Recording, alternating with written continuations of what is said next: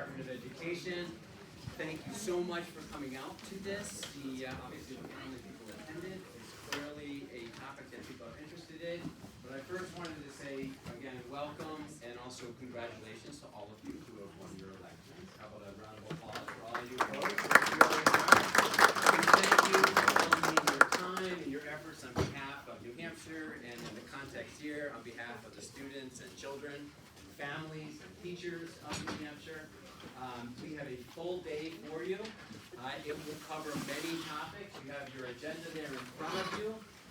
We encourage you to be participatory, but at the same time, we're going to keep things rolling because we've got a lot of stuff that we want to cover and a lot of information that we want to provide to you.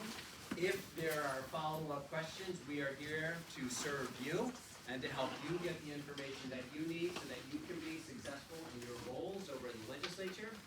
So if at any point someone here has a question or a difficulty, I will provide you with my cell phone number, which is area code 603-931-2071. Feel free to call me. If I happen to be in a meeting and I'm not able to pick up, I will give you a call back. Because we want to make sure that we can get you the information that you need again to be successful. But congratulations, we're excited that you are here. We're excited about all the information we're going to provide to you today. And so enjoy the time that you have with, and I leave you in the capable hands of my team, who is filled with information for you. So thank you so much. And now I'm going to introduce Rick, who is going to also kick this thing off, and then you're off to the races. Well, thank you very much, Frank, and thank you for hosting this for us. And I welcome all our representatives and senators back. This is a joint meeting involving both the two education committees, and we've been invited in Senate Division, Senate Ed.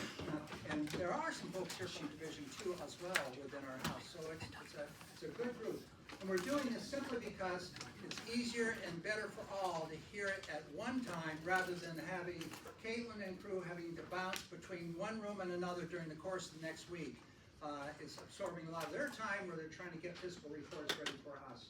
So going through this agenda very quickly, and then I'm going to sit down and we're going to get on with it. When we sat down and put this together jointly, I sat down with Caitlin and we went from the top to the bottom here with here are the issues, starting with the Education Trust Fund, a review of that, how it works, going on into the foundation formula and all that. There is flexibility within this. If we get down and find that we're at lunchtime, we can always move the building aid portion till after lunch. Hopefully we don't have to do that. If we all recognize the purpose of this meeting is for awareness of how this works, it's like a huge fire hose coming at you right now, and you're going to try to absorb all that water. I don't think you're going to be able to do that, but it is a wonderful opportunity to listen and hear how things are working in terms of their rules and the statutes which govern how they function. So with that, I won't say anything further, and I think Caitlin is the next one on the docket. Caitlin is one that we all work very closely with. She's a wealth of knowledge, and she went to school in Maine. Well, I know it. You're I went right girl, here in but Concord, so I've been here in Concord my whole life. So. College name, but whatever. And then I came running back. Hi everybody, thank you for coming today. As Representative Ladd said, I'm Caitlin Davis. I'm a director here at the Department of Education. For some of you who've been around for a long time, you know that I've been doing this for a long time. And so we are here at the Department of Education have a wealth of knowledge about the various different programs that are in law and rule, and we love to communicate the information that we have on the programs that we operate because you've written the law or rule about those programs. So the point today is for us to kind of go through to make sure that you guys have the information that you need to make the decisions in the various different legislative sessions throughout the year. Today we're going to ask kind of if you have questions that are questions about, oh, how would this change impact the law or impact the program? We're not trying to do that today. We're trying to say this is how this is what the base is, this is how it's based operationalized, and it'll support you throughout the year kind of on those topics. A little bit of housekeeping. Bathrooms are out that way. So if you go out right where you came in on this floor and then take a left, they're right around the corner. There's also a water fountain around there. I know it is quite dry. We are going to stop at lunchtime around noonish, depending on where we are. There's KFC, there's Burger King, Common Man. We'll give you an hour lunch too if you wanted to run downtown or whatnot. As far as, just want to make sure, does everybody here have a packet of handouts? You do? Okay. I know there was some confusion or so. If you don't, let us know and we'll make sure. Okay, we need at least one, We need a two, couple more packets. three copies, all right. We'll Three get packets. 3 of those brought in. And you guys can use this kind of packet as your Bible as we go throughout the year. We're gonna have it, if you kind of hold on to it, it's gonna have a lot of this base information and you can use it and refer back to it. As far as some of the big things in our spreadsheets, we know that the writing is very small. We're asking you to strain your eyes, but we appreciate that, appreciate you doing that. Most of it is on our website too, especially when we're talking about spreadsheets, and we'll go through and make sure you know how to access that, especially if you are a data person and want to, rerun a spreadsheet yourself. I think that's, so real quick, I just want to give a little bit of, a little introduction on Department of Education and so the staff. So I'm Caitlin, I'm a director here. My division that I oversee is the Division of Education, Analytics, and Resources. I deal primarily with the operational type programs, facilities, funding, data, and those kinds of issues. We have 2 other directors here at the Department of Education that oversee our K-12 programs, and that's Steve Appleby. And Steve, Good morning, everyone. Steve Appleby, Director of Educator Support and Higher Education. Think educator licensing and everything post-secondary. That's my role. and then we have Melissa White. Melissa White, Division Director for Learner Support.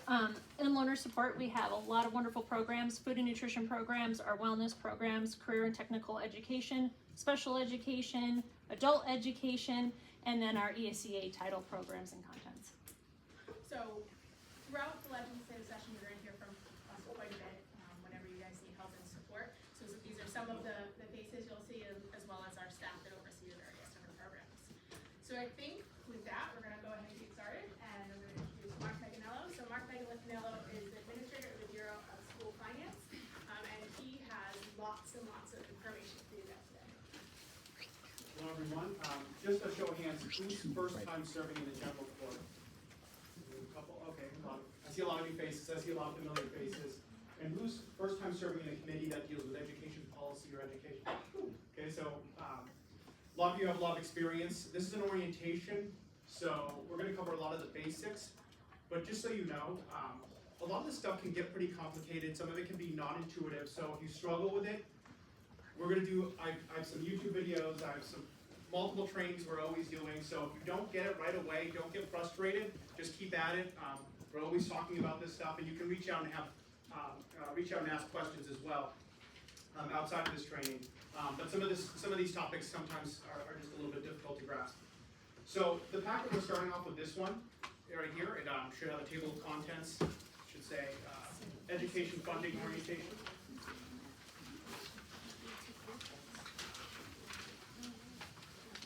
And so on page 2 is the Education Trust Fund expenditures. Well, these are appropriations, fiscal year 25, 26, 27. And so a key thing to know about the department is, as far as revenue, out of the revenue going into the Education Trust Fund, Department of Education is not the experts on that. You go to DRA, you go to the Legislative Budget Assistant to get information relative to revenue coming into the Education Trust Fund. If you want to know about expenditures out of the Education Trust Fund, then you can ask the department. So it's a key, we're not going to get too into the weeds with the revenue, but the expenditure side is all right here. And so this is fiscal year 25, 26, 27, and it's basically current law estimates. So some of the newbies to the general court, the way we assess a policy change, we're always assessing a policy change against what is going to happen if you do nothing, that's called current law, and then what's going to happen if you change the funding of something, and that's the proposed policy. So it's always a baseline against current law. There's other analysis you can do. You can look at this year versus the previous year. You can do a bunch of different analysis on how you want to measure the effectiveness or an impact of a policy change, but current law is always the baseline. And so as you can see, the funding programs coming out of the Education Trust Fund, around $1.2, $1.3 billion. That's the expenditures, that's the appropriations coming out. district school adequacy, we spend a lot of our time on district public school adequacy. That is the largest expenditure. That is our K through 12 district public school funding formula. We also have on there, and this is also on the agenda that we'll talk about later, charter schools, education freedom accounts, as well as a bunch of other programs that come out of the Education Trust Fund. The next page is a pie chart of the Education Trust Fund. So this is the revenue that comes into the Education Trust Fund. I have the unaudited, the ACFR, the Annual Comprehensive Financial Report that DAS publishes. They have not published it yet. Typically it gets published in December. Expecting it shortly. These are unaudited numbers from the ACFR, from that report. For those new to finance, that is where you find out, that's basically our financial statements for the state. So you can dig in there and you can see the performance of the Education Trust Fund. You can see the performance of all of the financial metrics of what we paid out. So when that comes out every December, for those that now that you're involved in the education funding space, good report to look at. Also, as you're voting on the budget, you should, also useful for other matters, legislative matters as well. But the pie chart here shows a couple of key revenues. So business profits tax is the largest piece of the pie. So business taxes in general fund a majority of the Education Trust Fund, or not a majority, but the biggest piece of the pie. The other big tax on there is the SWEPT. And so the SWEPT is that's where people get thrown off a little bit. It can get a little complicated because it interacts with the formula, and we're going to talk about the formula in a minute. But what the SWEPT is essentially, it's a state tax, statewide education property tax. It's called SWEPT. So those new to education funding policy, you're going to hear SWEPT said all the time. And I know we have a lot of people who spend some time on Ways and Means, and they know all the ins and outs of these revenue sources. But SWEPT is a really key tax as far as education funding is concerned. And so essentially what the SWEPT tax is we take the entire state property tax base, excluding utilities. So these are your homes, if you own a home, commercial properties, non-utilities. We take that entire SWEPT tax base, which is around $300 billion, and we apply, that's the denominator, and then the numerator is $363 million. So $363 million over an approximately $300 billion tax base gets a tax rate. And that tax rate for the next tax bills that are going to come out next year in the fall when you get your new tax bill, that rate is $1.12 per thousand. So it's a pretty small rate. Generally speaking, a lot of you probably have higher tax rates than that as far as if you look at the other tax rates that you pay. But it's $363 million over the statewide property tax base, excluding utilities, and that gets the SWEPT tax. And what we do with that tax is each and every community pays for it, and we keep track of what you paid in,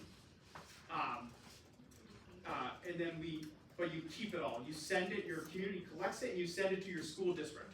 And so what we're doing at the state level is we're keeping track of the fact that we know you paid your SWEPT tax, and we know you sent it to your school district.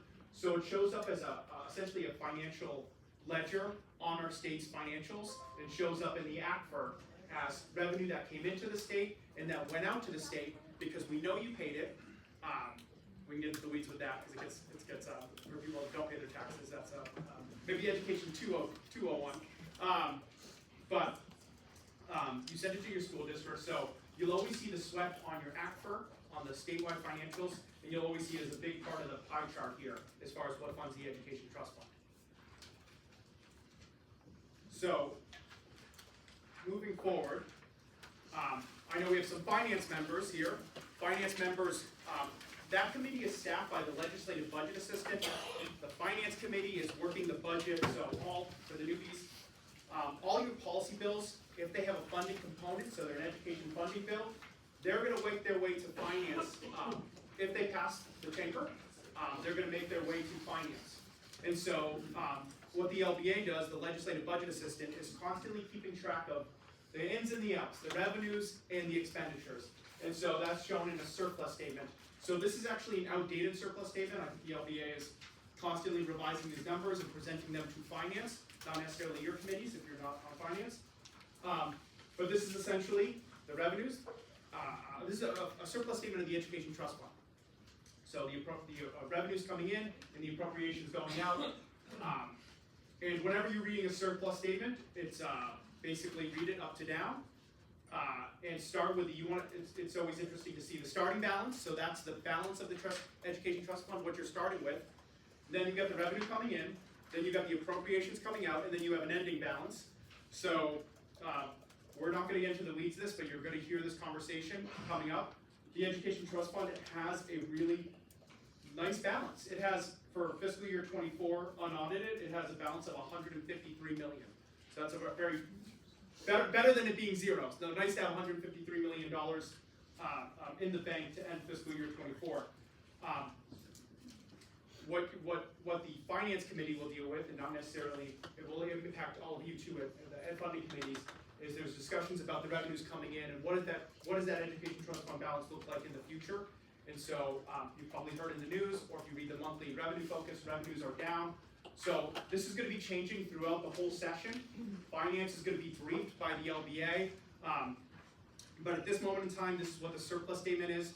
So for those not in finance, if you spend some time in Senate Finance or Division II Finance, or just perusing the LBA website or working with the LBA in any way, getting an updated surplus statement always will keep you kind of up to date on what's going on with the finances, especially throughout the budget cycle. So for the new members, learning how to read a surplus statement, knowing how to recognize a surplus statement, and then throughout the budget process, just sort of digesting that information as it comes in is going to really help you understand what's going on throughout the session.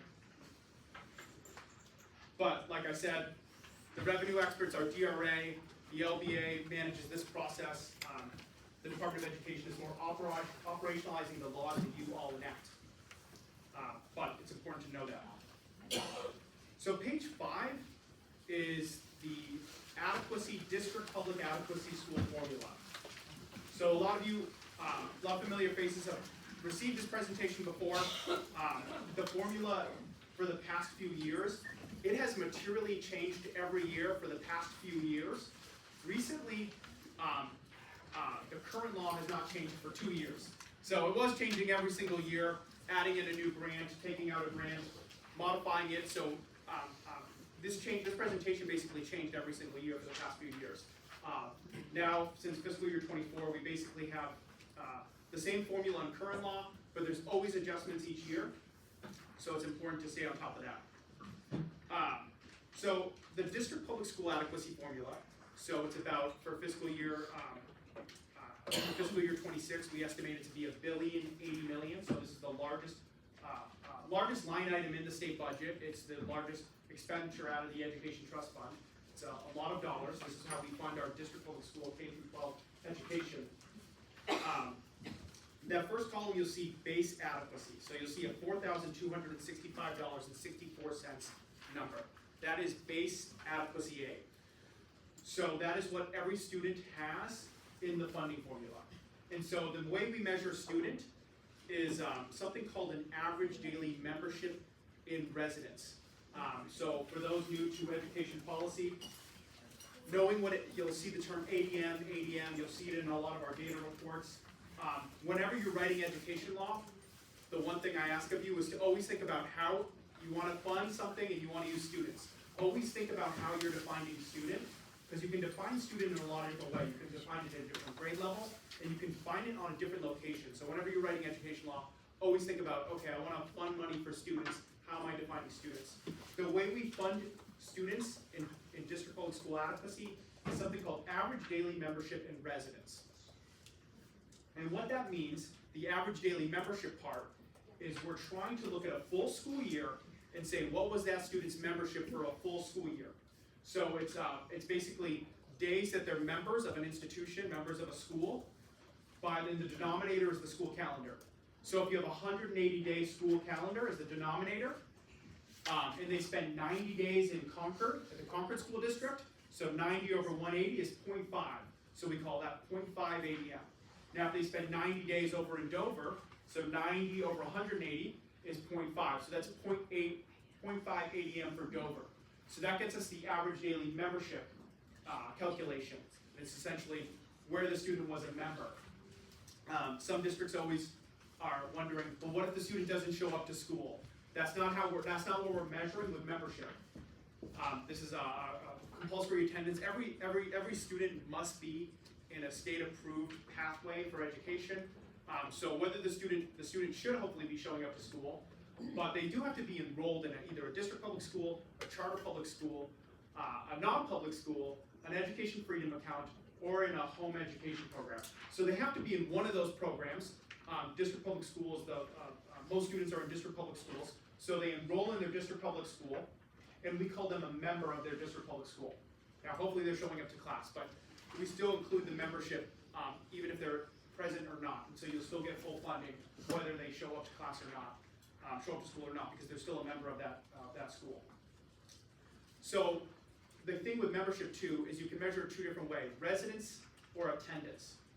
So residence is based on where they live. So students live in a town or a city, and that city or town provides an education. And we call that the district of financial responsibility. So for example, I usually use Albany because it's early in the alphabet. Albany up near North Conway. Albany doesn't operate a school, but they are still financial. They are a school district. They are a town, and they are a school district, and they are financially responsible for educating around 80 or so kids maybe. So they're financially responsible for educating those students.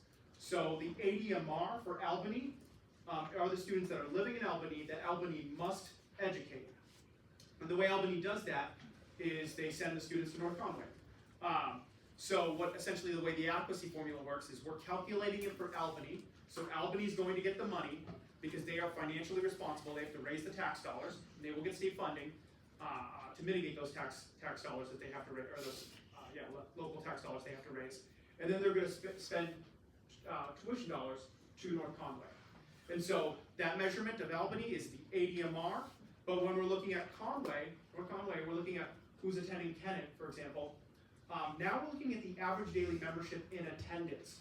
So you'll see those two different student metrics. ADMR, average daily membership in residence, where does the student live, what district is responsible, and then you'll see ADMA, where is the student actually being educated.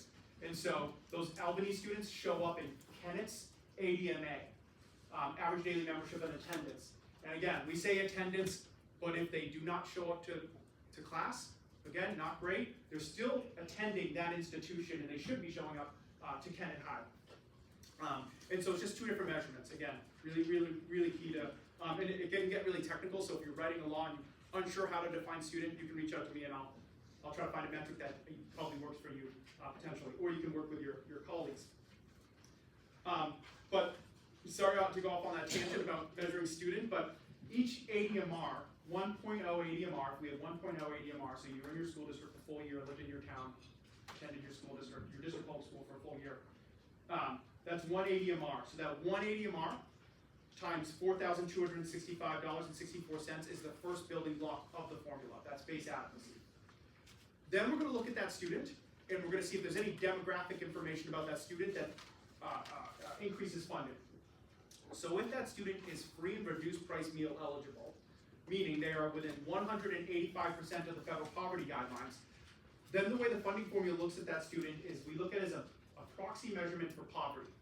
So if we know the student is FNR, there's another acronym you'll hear all the time, FNR, free and reduced price meal eligible, we take that student, and in addition to giving them base adequacy aid, we also provide them $2,392.92 because we know they're FNR eligible. Ed policy, ed funding, you'll probably get into the weeds with FNR, school meal program, etc. A key thing to know about how we collect data or how we know a student is FNR is there's two ways to do it. There's direct certification and then there's the form. And so the form is essentially a family fills out a form where they put down their income and then they give it to their, however their process is, they hand it to their school. And then that district puts that into their system, both in their food service system, but also in the data system that they send to the state. So now we know that student because they fill out the form, and the school district determines that they are within 185% of the federal guidelines for poverty. Now we know that student is FNR. The other way we do it is something called direct certification. So there's multiple DHHS entitlement programs that in order to access those programs, you have to be 185% of the federal poverty guidelines. So that is SNAP, Supplemental Nutrition Assistance Program. I'm not gonna know all these DHHS acronyms. There's TANF, Temporary Assistance for Needy Families. There's also a couple of other programs that are less popular than SNAP and TANF, but the way that works is DHHS is collecting this data.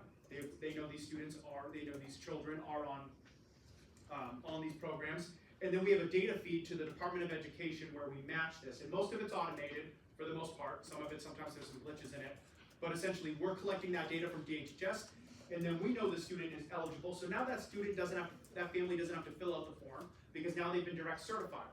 And so now they show up, and they're on a direct certification list, so if they ever access their meal program,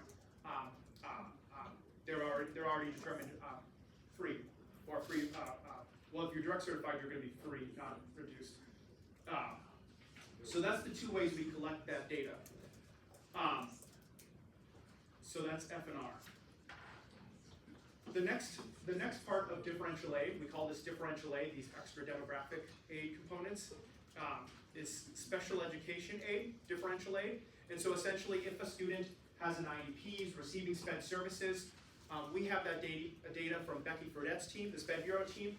We also have that mapped with, we sync that up with our data systems that we use for adequacy, and we can identify those students as well. If we've identified the student as a special education student, so you're getting base adequacy for that student. If they're F&R, you're getting F&R on top of that, and then you're getting special education differential aid on top of that, which is $2,184.84. Lastly, there's a smaller component of the formula, is if the student is also an English language learner, so English is not their primary language, and they're determined an English language learner, and that's a federal program that we have in the Division of Learner Support. We also, in addition, if we identify that student, $832.32 on top of that, on top of base adequacy aid. And so we're going through this process, and what we are trying to calculate is the cost of an adequate education. So we add up all the ADMRs for your particular community. We're doing the 4,265. We're looking to see if they're F&R eligible, special education services, receiving special education services, English language learners, and we're tallying this all up to determine what is the cost of an adequate education. I'm gonna bring this up. We're not gonna have these fights here, but I'll tell you this: they're fighting in the courts over is that the correct definition of the cost of an adequate education. So if you read the news, that is there's 2 court cases. Do not want to get into the weeds, obviously, but the cost of an adequate education is being litigated. So that base adequacy amount is being litigated, whether that is an appropriate amount, and also the differential aid amounts are being litigated, and they're all in different stages throughout the court process, but those are going through the legal process. When I have updates for you, after the judges make their determination, I'll let you know, but they're all through, all going through the court system. But under current law, since the court has not acted, under the Supreme Court, New Hampshire Supreme Court has not acted, lower court has acted, but now it's up to appeals, New Hampshire Supreme Court. Under current law, the way the state defines an adequate education is this formula I just described to you. And so the state has determined this is the cost of an adequate education. And so the state has also determined you must have that funding to provide the cost of an opportunity for the cost of an adequate education. So, for example, if we added up all your ADMRs and F&Rs, counted the F&R students, special education students, etc., if we got to a number that was $1 million through this formula, then the state would have to make sure you have $1 million to provide that education. But before we cut you a check for $1 million, okay. Before we cut you a check for $1 million, we're going to look at what your community raised through SWEPT. So each community paid their tax bill, or each property taxpayer paid their tax bill, hopefully, and you paid multiple different taxes: a municipal tax, a county tax, a SWEPT tax, a local education tax. But we look at what that SWEPT was that your community brought in and sent to your school district. And so if we notice that number was $500,000, and you know you need $1 million to provide an adequate education, but we know you have SWEPT money of $500K, then the state will cut you a check of $500K. So now you have $500K in cash, $500K in SWEPT, and now you have $1 million to provide that adequate education. So you'll see when you get into the weeds with the adequacy formula, sometimes we'll delineate between what is cash, what is state cash, what is swept. The way you'll see it in the budget is we combine the two because that is the whole amount. It is the whole amount. That the billion, 1,080 million is swept and state cash. We don't really have the right jargon. Sometimes I just call it, sometimes it's adequacy grant, but the adequacy grant the whole thing. So just be mindful whenever you're looking at those spreadsheets. Are you including swept? Are you not including swept? The way the LBA does it and the way we do it for all of you is we include swept. The next thing, again, another thing that's being litigated is going through the courts is the concept of excess swept. So you'll hear the term excess swept. You might also hear the term donor count. And so what this concept is essentially what if the cost of inadequate education is $1 million and what if the swept you bring in is 1.5 million?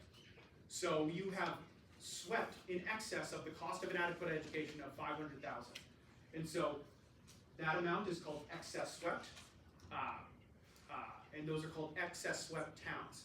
And so what's being litigated, again, we're not going to get into this, but you'll follow the Rand case, you'll know what's going on. Or they just had oral arguments in the New Hampshire Supreme Court, so an order might come out. It's probably midway through the legislative session, so that will be fun for everyone. But essentially, that 500K, it doesn't go to the state. It stays with your local community. So if you have 1.5 million in swept, you keep all of it, and so all of it would go to your school district. A policy that existed 10 years ago was something what people call donor towns, was that 500K excess swept would go to the state, and then it would go into the education trust fund, and then the state would decide, what they want to do with that money. They would now have that money as revenue. Currently, in the Rand case, that is being litigated, whether our current policy of making, allowing communities to keep their swept, is that constitutional or not? I'm not going to get into legal arguments, but just know that that is being litigated. And also, that expression, that term, is sometimes you'll hear that called donor towns, because they're donating money, or they're giving money and they're not getting it back. So they call themselves donor towns. Again, just a term you need to be aware of, because you'll hear it throughout the session, especially the people who are experienced have heard it multiple times. So the cost of inadequate education, most communities are not excess swept communities, so most people are receiving state cash. So cost of inadequate education is $1 million, swept is 500K, we cut you a check for 500K just to get you up to the cost of inadequate education. Then there's a targeted grant called the Extraordinary Needs Grant. So the Extraordinary Needs Grant is based on a metric called equalized valuation over free and reduced price pupils. So EVFRPP. I don't know if we've settled yet on the acronym. It's getting a little out of control there. But EVFRP is the acronym that we're measuring to determine if you are an extraordinary needs grant community. And so the lower it is, the lower that ratio is, the more targeted the aid is. And the higher it is, you are likely excluded from aid. And the way to think about that is the numerator is property, and then the denominator is F&R students. So if you have really low property values and a lot of F&R students, that's going to be a very small number, relatively speaking. If you have a lot of really, really nice property tax base, a lot of nice properties, and not a lot of F&R students, free and reduced price meal students, then that's going to be a really high number. So the way that grant works is if your EVFRP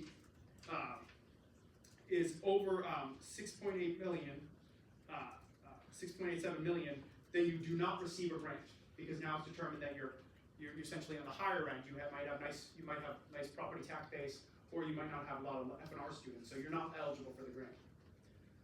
Now, if your EVFRP is on the lower end, so it's about 1.66 million, that's about pretty much as low as it goes. I don't have the number at the top of my head as who's the lowest at the moment. Usually Berlin is down towards the bottom, Claremont, etc. 1.66 million EVFRP. Then you receive a max grant of 11,500 for each F&R student in your district. So you'll receive, if you're under that threshold, you'll receive the max grant of 11,500. Now, if you're between that, which is most communities that qualify for this grant, about 80 or so towns qualify for it, you're somewhere between 1.6 million EVFRP and the 6.8 million EVFRP.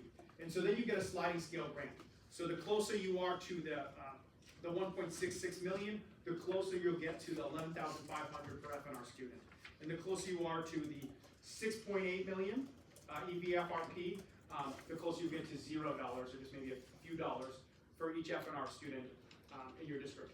And so that is targeted aid. It's targeting aid to communities with maybe low property tax base or a lot of FNR students, relatively speaking, to their peers. So that's the extraordinary needs grant. And the important thing to know about fiscal year 26 is that max grant of 11,500. In the previous year, it was only 8,670. So fiscal year 25, the max grant was in the 8,000s, 8,670. And then it got boosted, this is designed in law, it got boosted to be 11,500. So when we go to the town by town, a lot of towns are getting a nice boost because they're targeted under this program. Because that 11,500 to go from 8,600, instead of just growing 2% each year, which is what the grant is designed to do, for fiscal year 26 only, it gets a jump.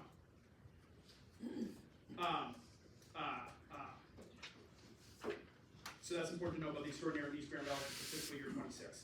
Going into in fiscal year 27 and beyond, it's going to increase by 2% each year under current law. The next component is a hold harmless grant. So in fiscal year 24, major changes were made to the formula. What happened in fiscal year 24 was base aid was increased, extraordinary needs grant was increased. So for every student you had, you received more money under base aid adequacy. Also, if you have low property tax base and a lot of FNR students, and those two metrics combined, you received a boost in extraordinary needs grant. But what also happened in fiscal year 24 was something called stabilization. Some of the rookies here will learn this term. It now doesn't exist. Stabilization doesn't exist, but stabilization went away in fiscal year 24.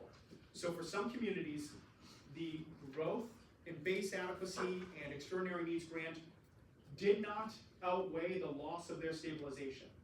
And so if that was your community, that was a community in the fiscal year 24 formula, a hold harmless grant was given to basically hold them to whatever we estimated they would have received in fiscal year 24 before the stabilization went away.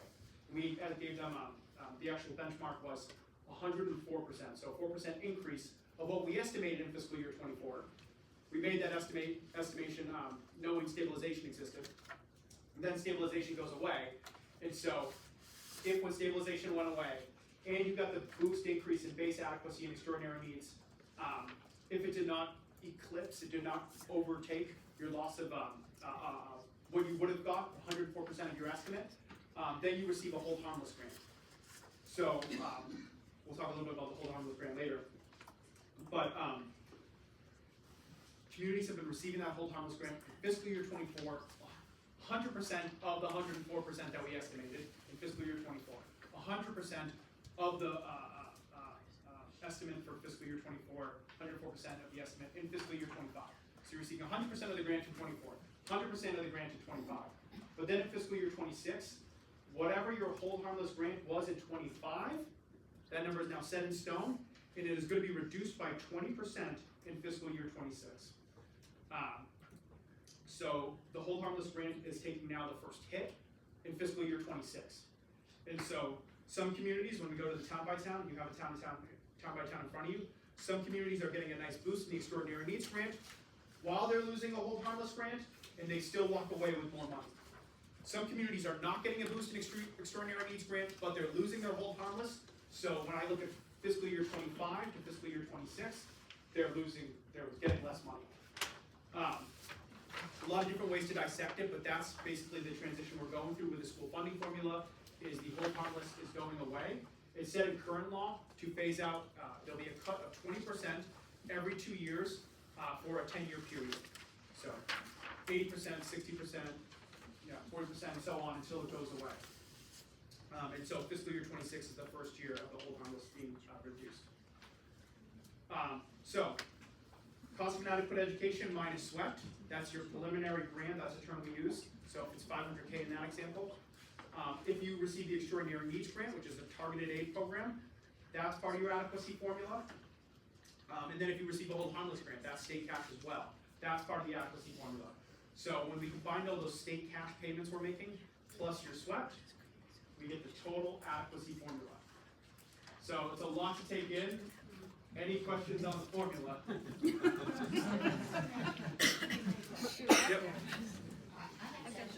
Yep. Great question. Stabilization, or stabilization. Okay, yeah, that's and I was trying to move along quickly, but that's a key. No, that's a key point. That's a key point. So stabilization exists from 2012. In fiscal year, so during the Great Recession, there was some budget challenges here in the state, and they made modifications to the formula. And those modifications of the formula resulted in a lot of communities losing money in fiscal year 2012 than what they received in fiscal year 2011. And so what the legislature did at that time was to hold them harmless, essentially. It wasn't called hold harmless, it's called stabilization. But essentially they said, what are you receiving under the new formula in 2012, which is now reduced? What did you receive in 2011, and what do we need to cut you a check for to make sure you receive at least what you received in 2011? And so when they did that calculation, it turned out to be $158 million statewide. So stabilization grant existed in 2012. There was $158 million that went out to ensure that no community in 2012 received less money than they did in 2011. And so that was stabilization in 2012. Then $150 million, and this is give or take, because if you're excess stuff, you don't get it, so it moves around a little bit. But essentially, $158 million went out in 2012, went out in 2013, went out in 2014, 2015, 2016, 2017. There were some changes. This is now part of legislative history. There were some changes to reduce it by 4% each year over a 25-year period. And so there was a cut in stabilization. So you might have heard that if you're paying that funding in your community back in 2017. 2018, etc. There was reductions in stabilization at that time. This is all. I have this on another handout, or another part of the handout, but these are good questions.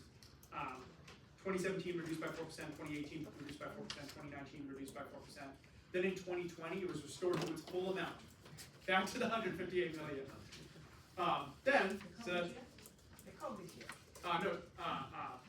But they enacted it. They enacted it 2 years before COVID. But yes. In fiscal year 2020, was restored to its full amount, and then it existed, and stabilization existed in that state until fiscal year 24, and then it went away. So a lot of history there. It goes back. Going back to your adequacy aid comments that you were making, I'm a little bit confused, so I'd like some clarification. You had mentioned something about the student having to register with the district, with the charter school, homeschool, so on and so forth. If a student is either at a charter school or a homeschool, who's receiving that adequacy aid? Do they still have to register with the district to say they're going to be homeschooled, or? No. When I say that compulsory attendance is any student must be in an educational pathway. So they register. So there's different ways to do the pathway. Once you pick the pathway, that's all you have to do. You don't have to go say, hey, I'm not in the other 4 pathways. You just have to show up to your school. You're there. We now have that information on you. You're compliant with the compulsory attendance laws that says you must be in education. Must be in an educational pathway between ages 6 to 18. So yeah, if you sign up for a charter school, you don't need to tell your district. The district might want to know, especially if there's a special. We'll get into that later. If there's a special education student. Same thing with homeschool. If they set up a homeschool, you don't have to tell your for home education, and this is not our program, but essentially you have to report it. But you have to report it to the state. But you can report it through a non-public. You can report it directly to the state. You can report it through your district. So you have a bunch of different. You do need to report that information to the state, but you don't need to notify your district. Nice seeing you again. Quick question on the stabilization grants of 2010-2011. Clarify if I recall correctly that they were given in total dollars and there was no provision for what happens if enrollment drops significantly? Right. It was completely just the only way the measurement was calculated was what did you receive in 2011? What did you receive in 2012? That's the number. So you reduce enrollment, you're still getting that number. If the district dropped enrollment by 50%, they're getting twice the dollars per student through that. Correct. that is, and so it's just it's a finite number, it's an independent number that is just calculated independent of student measurements. That's a good question. Thank you for accommodating my statement, which was phrased as a question. What did you say happens to the money that was designated for the student on an alternate path, charter school or homeschool? So there's different funding formulas for those different paths. So if you're if you're a charter school student, we'll talk, it's pretty similar, we'll talk about that later, but there's a charter school funding formula. Any questions about the formula? Just to piggyback on what you were saying, so if they're homeschools or they're private schools, what happens to the adequacy money? So yeah, adequacy is only, to receive adequacy, you have to be a K through 12 student. That is the financial responsibility of your district. So typically, most of those students are being educated by the district operates the school. They're going to be at that district school. The district wanted to tuition that student to a non-public school, but the district accepted responsibility for that. The district could do that, and now it's a taxpayer-funded education that the district is paying for, and they're going to receive adequacy. So essentially, to receive adequacy, you have to be the responsibility of the school district. So if you go directly to a non-public, and the district has not decided to pay your tuition bill, you're not part of adequacy. You're outside of that adequacy formula, adequacy system. Good question. Any formula questions? A lot of information, and if you, I do like a 15-minute YouTube every time the adequacy formula comes out, where I walk through the spreadsheets. So, and everyone's gonna want to look up their town. They're gonna want to look up the spreadsheet. So, please look at those if you want to keep drilling and digging into this. And you all have a gigantic spreadsheet in front of you. That is the adequacy formula for fiscal year 26. And it's done at the town level. Another quirkiness thing with education funding policy, we always calculate adequacy at the municipal level. So some people want to have a funding program where they focus on the school.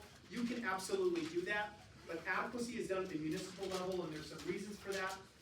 That's more education 201. We're going to do 101 here, but always think about where the student lives, we're talking about, or how we're measuring the location or the responsibilities of municipalities and the school district. We can get into the weeds there later. The next page, page 6, I'm sorry, I think it has a 3-hole punch in it. This is what I was talking about. This is fiscal year 25 compared to fiscal year 26. And so typically, this is not the analysis we do. Typically, when you ever have a legislative proposal, we're not looking at 25 to 26, but here's the analysis anyways, just for future reference. This is not how you'll see typical analysis. But people typically ask for this analysis anyways. But here's the net change in dollars. And so a lot of communities, if you are receiving less money in 26 than you were in 25, likely it's an enrollment hold harmless. The hold harmless, not the enrollment hold harmless, the hold harmless is being reduced by 20%. And so that's likely one of the factors that is making you receive less money in 26 than in 25. Also, it could be enrollment issues. If you have there are enrollment declines. We estimate enrollment declines. We see that in the data. So it's not a universal statement as far as everyone who's receiving less money is due to hold harmless reduction, but that's usually probably the #1 culprit here in this data set. Do the school districts have your number for fiscal year 26 right now, while they're doing their budgeting, so they're budgeting off of these revenues? Yes. Some of them budget off 100% of it, some of them budget off 95% of it, but they're using that number. Thank you. So moving forward,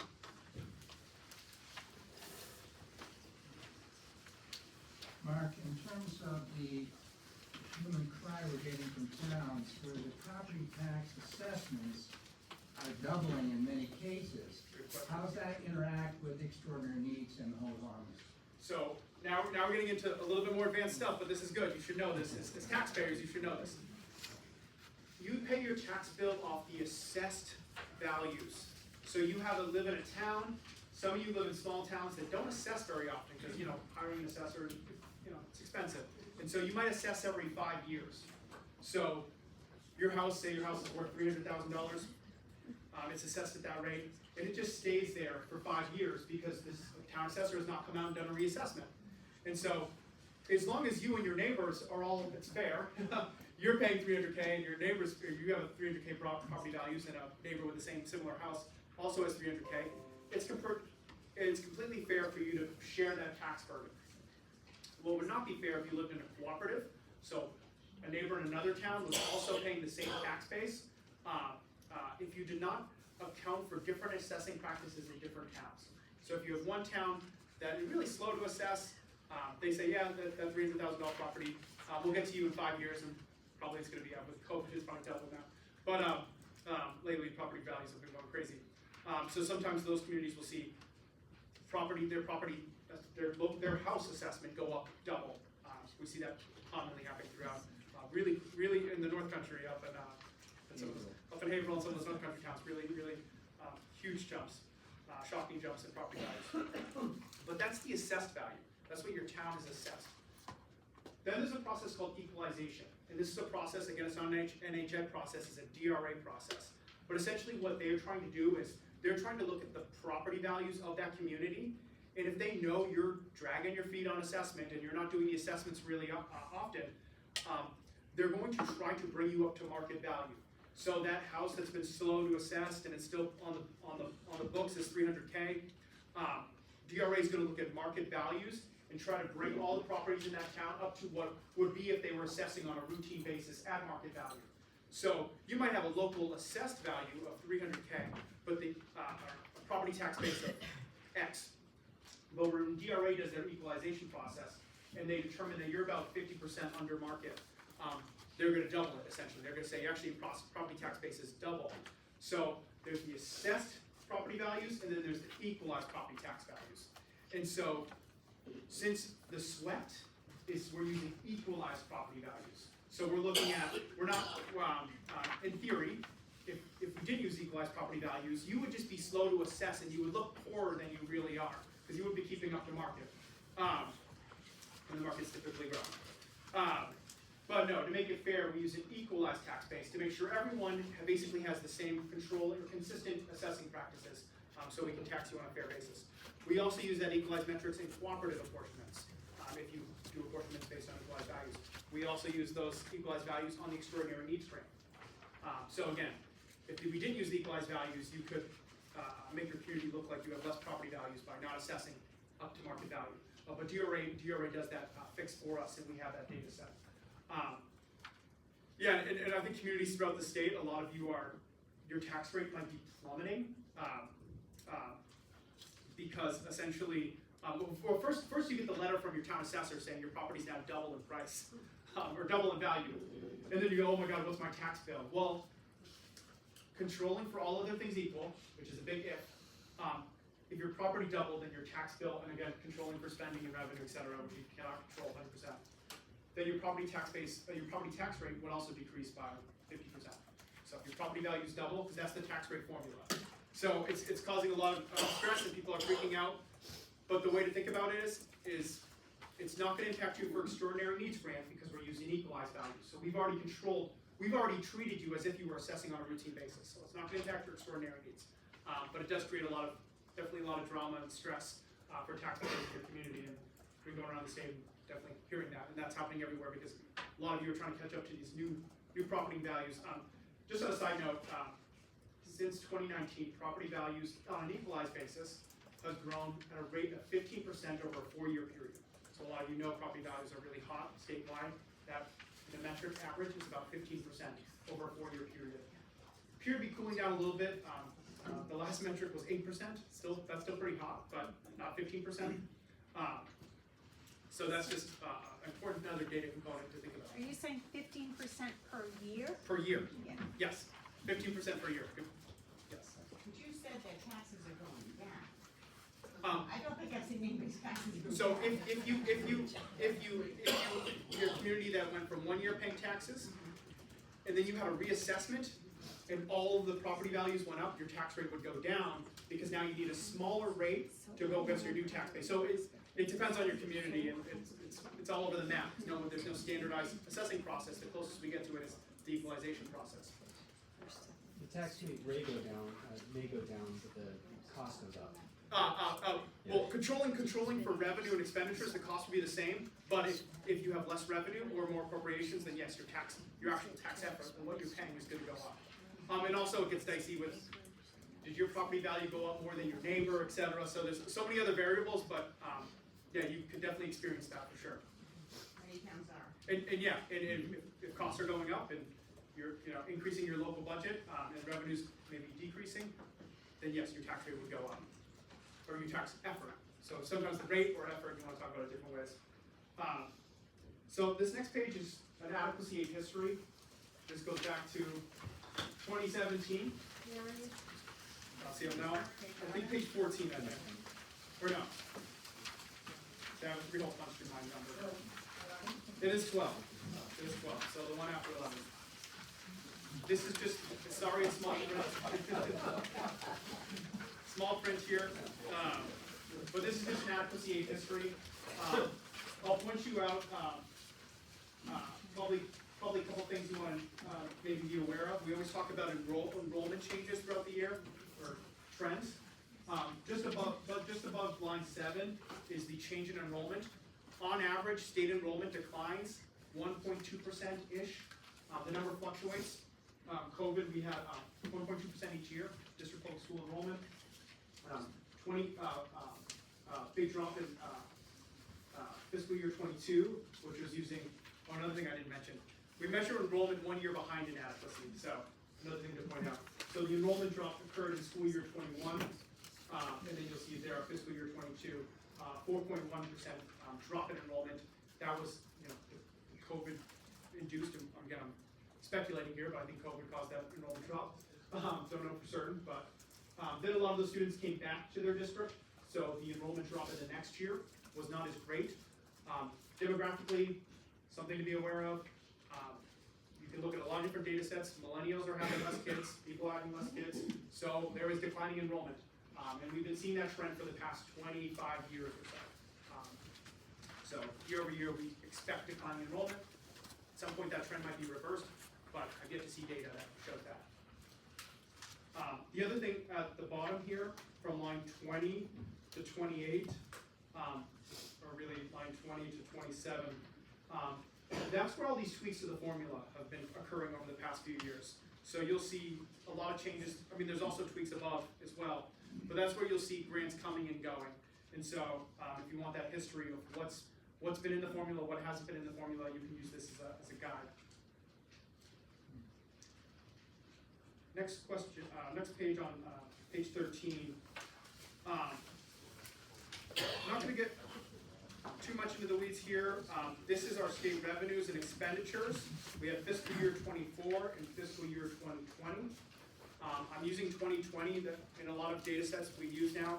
2020 is our clean year, it's our non-COVID impact year, because COVID happened in March of 2020, so it really didn't impact our financial data or most of our data sets in school year 20 or fiscal year 20. So sometimes we use that as the baseline measurement, even though it's hard to believe it was so long ago, several years ago now.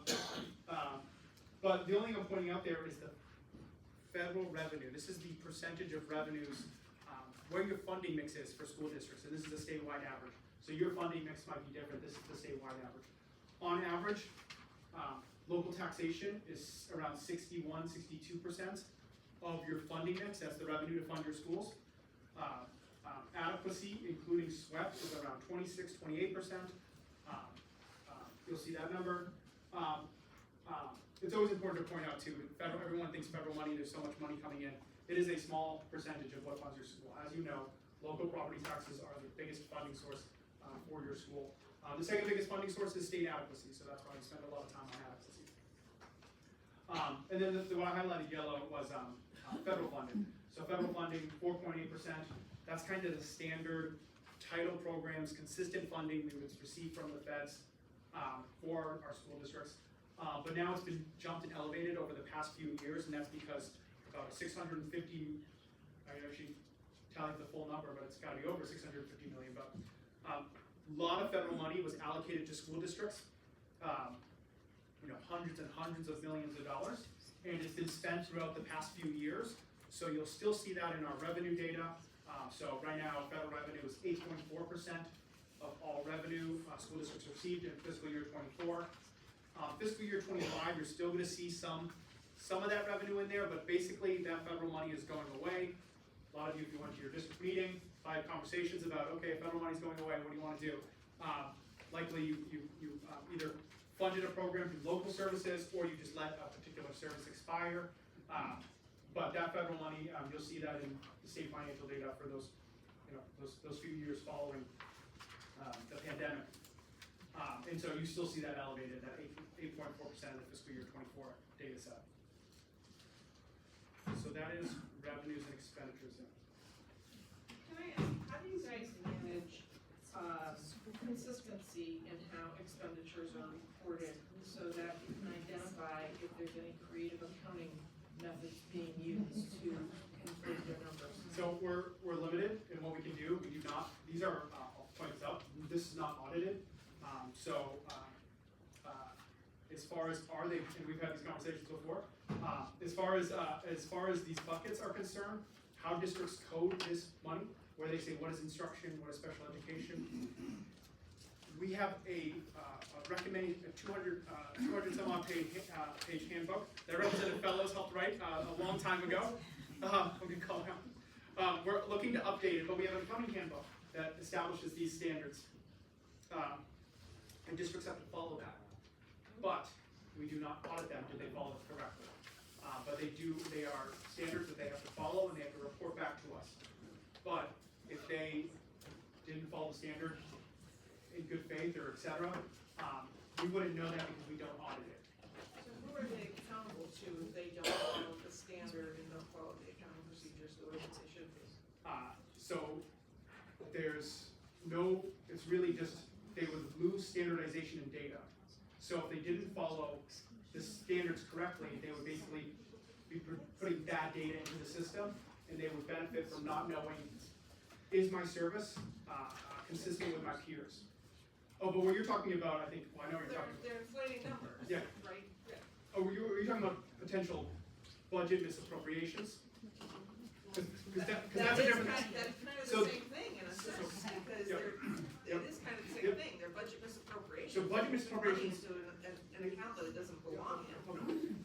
Yeah, so Mark, in my experience, every school district does have their own auditors. Yes. And independent auditors to make sure that expenses that were categorized at 1,100 and 1,200 and 1,300, and all of the state, your standardized accounting codes.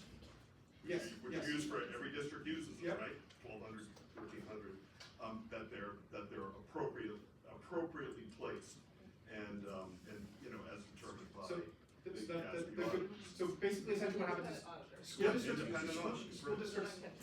school districts are doing their financial reporting, they're doing their accounting, and they're getting their books audited by auditors. Now, I don't know exactly the work papers or audit work they're doing. Are they testing all this? I don't know.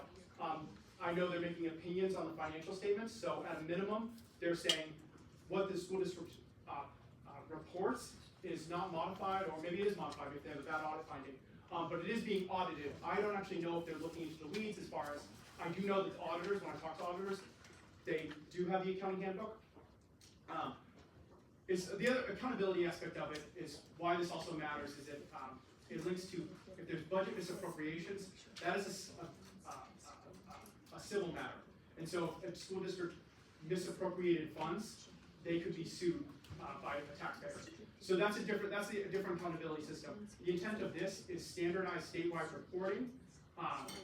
The purpose of an audit really is, the main objective is you don't want your school district to go bankrupt. So if the school district says, oh yeah, we have all this money in the bank, and they don't, they're gonna be in a lot of trouble, and the auditor would point that out.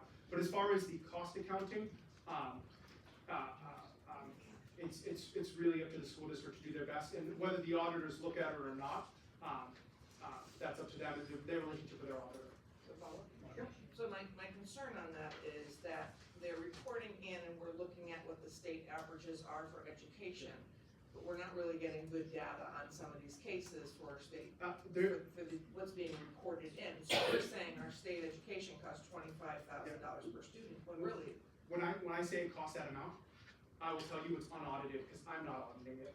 And I don't know what the auditors are doing, so it is data that we're collecting, we are reviewing it, but I can't say it's audited, and I can't say it's 100% reliable, or I can't provide any other assurance other than the data was collected by the school districts, we reviewed it, we did not audit it, we reviewed it, and we reported it out. But yeah, it's not audited data for sure. I just wanted to suggest that, given that discussions of what's audited are not that highly complex, for example, an auditor will check whether something is coded correctly based on somebody being a special education student or not. But the same auditor will absolutely not look at whether that student is really a special education student or they may have been a bit loosely coded. Maybe it would be good to move forward to this topic and let the education funding hashing out. I'm sure When you look with data control, data reliability, there's auditors. We do have regulators here. Essentially, NHED does regulate. I'm telling you, as a regulator, I'm not auditing this data, so I'm not regulating it to that extent. And then, as a local community, you can build that relationship and say, "Hey, auditor, I'm hiring you extra to check that." Mark, before we go much farther on this, we've gone down this rabbit hole, and we've been looking at the MS-25 forms and asking the questions, are those forms you receive on your expenses and revenues audited? You don't know. Well, the way. How many are? So in theory, you could send a DOE 25 to an auditor, and an auditor could audit it. Yeah. I'm not auditing it, and I'm not asking them if the auditor audited it, and I don't think, some auditors do prepare DOE 25, so when they prepare DOE 25, they're basically attesting to it being an audited document. But this is not something we collect or know about in any, I can't say this for all 179 districts. Yeah. I mean, these are audited things. Thank you so much. So I have one request and then one question. So my request is we've been given a lot of different people's names and titles and told to follow up with them. If someone could perhaps send us all a sheet that has the contact information and who should be questioned for what, so that I'm not sending you questions that should be going to one of your colleagues, because I tried to write down everybody's names, but I am sure I don't have any of them correct. So that's my request. My question is, we're talking a lot right now about auditing school districts, and I take offense at the fact that children are miscoded for special ed, especially as a parent of a special ed child. But I'm curious about who's actually auditing the EFAs. One, we're talking about district adequacy, and we'll talk about EFAs later, but there is an EFA administrative position that did monitoring work for the EFAs. Yep, and we'll talk about that later during the EFA segment. Last question on the expenditures. Why are we including in after-school programs and after-school sports into our adequate education? Is that supposed to be part of our adequate education? So what is part of an adequate education is in current law, it is that number. It is that $4,265 number. Then there's standards which you have for what defines an adequate education under RSA 193E. I don't think sports are in there. But they're part of this other instructional program. It's not on adequacy, 193E2A. However, when they report their expenses, they may, for their district, they may include those costs within the swimming pool, the theater, and all this other. Including football. So All of it. they're reporting their expenditures that they spend for educational services to us, and that's what the DOE comes out of. Whether they were required to do it or not, their students still spent the money. I'm going to ask a question you can't answer. 30 years ago, I was on the audit committee as a member of the health education committee. We developed a formula. We sent it to the Supreme Court for advisory opinion, and they sent it back saying that formula will work to solve the Claremont line suit. We went to see then Governor Johnson, and he refused to put money in the budget that would be enough to make the formula work. Looking around the room, so you've been around with me. What was in the argument formula that made that formula work as opposed to the adequacy formula we're using now? You can't answer that now. No, I can't answer that. If you could answer that question, we might get somewhere. I know I did the special ed factor. Yep. So yeah, the argument formula, multiple formulas have different targets, different metrics, different ratios. But yeah, It asked the court review. Unlike, and we put the money in it, then we wouldn't be sitting here discussing this today.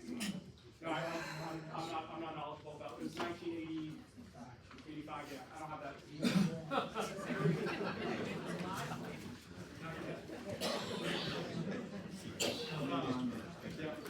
Sorry.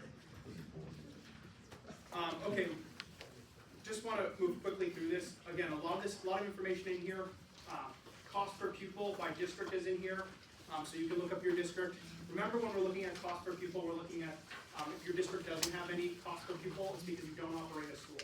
Cost per pupil is a metric on how we measure for how much does it cost to operate a student, operate a school per student. And that's what the cost per pupil is metric is. Mark, I have a question. Yep. This comment about the calculation of cost per pupil in a community that doesn't educate all their children in the community, so they have a K-12 or a K-6 and then they tuition out. Yep. And my understanding is all the supervisory and overhead costs for administering the tuition programs gets put onto the cost per pupil in the elementary school. That is a good point. Which makes it look very inflated in some cases. Is that correct? That is correct, and that's a good observation. We've done this metric, we've done this analysis, the cost per pupil. We've done it in a consistent way for several decades. But you're right. Now communities are more sort of outsourcing or more tuitioning. I think of Croydon, right? Yes. So Croydon does have a schoolhouse, and then they also have several tuition agreements. So Croydon would be an anomaly where it really sticks out because there's some other districts as well. There's others as well. Yeah, for sure. Ocean's another one. For sure. But that's a good observation. Thank you. Yep. When we look at Windham, everybody else at their own town, right, and I'm looking at the cost per pupil. If I divide the school budget by the number of students, I get quite a larger number than what you guys report here. So I figure there's gotta be some items that are in the overall school budget that don't show up here. Can you maybe give a bit of background on that? So it depends on cost per pupil. It doesn't include certain things. And again, it's because this metric has been performed the same way for several decades, and we want to be consistent whenever we look at historical information. So there was someone set the policy on what it should be, and we've been following that same policy for several decades. Whenever I talk about cost per pupil, how you want to define cost, how you want to define people, you can debate that, and all of us up to debate, just practicing this. But what's not excluded is local food sales. So if students are paying for their food, that is excluded. Transportation is excluded. Oh boy. Capital expenditures are excluded. Debt service is excluded. So there are multiple things that are excluded from cost per pupil, because it's meant to determine current expenditures. That's very useful, I appreciate it. So why is transportation excluded when statute requires transportation? This is great. So the metric was designed a long time ago. I think maybe the 70s. I don't know. Maybe the 80s. The metric was designed, and we've been using that same metric. So the metric is useful. The way I talk about cost per pupil, use it as a tool to measure, hey, relative to my peers, using the same methodology, is my school district efficient or inefficient? So if you have a cost per pupil of 30,000 and your neighbor has a cost per pupil of 20,000, you probably have some inefficiencies that you might want to dig into. So it's meant to be an efficiency tool, it's a benchmark. Yeah, so it just gives you a guideline of, there might be something you want to look into. If your cost per pupil is twice your neighbor, it might not be you can get down to where they are, because a lot of Manchester has the lowest cost per pupil, they have a lot of students. So whenever you're trying to compare cost per pupil, look at a school district that is similar to you in geography. Rural school districts have higher cost per pupil. Look for school districts that have similar student size. So use those metrics, but cost per pupil is essentially a measuring stick to look at your efficiency. And you can also look at your school district relative to previous years. But it's not meant to tell you the true cost of an education or true cost of all the services provided. It's just a metric that we've used, and we've used it consistently, and you can go back several decades and look at it. With all polite deference to what you're saying, I would actually take what you just said with a humble grain of salt. If I look at Molten Borough, that is twice my district in Pembroke, and they are $10,000 more, 31,000. I would not even begin to think that Multiborough was being inefficient, but was actually providing more. That's, services. sorry, you're right. Without You're right. efficiency or inefficiency, there are some districts that have the money to spend more on and provide benefits. That's a good point. So, if you're looking for efficiencies, it's a way to try to hone in and maybe find a district where you could find efficiencies, but you also might just find that they're providing more services. Yeah. But that's just typically how people use the metric is they're trying to look for efficiencies. But yes, St. Paul School is not inefficient, but they charge a lot more for people. Yes, so they could be providing more services for sure. That's a good point. Thank you for pointing that out. Lastly, page 26. And I apologize, I'm usually talking to business administrators, and they're all they've been given targets on how to cut the budget, and so they're looking for efficiency, so that's usually where my mind goes. But yes, it's a really good point. Page 26, again, this is just a reference document. Like I said, when you compare your tax rate can fluctuate depending on how quickly your town is assessing. This is really interesting. You can always, if you really want to compare tax rates, you want to have the same tax base that you're using. So, the way to control for different tax bases or different assessing practices is to look at equalization, equalized property values. So you can look at the assessed value, the assessed tax rate you pay. That's on the left column here on page 26. And then you can look at the equalized rate. And so some of you that have really slow town assessors, you're assessing every 5 years, your rate's gonna look really high because it looks like you don't have a large property tax base. But if you look at the equalized tax rate, you might realize you're not paying a high tax rate. Or also, if you have an assessor who's assessing constantly, you might look like you have a really low tax rate, and your neighbors might look like they have a higher tax rate. But the best way to compare them is to look at the equalized tax rate. So that it's just a way to compare your tax rate and what you're paying relative to your neighbors while controlling for different assessing practices. There's always a reference point there. Last two documents, and I think we'll be done here. And again, these are just informational. This is a 10-year enrollment, and this has district school enrollment, district school enrollment, charter school enrollment. Oh, page 32, sorry. 10-year trends in enrollment, this is informational.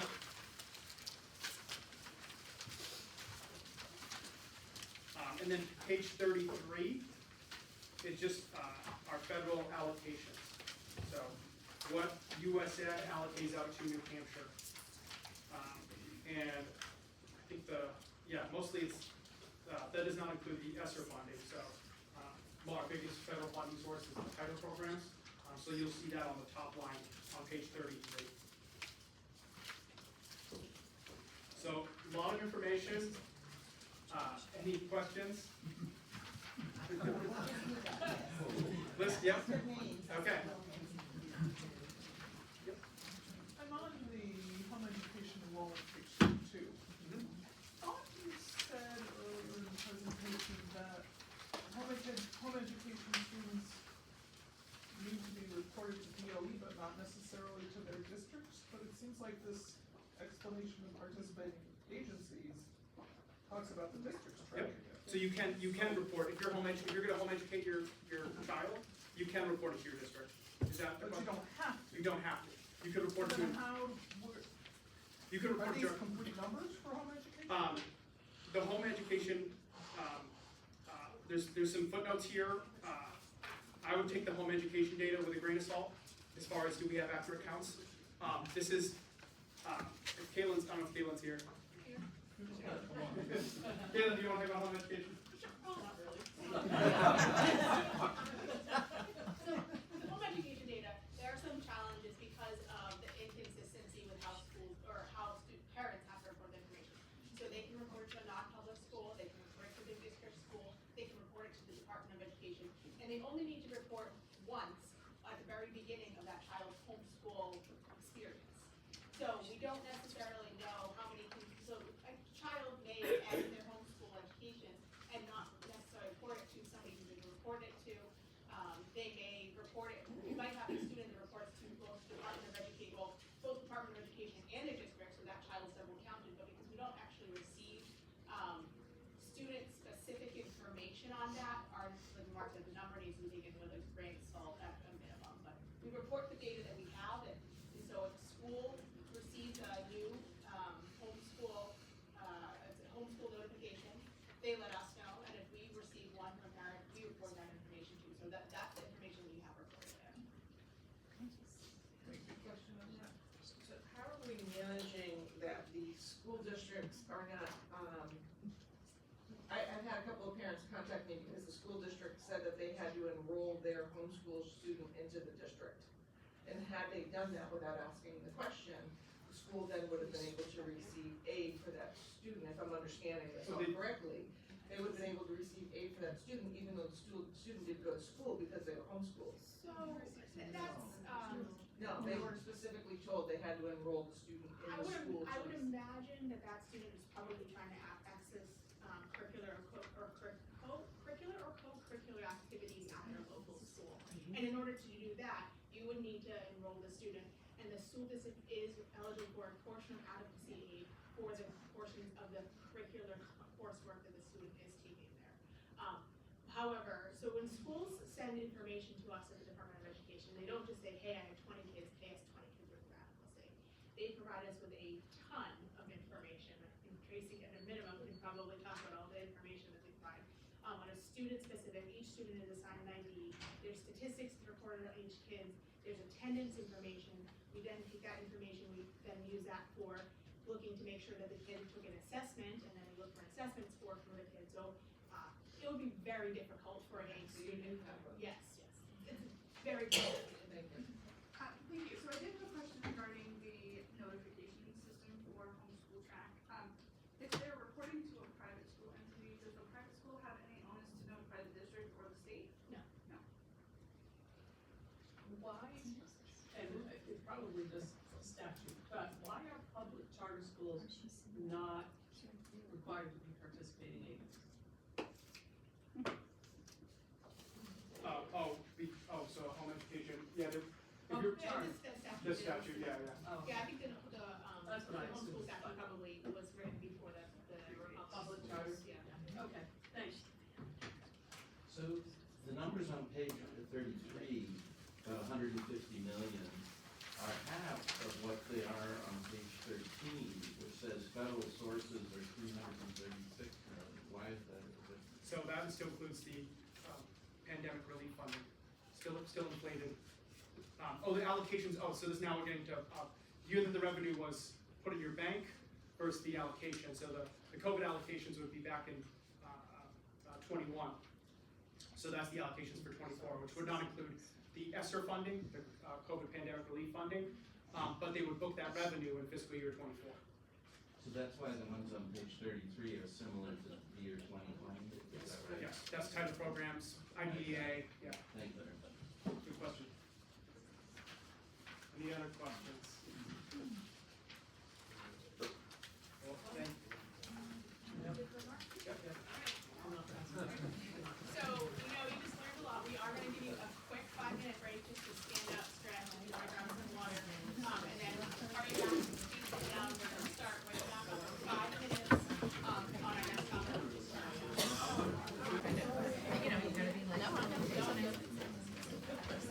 Okay, all right, next up on the docket, we're gonna talk about charter schools. We're gonna give you kind of a brief overview of how charter schools work, because on the funding side of things, it's really important to understand first how charter schools work, and then understand the funding piece. So we have Cal Bayer, the administrator of our charter school office, and then we have Brian Eaton from the school funding office to talk about our next topic. One request that has come to me is when you all ask questions, if you don't mind introducing yourself first, and just so we know, we can start knowing who you are, the towns you represent. That will help us, throughout the year, one, tailor our answers to your questions, but two, just to kind of get to know you as we're starting to work together. Thank you, Caitlin. So again, my name is Cal Baer. I'm the Charter School Office Administrator. Brian will be joining me in a minute to talk more about the funding. Just a brief background, I've been involved with charter schools since 1999, back home in Washington, D.C., and then here in New Hampshire since 2018, and then joined the Department of Education roughly about three and a half years ago, post-pandemic. Decided it was time to work for the state and help other schools become successful. So, first thing, charter schools. What is a charter school? There's often some confusion about what exactly a charter school is. First off, it is a tuition-free public school. It is a tuition-free public school that is authorized in one of two ways, either through the State Board of Education or through a local district process. Charter schools were created to provide additional choices and options for students and families with regard to their education. Currently, all charter schools here in the state of New Hampshire are authorized by the state board. We don't have any active district authorized charter schools. The law that governs charter schools is RSA 194B. Actually, just in case, because I realize y'all are working from packets, I'm actually using this slide, so if you need to reference it, it's right here. The first charter school opened here in New Hampshire in 2005, and as of school year 24-25, we now have 32 charter schools serving just a little over 6,000 students. All right, we're going to go to the next slide or page. Locations. Charter schools are operating as far north as Jefferson, out to the west, sort of in the Keene, Lebanon, Peterborough area. And then a majority of our charter schools are located in the Seacoast, Nashua, sort of Manchester region, which if you think about it kind of makes sense because those are sort of heavy population centers.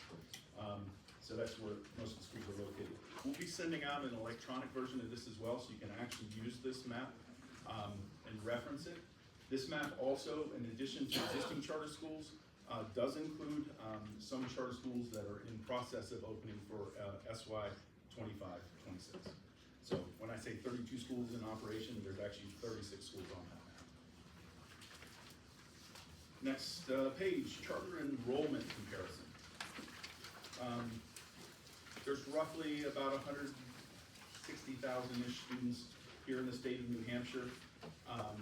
Charter school students make up about 3.4% of that total number, which is about the 6,000. So if you compare it to home education, non-public, it's one of the smaller subsets of the population. Next page, authorization. And I'm going to talk about the State Board of Authorization track because districts have their own process. Essentially, it is a 6 to 12 month process where one of 3 groups can apply for a charter. The groups are 10 or more parents, 2 or more certified teachers, or a nonprofit are enabled by RSA 194B to open or apply for a charter. That process involves training sessions when they initially state their letter of intent to apply for a charter.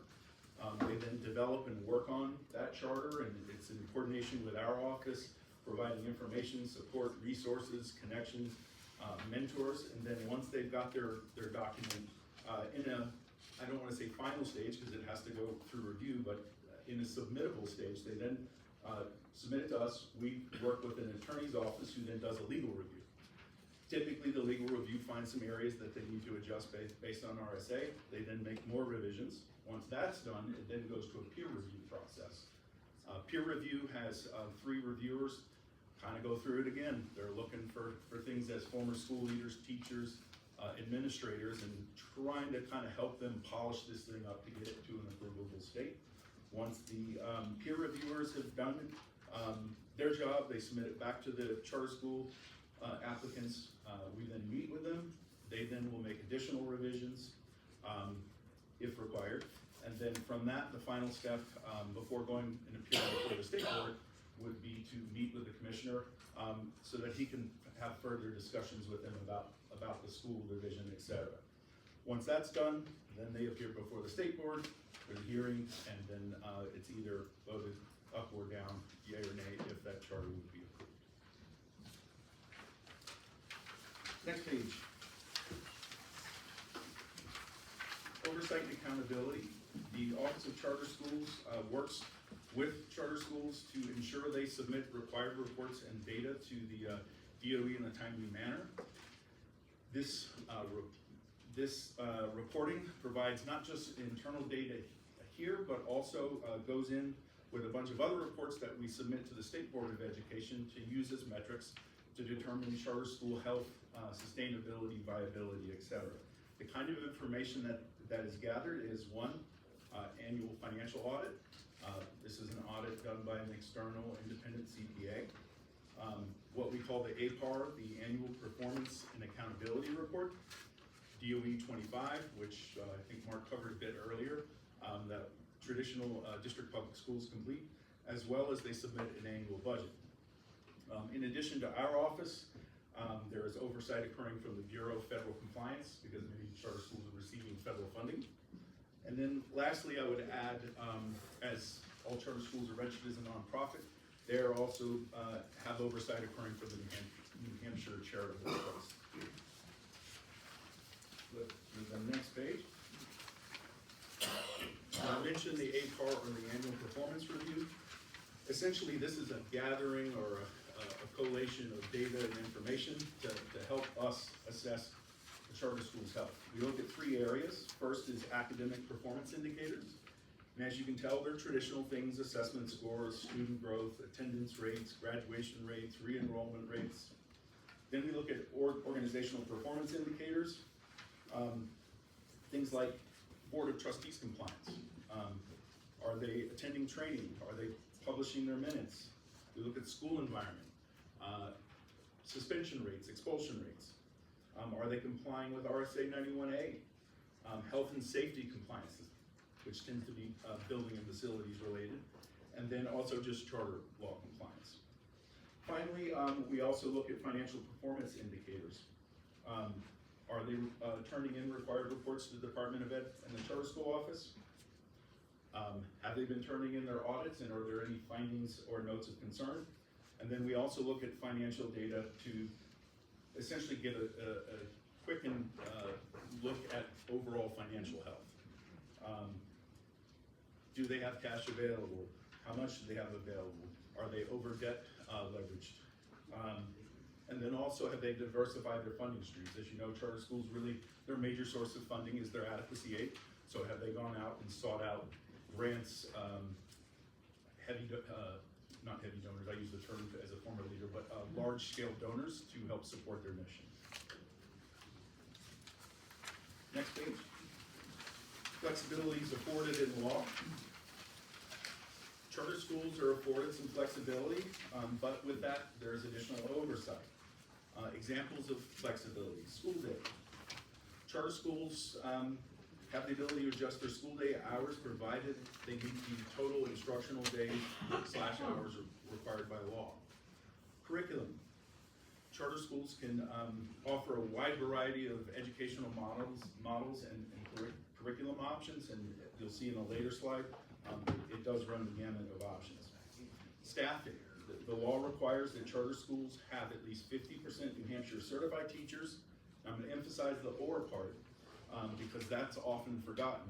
Or teachers with at least 3 years of experience. Lastly, building requirements. Charter schools are, question? Well, I was just gonna ask about when you say teachers with at least 3 years teaching experience. So those teachers would have had to have been certified at the time of their teaching experience? The law does not. Okay, Yeah. thanks.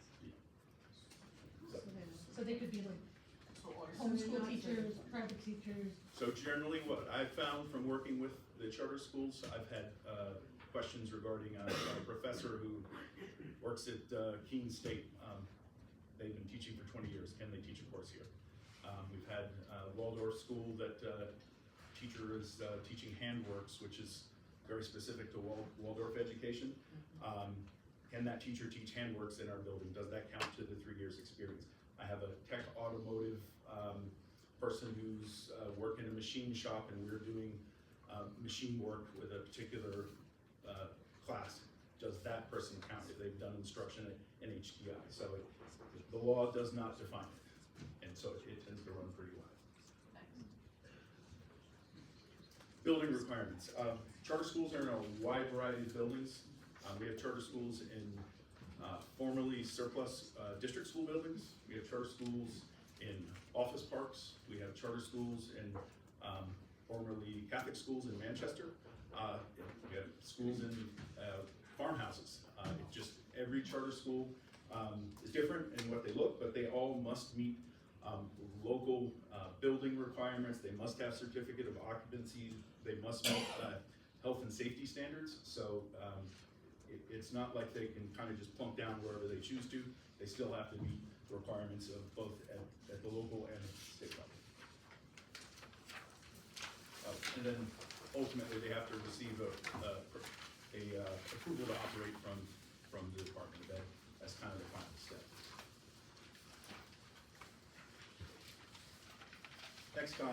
Next slide, approved school models.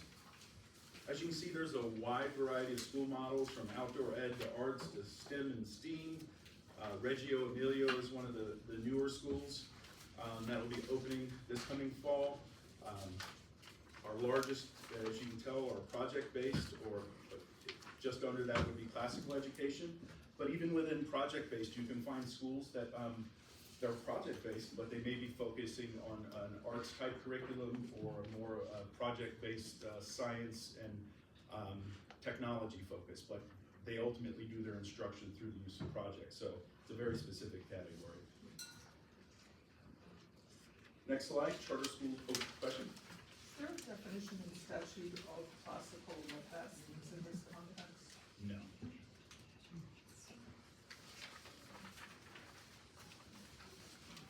Charter schools by the numbers. If you look at the top band, that's the light, yours are in color light blue gray.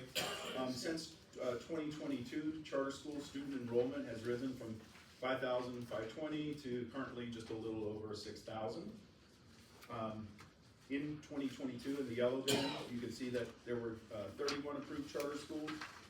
In 2023, we have 35, and in 2024, we have 36. And in the green band, in 2024, there were 32, this year, 32 charter schools open for students.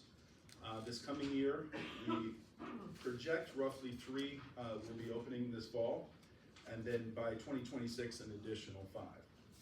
If you look over to the right, we kind of break the schools down by numbers.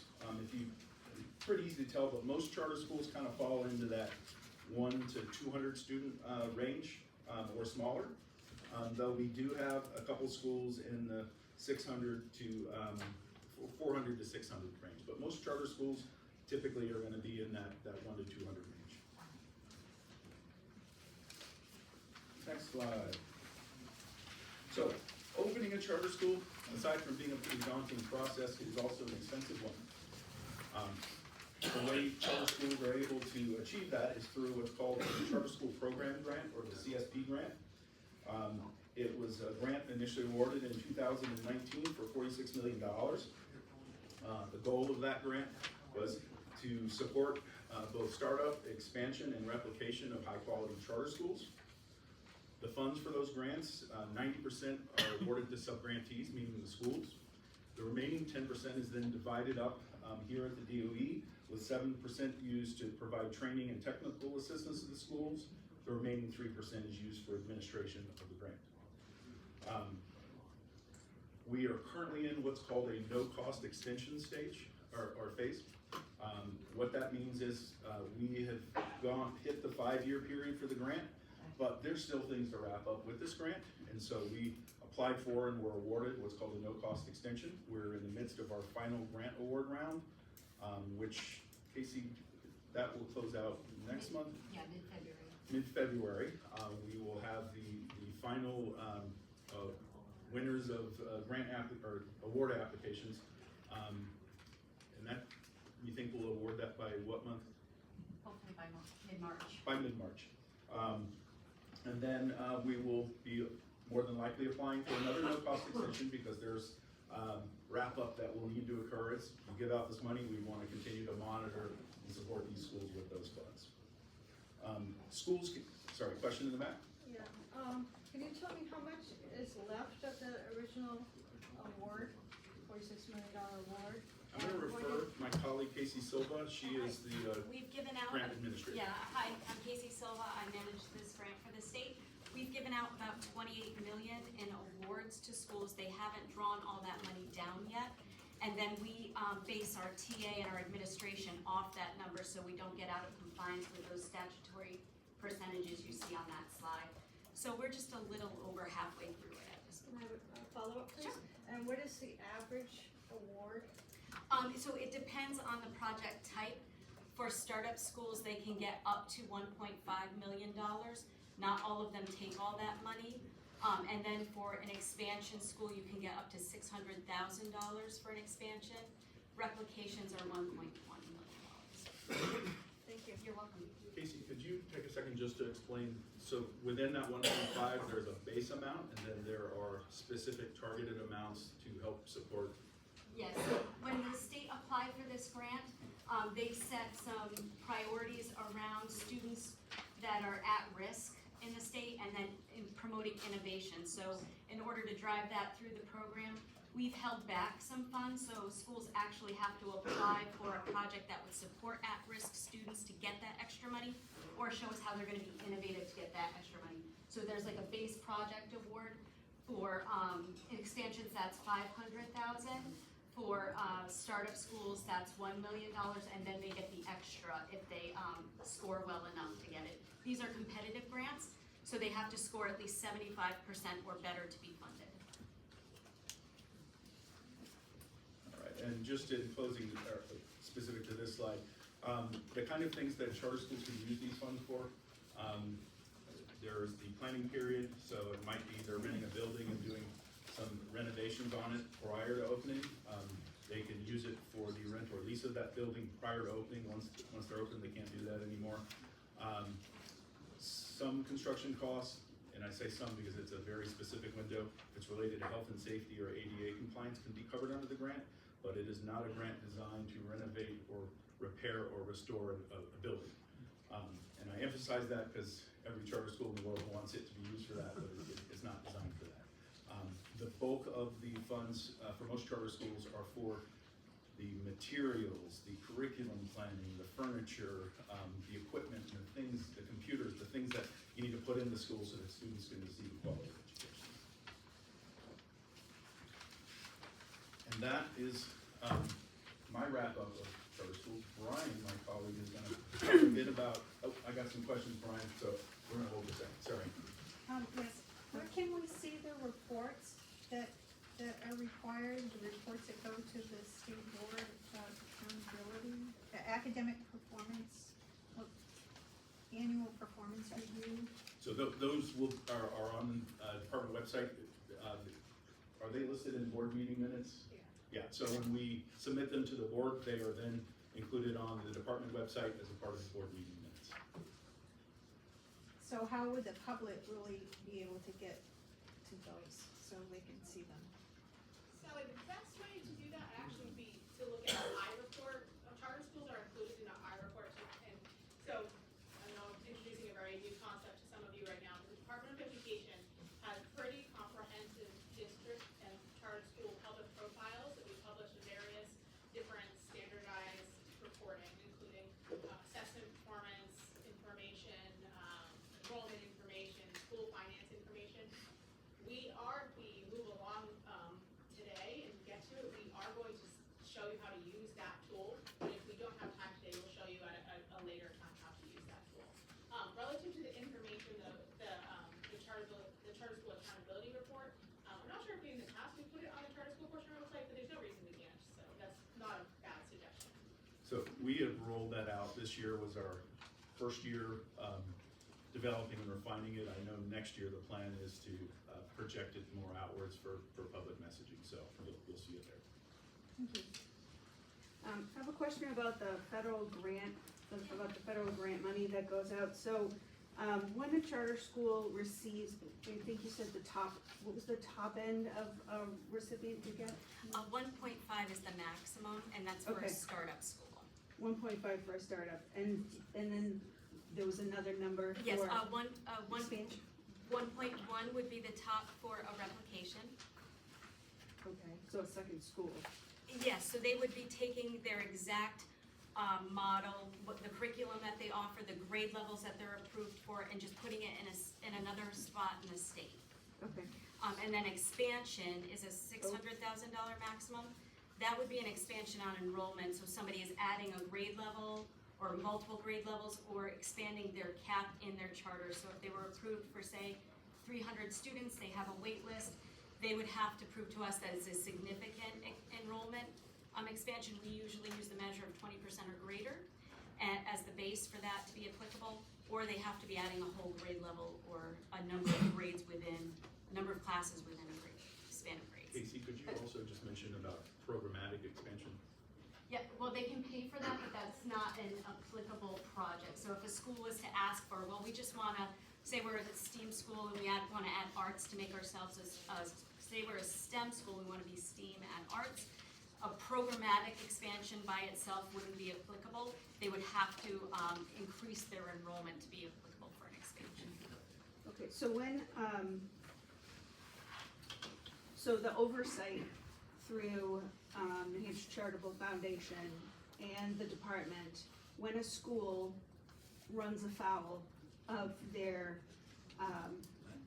charter, yes. For instance, the coastal water school down on the seacoast, what's the mechanism to claw that money back? Because they were on the top end of getting that money, so that's money that was appropriated to them and they didn't use it appropriately, so how do we claw that money back The way this to use for a different school? That's a good question. The way this grant works is it's a reimbursement-based grant, so they don't get that full amount of money. They have to first buy things and then apply to have it reimbursed to them. We do a couple of monitoring activities throughout the lifespan of the grant. If a school was to run afoul in one way or another, it would be dependent where the law would direct us. So we have limited ability as a charter school office. If it's a violation of their charter, they go to their authorization entity, which for us is the State Board of Education, because we don't have any currently locally approved charter schools. If it's something with respect of how they're operating, it's usually the Charitable Trust Foundation, Charitable Trust Unit of the Department of Justice at the state of New Hampshire. So it sort of depends on where the violation is, who takes the lead. I hope that answers your question. Could you just clarify when you said we don't have any locally, I'm sorry. Yes, so there's two avenues for approval of charter schools in the state of New Hampshire. A local public school could start a chartered public school. It's happened in the past. Yeah. Most of those have flipped over to be state board approved charter schools now, so we don't currently have any local district that's authorized and running a charter school at this time. You might note that we house charter conversion schools, that you're speaking of, the one that went out of business, that we don't have any in the state of Tall today. I'm sorry, charter conversion? Which school are you referring to? Coastal wasn't a conversion? Yeah, Well, not coastal, No, No, that I'm was. talking about We're coastal. talking different things. Yeah. Yeah, I would just also add, Casey mentioned that it is a reimbursement-based grant. As folks reimburse, they're submitting the monthly reports, which are reviewed. At any point, if there's concerns, essentially the spigot can be cut off. And in some cases it is, until things are remedied, so. Question. Thank you. We'll go over here. The reports that the charter schools have to file, does the public have access to them? To the reports? so they DOE, can- are we talking AFAR, DOE 20? All of it, yeah, they have, Yeah. Talking about the Yes. financial reports of the students' performance, do the public have access to them? Yes. Okay. We'll work our way this way. Thank you. I'm looking on a page that has the initial authorization date, and my question is there a period or a window from the time the charter school has been approved until they must enroll students at the beginning? So there's a limit from the date of approval, a charter school has 18 months to open. If they do not open within 18 months, then they can apply for an extension and they must come before the board, provide a compelling reason for why they're requesting the extension. Conversely, I would add, a great question, if I were gonna ask one about that sort of timeline process, is also, would it make sense to approve a charter school in February that's gonna try to open in September? And the answer is generally no.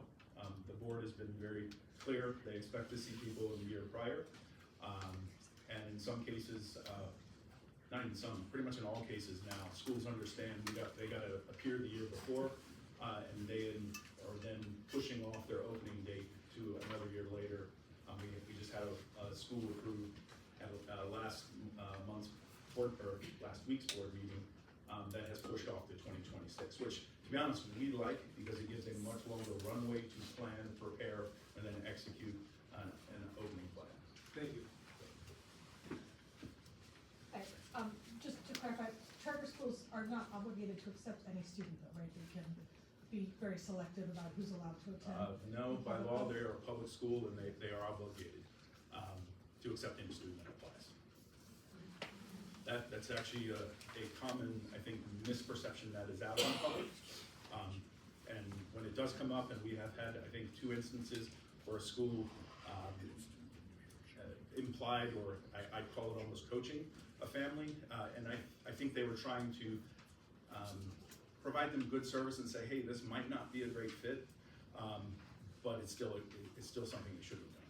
So I spoke to them about that. So following up to that, if a student is a special education student, how is that handled in charter schools? Who is responsible for their IEP or somewhere? So a couple things. First off, with regards to special education student, charter schools cannot even ask about IEPs or special education services until the student is enrolled. That is another sort of thing we've had to work and continue to educate each year and remind schools. Specific to who's responsible, per RSA, the district is ultimately responsible, but they work in partnership with the charter school to work on IEP, hold meetings, etc. I don't know if you followed the whole MOU thing going on out there. That was an effort to improve and enhance the partnership that exists between the schools. Truthfully, I'm not sure how successful it was, because there's been a lot of headbanging going on with it, but I think some of it is just growth and folks getting used to the process. Yeah, I have a follow-up to that comment that you just made about a school telling a family that their child might not be a good fit. My understanding is that these schools are open to any student, and why would that situation even come up? I mean, are the schools requiring that parents, sit down with them and talk about their child before they and then they make a decision on whether or not they'll take the kid? So I can tell you as a school leader, it does come up, and I'll use as an example. If I run an outdoor education school, and I have a family that's coming to me with a student that is adamantly, let's just say, afraid to be outside, afraid of the woods, afraid of bugs. Maybe they have physical health limitations. And 4 days out of the week, and I'm using this as a hypothetical, we teach, instruct, and learn in the woods, hiking, teaching survival skills. My school is not going to be a good fit for that family, probably. And I will explain all that to them, and I can, in some cases, explain it till I'm blue in the face, but I've had some families over the years with schools I've worked at where they just want a safe school, and they're not thinking about the curriculum, they're not thinking about the approach of the school. They just know that my neighbor's or my friend's child attends this school, so I want my child there. They're not really taking into full account what the mission, the vision is of the school, and how it might best serve or not best serve their child. And that's one of the challenges, I think, of charter schools is it is a school of choice, but every school is so different and unique. Some schools don't work for every kid, and I think that it's one of the weaknesses of charter schools, but it's also one of the strengths. It allows the individuality of charter schools to meet the needs of different students. So you're saying that parents don't always know what's best for their kid? No, I'm not saying that. I'm saying I've worked with parents that they want their kid to be safe, and sometimes they overlook, and I've seen it, they overlook the educational mission and all of what they, in these particular cases that I've dealt with, they overlooked the educational mission and demands of the school because they wanted their kid out of, and this was back home in Washington, D.C., the school they were coming from, very violent, huge issues, and so they wanted their kid out of that environment, and we were the only option available to them at the time. So. my question is regarding the RSAs that are applicable to all public schools. It's my understanding that there, as you pointed in here, there are some flexibilities afforded by law for charter schools. Is there a singular place where you can see which RSAs charter schools are not obliged to follow? And along the same line with that, if legislation is introduced, if it doesn't specifically mention that it applies to chartered public schools, then it doesn't, is that correct? That is correct, and what I would say to the specific place with regard to RSA applying to charter schools is the RSA 194 B, or yeah, 194. You use the term, if it doesn't specifically say charter school, then that is kind of the rule of thumb. There are a ton of RSAs and ed rules that don't apply to charters, and they're very specific to district schools, and they refer to district school boards and district processes, so those would not apply. And then within RSA 194, it specifically says unless it, and I don't remember the exact wording, but unless it specifically cites charter school, it does not apply to a charter school. Thank you. This may have been answered, but I'm just wondering, let's say, I'm Pete Mahiga from Pembroke. If 30 kids from Pembroke leave Pembroke and go to a charter school, how does that impact the budget in terms of the grant? If 30 kids leave Pembroke, how much does Pembroke stand to lose? How much does the charter school stand to gain? So I don't really work in that aspect. Is that something? So we'll, Yeah, that's let us cover charter school funding, that's right after town, and then if you So still have we'll a put up question. the highlight. Yeah. Oh, good. I'll hold it, but. Okay, no worries. Anybody else? I'm sorry, I didn't introduce earlier, Deborah Altschuler, Senator from District 24. On the approved school models, this is, is there somewhere where we keep track of which schools are at capacity and are now operating on lottery wait lists, and which schools are not at capacity, or like how do we know which schools are, you know, thriving, if you will, or struggling to fill their. There's not a central repository where it's published and posted, where we can see that. I think part of the challenge is, and I'll use it as an example, we have schools that aren't at charter capacity, and so some folks will say, well, why are they still operating if there are 100 students under enrolled from their cap? See, they're not thriving, they're not growing. But the reality is that school may have a facilities limitation that doesn't allow them to grow to meet their charter capacity. So I think, at least from my end, my concern would be misleading information, because if you publish 20 charter schools are under-enrolled below their cap by 25%, people can misconstrue that information when the reality, it could be, and in many cases, it's a facilities-related issue. So I know I actually have a couple charter schools here right now that face that very fact. We've been really pushing them to push their enrollment cap up, but they're hemmed in by their facilities footprint, so. So when they're approved for a number of students that, I don't understand how, it sounds like the building is not adequate, but they're approved for more than what they're adequate for? So when an organization applies for a charter, they might apply for, as part of their growth or progression plan, a charter cap of, let's just say, 300 students. In most cases, they haven't even secured a building yet because they don't have a charter to secure a building. Once they get their charter, then they begin, in most cases, to begin the building hunt. They may find a building that meets their needs for the first 3 to 5 years. Some cases, they may find a building that, you know, they could use for their entire life as a charter school. But a lot of times, the initial building they start with is going to meet their needs 3 to 5 years, and then they're either going to have to start to expand the building or find another building. In some cases, like, you know, the real estate market here in New Hampshire, many of the charter schools are struggling to find facilities that meet their needs, which is why you find them in office parks, surplus school buildings. They're getting inventive with where they call home, because there's just not a lot of options available.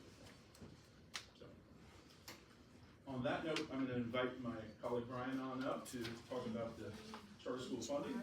And if you have any other questions in the future, feel free to reach out to me. I know there's going to be contact information given out for our office, so feel feel free to, thank you.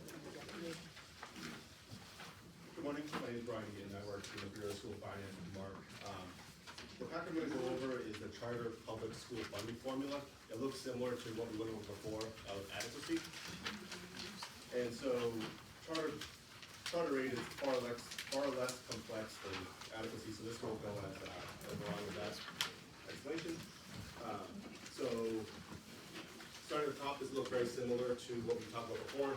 Similar structure, and so we have those same rows, base aid, which Mark explained before, that's for every student attending our charter school, and then FNR, those students eligible for free and reduced lunch pricing, and then special education. So we talked about this before, I think Tom maybe explained this during his presentation. Charter aid is calculated for the student attending a charter school, but the actual money goes to the district of liability, to the district that the student actually resides in. So that's one difference, one kind of note for this funding formula. All other aid we'll be talking about goes to the charter school, but this specifically goes to the district of liability because they're responsible for actually funding those services, whether the student actually receives services inside the charter school or they transfer them to a different facility to receive those services. Next row will be the English language learners, similar to adequacy. So all of those rates, they look very similar. Also, this is fiscal year 26, so that would be an estimate. So these look familiar because those are the rates that follow adequacy. So similar rates, they use the same statute, reference the same statute that are describing the rates for students in adequacy, use those same rates. So that first bottom right green box there, that is the cost of adequate education. So those students are receiving the same amount of funding as adequacy, so it's easy to remember that portion of it. But there is one difference in that there's an additional grant. It's called the additional grant for every student. So you kind of think of it as adding on to the base aid as every student who attends a charter school receives that amount. And so the bottom left, you'll see an additional grant amount for non-VLAX charter schools. That's $5,097.96. So if you think of it as just adding to the base aid, that would come out to, if you look at the very bottom right, non-VLAX grant, that's $9,363.60. As that's the base aid amount plus that additional grant for non-VLAX. So for VLAX, it's slightly different. So it's at the bottom left, it's $2,445.15. And if you add that to the base aid, that would come out to that bottom right VLAX grant in the green box, $6,710.79. That is for students in the VLAX, whether it's their full-time or full-time equivalent to part-time students. That's calculated through the credits for each course and how much they complete each course for. So again, just kind of summarize, this is very similar to adequacy. Oh, sorry. Hi. Question, I think I heard the answer, but I just want to clarify it. So the charter school does not receive any of the differentiated aid, which would be the free and reduced, the SPED bound, and the ELL that was. They do receive, yep, so it's just special education that they don't receive directly. So special education is paid to the district of liability. All of their funding on the sheet is paid to the charter school. Okay, so they do get the free and reduced and the ELL. Exactly. Okay, but the responsibility for the special education resides with the sending district. Correct, yep. Representative Dry from Springfield, where does the additional grant money come from? From the same funding as, it's probably bad terminology, but it's all the same funding source. Yes, yeah.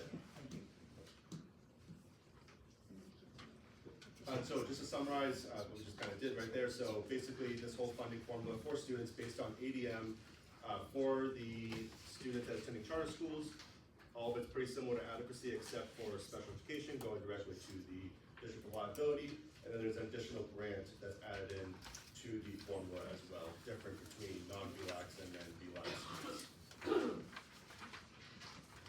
So then going to the next page, most of this is mostly reference, and just for your kind of review as well. The next one we'll say at the top left, SFY 2024, Charter Public School Adequacy. So this is a breakdown of funding for every charter school for the last complete fiscal year. So fiscal year 24. The aid for charter schools is paid during the school year that the students are being reported. So different than adequacy, where there's a 1 year lag. School year 24 is paid in fiscal year 25. And this one, school school year '24, charter enrollment is paid in fiscal year '24. So it is paid on a schedule, so there's an opening day count that the charter schools report to the department. We pay 30% of that, and then they do another count as of November 1st. We pay that to December 1st, also 30%. As of February 1st, is paid March 1st at 30%, and then we make those payments 30% each, and then at the end of the year, we look at their total ADM calculation, because those are only head counts, and as Mark explained, head counts are different than ADM. ADM is average daily membership. The student could have, what we talked about earlier, could have moved into attending a charter school from a public district school midway through the year. If it was halfway through, that student would be 0.5 ADM for the district and 0.5 ADM for the charter school. So that last payment, which is 10%, kind of true ups the payments so that the students are, so the charter school only gets paid the accurate amount of ADM, similar to adequacy for a student attending a charter school. Yes? Is it true that charter schools do not receive, Susan B. Ray from New Durham, sorry. Is it true that charter schools do not receive the tuition for a day that a child doesn't come to school, that is actually kept back? Nope, that's not the case. So similar to what Mark explained, if the student's enrolled in a charter school, and if they miss a day, if they're absent, then the charter school still gets that payment, because that student is enrolled, let's say, from September till December. The charter school will get 0.5 ADM if it's half a year for that student, whether they miss multiple days throughout that period. Because I was told by a charter school down in Dover that that was happening, and I thought that's the strangest thing, I've never heard of it. If they're enrolled from one period to another, they get paid for that enrollment period, whether the school, whether the Regardless of student. how many days the child is out sick. No, that doesn't play into it, so it's similar to adequacy. Yes? So my question is about about VLAX. So is this, the 12 million, is that the total amount they're getting? Because I know that they have there's different demographics going on. So they have, VLAX has full-time students, and then that belong to them and nobody else. But there are also kids that are in public school, private school, home school, charter schools that are also using VLAX maybe to just take one or two courses. What is this number, the whole It shebang? includes all of them, yes, so that's a good point. So VLAX, as Representative Fellows has mentioned, so it does include full-time students who would just attend VLAX throughout the year. It's getting kind of into the weeds, but every student can only be calculated as one ADM for an entire year. So no student is getting more than one ADM for a particular school for a particular year. So the max is what the funding is. And so if there's a student who's attending full-time at a district school, and then if they want to take some courses through VLAX, that would be called a part-time VLAX student, full-time district student. They're getting that full enrollment ADM for the district school, and then also VLAX is getting the part-time equivalent, the full-time equivalent for that student. And that's calculated at 6 credits that are complete is 1 ADM. So if they're taking a couple half-credit courses, that might come up to a 0.2, 0.3 ADM for VLAX specifically. But the district school would still get that full 1.0 ADM for that student. So just to follow up, so you know the breakdown of, some of them are homeschool students, correct? They certainly can be. Well, they would be enrolled in VLAX, so it would be a dual enrollment, yes. So you must have that breakdown, is there some? Yep, exactly. I've never seen it, but can we get it, or? VLAX would be submitting it through the annual reporting, through the EOI, what we call end of year.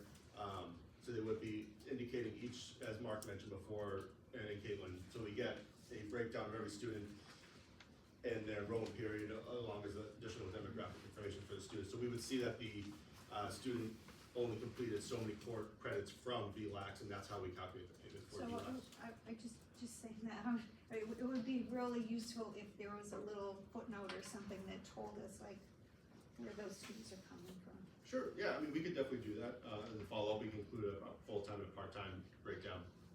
Because that would be the full-time and part-time, or full-time equivalent for the students, for the media. Yes? I know this is about funding, but I'm curious to know, are our charter schools performing higher on proficiency scores than our public schools and outreach charter I will defer that to one of my other colleagues or Caitlin to answer. I mean, so all districts, all district and charter school performance information is on our website, and you can see that information. We have a gigantic spreadsheet if you like spreadsheets, or we have our profiles, and we'll go over that at the end of the day, assuming we have time. Okay, great, So- thank you. So just as a follow-up, when we have questions like that, how can we get, as legislators, how can we get the answers to those kinds of questions? Because looking it up on your own is not gonna answer your question. So yeah, so I think what our goal is to make you as self-sufficient as possible when you're making these various decisions, and this is why we're doing this training. So we will go over kind of how to use those profiles. I mean, if you have a specific question, so the question you just had about VLAX, Mark and I just wrote that down. We'll make sure that we send it to you. We even just sidebars it. Not a bad idea to add that to the spreadsheet going forward. But you know, contact us. I know you know how to contact us, but everybody else, you know, please contact us. I certainly encourage you to work through your committee chairs too, especially if you have a session meeting where you have a lot of questions and somebody from the Department of Education isn't there to ask those questions. If you could coordinate that and send that to us, we can provide information back to your chair or the entire committee. And I know, you know, it's varied over the years. Sometimes the chairs prefer to kind of handle that manage that as a committee as a whole, and sometimes they want us to work with individual legislators. So I think that might be a better question for you guys, how you're gonna, you know, work throughout your legislative session. We in the past have used our committee researcher upstairs, that'd be Jennifer for this group right here, rather than everybody saying, well, I'm gonna go to DOE and they have 5 or 6 people coming in. Jennifer can consolidate those requests and work directly with them and get back to you. Of course, you're in this, well, Sally, you're in the House, but your neighbor there is in the Senate. But you have the same resource too through your administrative assistants. I'll start at the front here. So I just want to clarify, when VLAX was our go-to resource when we were going to lose our French program. So I understand that it's an online learning resource. That is, I'm assuming that's the virtual learning advocate. Yes, sorry. That's actually, no, it's fine. You're helping me, because I've been looking for a long time. So that's one of the state-funded charter schools that we're doing, that's actually reaching out to all the schools in the state, actually, to provide what the local schools can't provide. Is that right? Can you talk to me about my 30 kids that are leaving me and going to you, or going to them? Sure, yeah, I mean, just like what we explained before. So, scenario is that 30 students leave a district school, go to a charter school. So, as we explained before, let's start with the district impact, and correct me if I'm wrong. So, district adequacy is estimated every November. So, districts are held at a baseline for 95% of an estimate that we create. So theoretically, the maximum impact would be 5% of what we estimated. If you go back to your adequacy spreadsheet, it wouldn't be that much, but that would be the maximum impact, because the state is still saying that we're accountable for paying 95% of our estimates, so that districts can budget appropriately. And that's what Mark said. Some districts will budget for 95% of our estimate. They might budget for 100%, somewhere in between or lower potentially, but. Yeah, Brian's talking about the concept of you're budgeting, you're expecting this many students, but they don't show up. You're guaranteed 95% in the adequacy formula, so you wouldn't be harmed too much in that first year. But the way to think about these funding formulas, as you learn about how they operate, district students are funded based on the formula. It's largely, that's the students they educate, they receive funds for the students they educate. So 30 students left your district, you would take a 30 student hit in the adequacy funding formula. And then, and as you just learned how the charter school funding formula works, charter schools get funding for students they educate. So that's kind of, it's sort of siloed in that way. So that's how we would be the impact. Hopefully that answers your question. Thank you, Steve Woodcock, Conway. It's probably obvious, they're just missing it.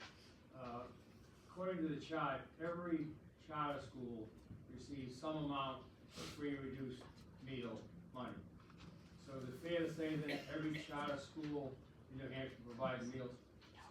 They don't. Not all charter schools actually participate in the National School Lunch Program, if that's what you're asking. I'm just asking that, I don't care who provides it, but since they're receiving money to provide it, or money for that, So I didn't mention this during adequacy. We covered a lot of stuff, but You're receiving F&R differential aid, you're receiving special education differential aid, you're receiving English language learner differential aid.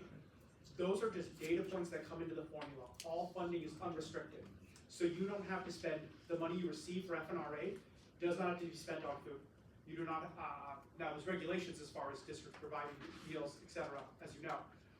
But the money that comes in, that special education money that comes in does not need to be spent on special education services. It's an unrestricted grant to be spent on education.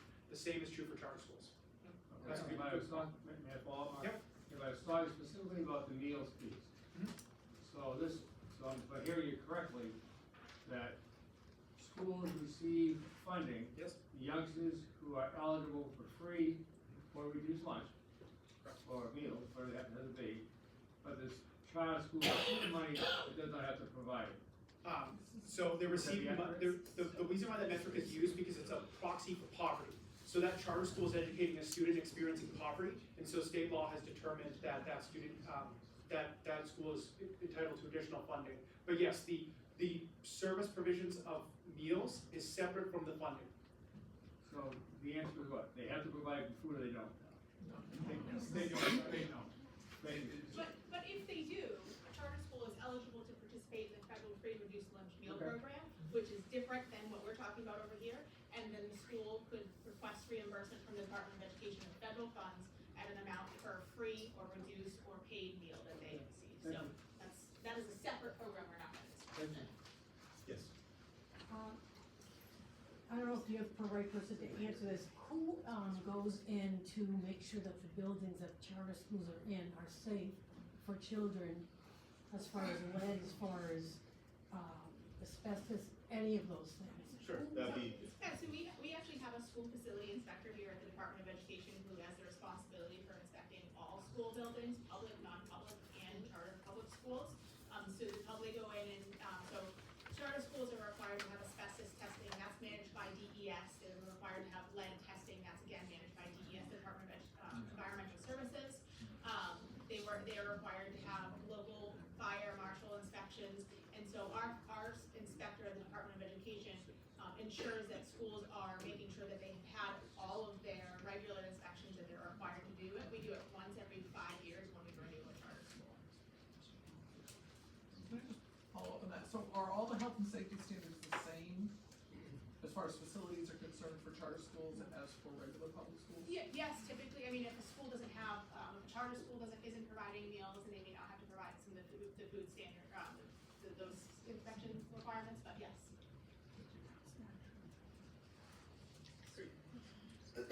So just going back to this, so for page 2, so again, all the charter schools on the left side, and then breaking out each cost for each base aid, and then differentiating aid as you go from left to right. And then you'll get about 3/4 of the way through the total cost through the adequate education rates. And then you have that additional grant breakdown. And then the second from the last column on the right is the cost plus the additional grant. That's the total cost for students attending charter schools. But if you wanted to know how much charter schools are being paid, you would use that very right column, which is deducting the special education aid, which goes to the district's liability. Next page goes through the kind of 3 different components. So the ADM, and then the rates, and then how much that actually equates to total cost for each rate. So, and this goes back from fiscal year 2017 up to FY24, which is our most recent full year of enrollment. And then the last 2 columns on the right are the estimates that we have, which we kind of mentioned earlier, very, very low. These are no way meant for, just kind of our estimates, essentially. So, what you'll see here, and kind of talked about earlier with VLAX, Virtual Learning Academy, so you'll see a slight bump in ADM in FY21 if you look at the middle band, there's an increase in ADM each year, so you kind of see the trajectory of total charter enrollment throughout the year. The slight bump in FY21, that was mostly due to COVID with VLAX, students attending VLAX, and then a perceived dip, but it's really just kind of getting it back to the normal trajectory going back to 2017 and 2022. And then that pretty much just breaks it out for all the ADM calculated from base to special ed, F&R, ELL, and then all the ADMs for each one of those categories. And the very bottom band is the total cost along with the very bottom row 21, which has the total aid minus special education. So again, those are just reference documents for you to look at. And then the very last page is just looking at ADM, looking at all charter schools back to fiscal year 2007. So that would be including open and then currently closed charter schools. So talk about the first 2/3 of the page are all currently open charter schools, and their ADM, the FY25, that was November head count, so that's not ADM, but everything from 2007 to 2024 is all ADM. And then the bottom third there is the closed charter schools, and the very bottom would be the VLACs with full-time and then full-time equivalent ADM. Any final questions on charter aid funding or ADM projections? Yes. I'm still stuck on this additional grant. Okay. Why is this? To my knowledge, it was an amount, so kind of what we explained earlier, local districts have the authority to raise taxes through SWEP, so it's not so much, I don't think it's to compensate exactly for SWEP, but it's an additional amount to kind of make up for charter funding, unless you have any. It's a state law, today's state law determine what the funding is, it's been modified. There must have been a reason though for the law, I'm not saying. Yeah, so when charter school funding was set up, originally the charter schools went to the legislature and had successfully lobbied, because they said we wanted additional funding for charter school aid, and they won that battle. There's some people in the room that were here as part of that battle, probably in the 2010-ish, but that's what the legislature ultimately decided. It initially started off as $2,000 per kid, and then through various different legislative sessions, it's been increased throughout the years. Thank you. State funding, just another comment, state funding is around 80-ish% of funding for charter schools, so they're highly state funded. Would it be worth mentioning that while charter schools have these additional grants that district schools don't have, the district schools have the entire right side of the education formula, which is a massive amount of money, so I cannot comment on what the legislature did in 2010 because I wasn't paying attention to them at the time, but it's not as unbalanced as it appears. If anything, charter schools seem to get less funding overall than district schools. And that's exactly why we have the ADM history sheet in here, so you can see the different kind of pools of funds that charter schools are eligible for, that district schools that are eligible for EFA students, so that we really want to make sure that we're communicating that.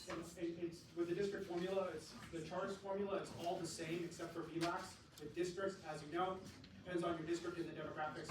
On average, and I have it on one of the spreadsheets, I think the funding for district public school student, state funding, including SWAT and adequacy, is around 7,100. And so I think you also have the metrics relative to the formula, the one pager, it's around the 9,300. Yeah, 9,300 for charter schools, so you have that information. Yes. So we have some charter schools that have been approved, but their application has been approved, they're not open yet. And usually when you apply for a federal grant, you have to do some kind of calculation for the state that says, if we accept this grant, what is it gonna cost the state? So do we have any kind of projections of what it's going to cost the state when these new ones come on? And I know that most charter schools, they start out with just, if it's elementary, they might start out with only first grade. And then the second year they have first and second, and the third year they have first, second, third, and it's So projections? As part of our Department of Education budget, we typically do projections 2 years out. So we're in fiscal year 25 right now, and we've done projections for 26 and 27. And when we do that, we look at all of the charter schools that are open and any that we anticipate opening during the year, and we look at their approved enrollments that are approved through the state board.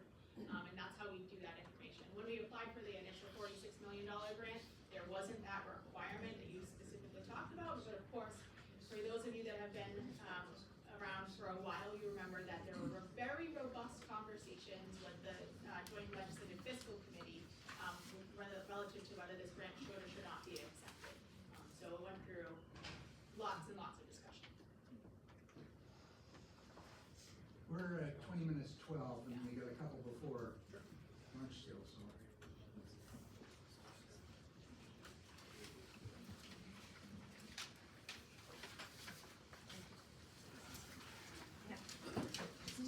All right, next up, we're gonna talk about one of everybody's favorite topics, one way or the other, education freedom accounts. So, education freedom accounts, known nationally as education savings accounts, were first approved in New Hampshire through HB2 in 2021, to start providing education freedom accounts to New Hampshire resident students. The program has been operational for 4 years now, school year 21-22, school year 22-23, 23-24, and 24 and 25. The program provides additional funding for students that, or not additional, it provides funding for students that are 350% of poverty or less, to be used to pay for various different educational expenses.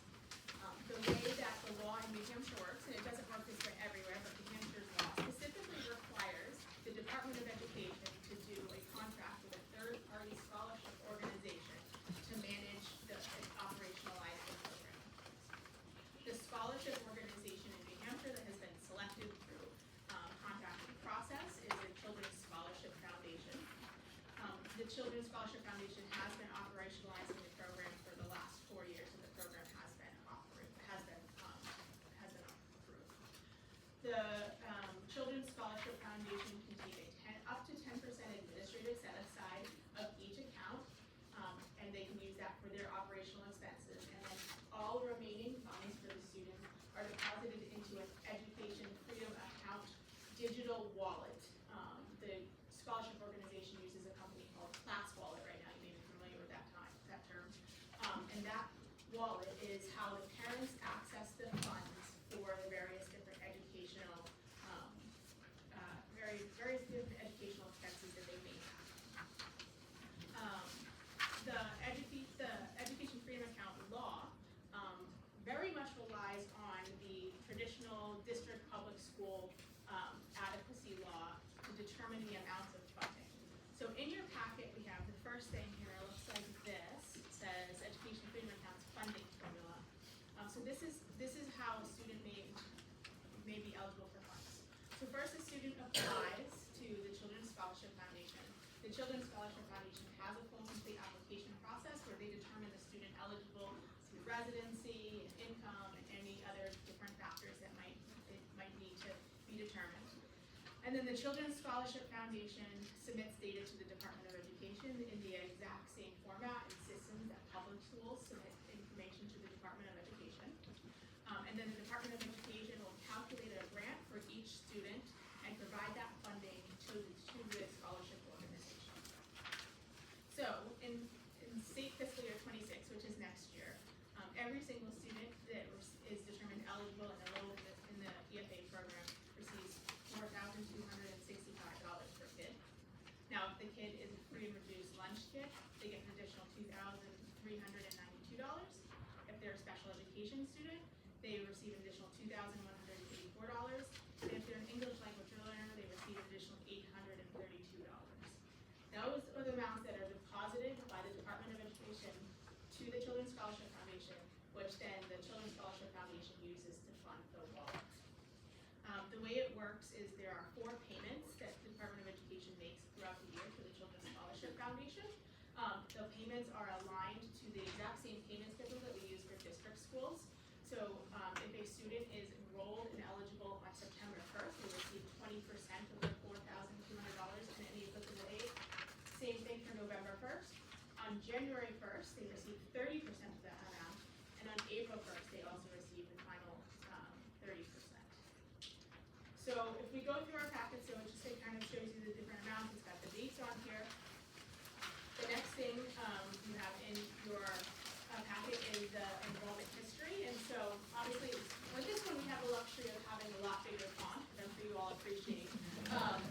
But just because we don't have as many years and there's not as many additional factors. So when we were talking about district public schools, that's when you saw like the 95% full harmless and the stabilization grant and everything like that. With charter school, you saw the additional charter school amount. EFA students just received the formulaic amounts. And so that's what you have here.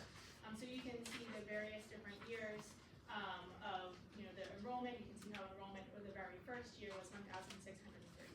students, and up to this year, on November first, we had 5,852 students. And then you can see how much we paid out in the different, the various different, categories as well as the total amount.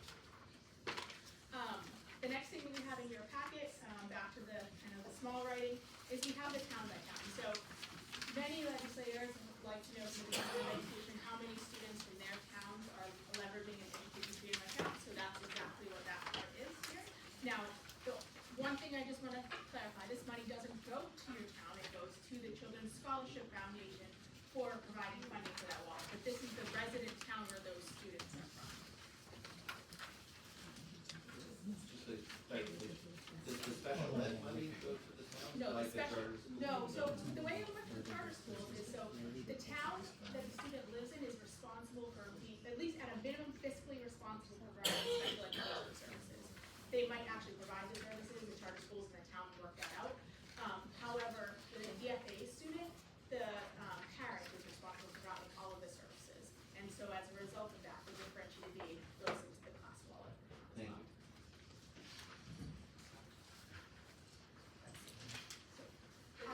I'll talk about, there's one other, like, topic is phase out grants, but I think maybe we want to talk about EFAs, or do we have any questions first before we talk about phase out grants?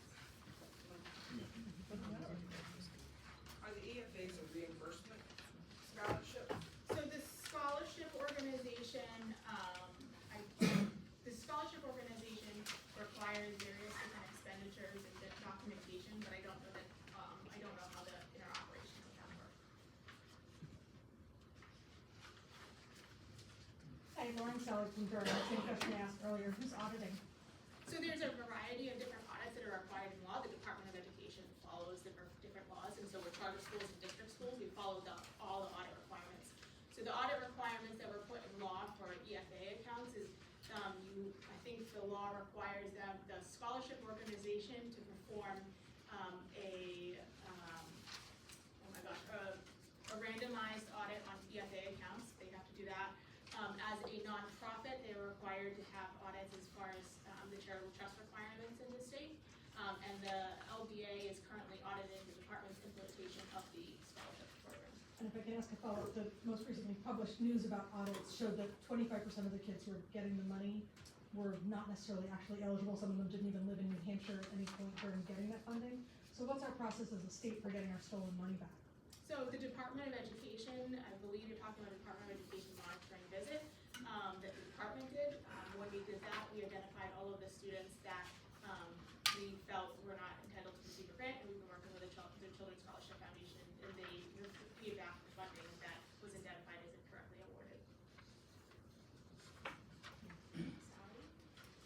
Do we get any kind of annual financial report from the scholarship organization? So what I'm thinking of is, I know that when they have a student, that we send them the amount that the student is eligible for 4 times a year, and that goes into a wallet for the student, but they may not spend all of it in each year. I think the ones that are probably tuitioned to a private school probably do. Do we have any kind of financial statement from them that shows us how much money is just still sitting there and how much has been expended? So there's no such requirement in law. The one thing that the Department of Education does do is at the end of the year, the scholarship organization submits something called the DOI, an end of year data report to us. And what we do is we review all of the students to ensure that they should have received an account. And if they did not, say they did not stay in the program throughout the entire year, the funding is remitted back to the Department of Education. But relative to your exact, there's no requirement for that. Representative Paul, thank you for taking my question. Is there a date that you're expecting, anticipating a report on this audit that's going on now? It's not being performed by the Department of Education, so. But you don't know from the quality No. scholarship? The data report that you're referencing, that you said Ms. Rose was being done, where can we find that? So the summary of that report is on our website. I mean, we obviously can't release student by student information, but what we do is we consider that as a end of the year true up. So we basically say actually, the one that you have here, this is, well, this one is the November one. Yeah, this is the November 1st one, but we just continue up, we update this throughout the year. So that's why the number of students. So that's the only information that's available then? Relative Because, to, an end of the year, true, yes. Because in previous years, we received an EFA vendor and category spending data report, and I can see last Right, time that. we receive that information directly from the Children's Scholarship Foundation, but it's not something that they're required to submit to the Department of Education. So when you're in committee and, you know, if you have an EFA bill and they're there to testify on behalf of the bill, I would encourage you to ask for that information if you're looking for it, but the Department of Education doesn't have that information. Thank you. Is this scholarship organization, I don't know if you answer these, who will answer, are they subject to the right to know law? The information that they're taking care of and monitoring for, so they're subject to the right to know? I don't know the answer to that. I think that would be a question for maybe the chair of the trust unit. There is nothing specifically in the EFA law, which that's partly the operating that says that. Yeah, Caitlin, thanks, Dave Ludo Hopkinson. On that monitoring, exercise that you did, that I think was referred to earlier, about what percentage of EFA students were, was that conducted on? I don't remember the sample size. I didn't do the report myself. I can send that information. Okay, and then just a follow-up, in terms of the restoration, the payback, was that done just on the problems that were found with the sample size, or was that extended to 100% of the, what was the? I'll have to read the report and see what the requirements was to the department. I know we received funding back from the kids that we identified, but I believe they were doing additional reviews of students. Because it would be odd that you would find just, in your sample size, 100% of the, Did you ever see that report? cost. Thank you. What are talking about? Which one? My question is, I understand that we're talking about the finances right now, but involved in the finances are a number of students that are receiving numbers. My question is, that anybody that's taking students and looking at different districts, not necessarily raw number of students, but the percentage of students, if there's a high percentage of students that are continuing leaving a certain district, is somebody honing in on that district and saying, hey, why are the parents not happy? Why are the students not being met in that district? So, the Department of Education doesn't have a research arm or, a data analytics arm, unfortunately. It's something that's been talked about over the years, especially at health education, but we really don't have anybody that does that work or that has the capacity to do that work. What the department does is we do have a heat map that shows some of that information. So, Brian is very good with all things Excel and a lot of visualizations. So we're very fortunate to have him for many reasons. So I would encourage you to look at the heat map for your town, but as far as asking the question of why the department doesn't do this. I think we noticed that where a lot of non-public schools are located, that was where most heat was. That's just kind of anecdotal information as far as looking at the data. We saw a lot of EFA students located where non-public schools were. That's what we saw. I'm assuming that it's a budget issue that you don't have this position that is necessary for the department. The legislature decided it's not necessary. It's been requests for it and bills for it, it's just not something they're not sure.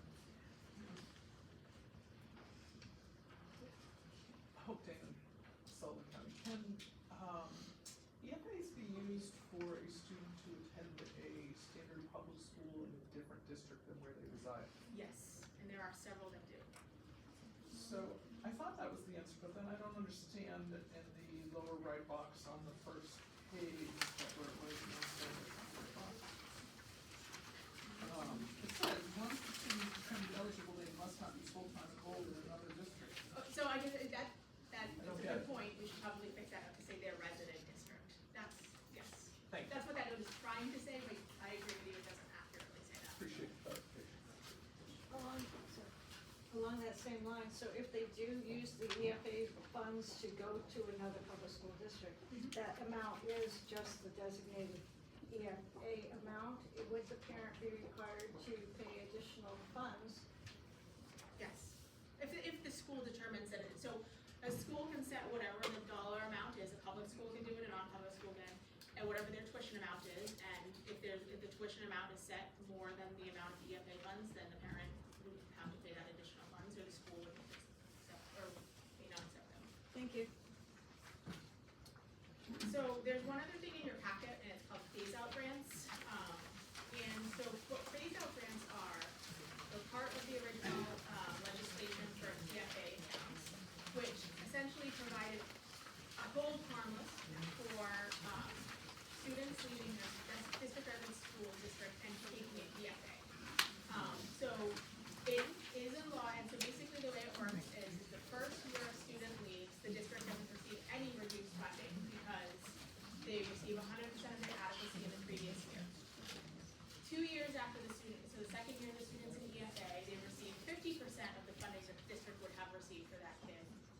And then, 3 years after one of the kids enrolled in the EFA program, they received 25% of the funds that is there.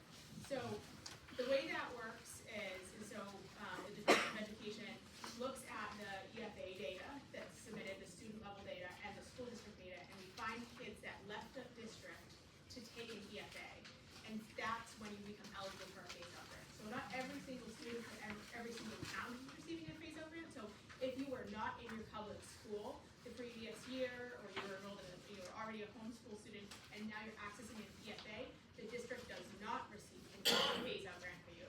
However, if they left the district public school specifically for an EFA, the school district is eligible for a phase-out grant. Now, the phase-out grant is in law through 2026, so we essentially have these cohorts of kids. So we have all of the kids that left in the first year, and we make these payments throughout the year up through 2026. July 2026 is when the law goes away, which means that's the last time the Department of Education will be kind of calculating this layer of kids, and will be paying it out through fiscal year 28. Phase-out grant, the calculation itself is a very intense, heavy data-intensive calculation and exercise the department does, but it's relatively simplistic when we talk about it. Thanks, Caitlin. Do you have data on the number of unique students in FY 22, 23, 24, and 25 that contribute to the phase-out grant total? Yes, I don't have it here, but I can. Okay, that'd be great. Thank you. Those percentages again was what? 100% the first year because the kid is just included in adequacy, 50% the second year, and 25% the third year.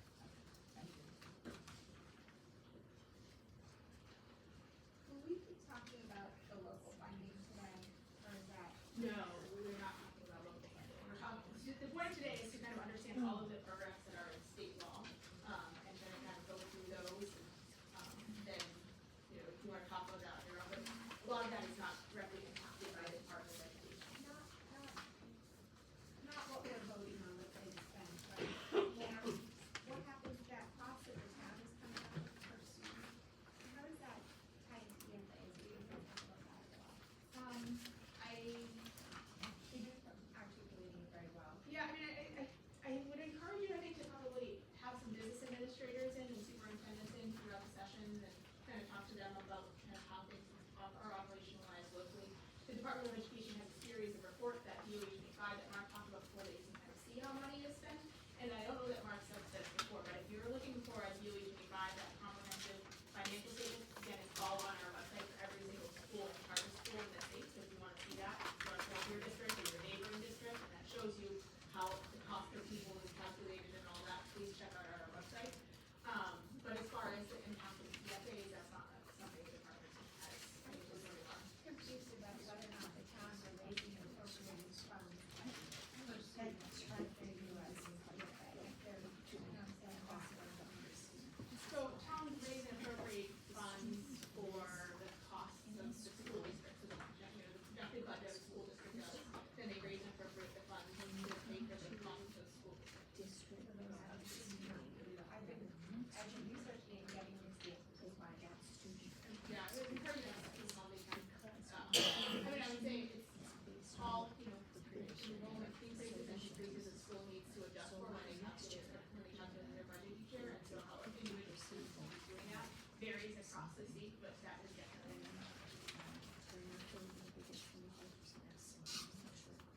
All right. Well, it's exactly noon right now, so that's amazing. Nice job.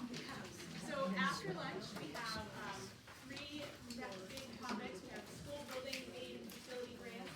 We have special education funding, which we know there's been a lot of, in the media lately. And we have career and technical funding, and I alluded to, if we have extra time, we'll talk about assessment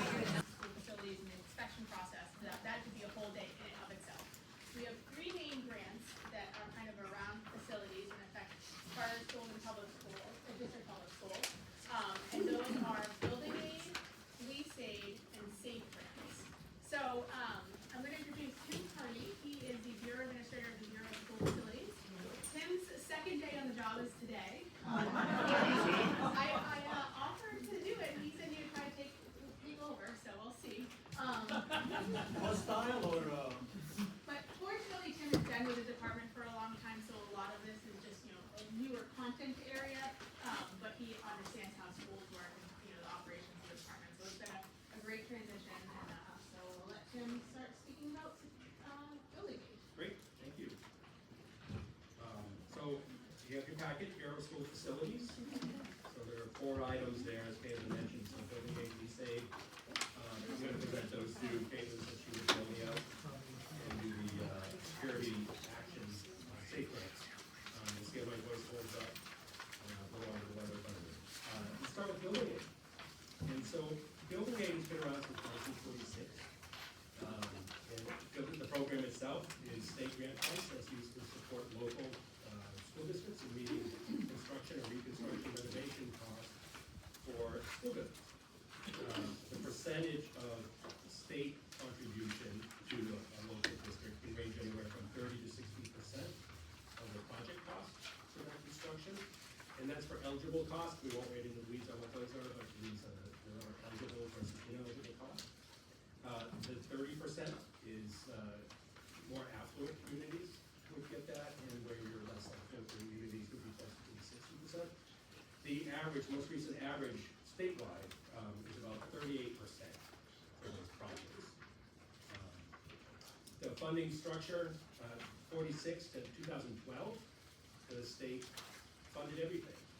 And then if you had a school project, you apply to the state through the system, and you would get a corresponding percentage contribution. In 2013, present, it's more of a competitive process. I'll get a little bit into the history and the moratoriums for those that have been around for a bit. The funding source is the Education Trust Fund.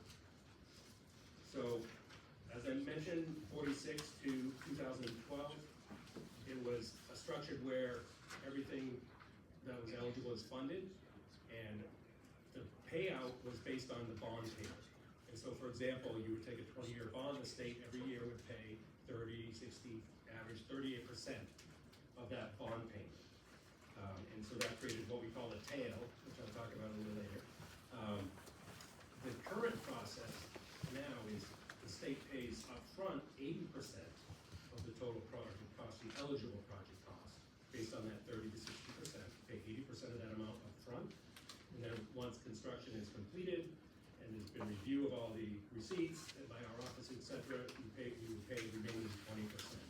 So that's putting basically the cost commitment in more real time and not extending it over the period of 20 years or whatever the bonds may be. So the 2013 law also added a cap to the amount of building aid at $50 million per year. I won't go in, you can see that there is building aid funding history, and we do have a table. More recently, so 2022, 2023, again, we're in that new competitive bid process. Not everybody gets funding.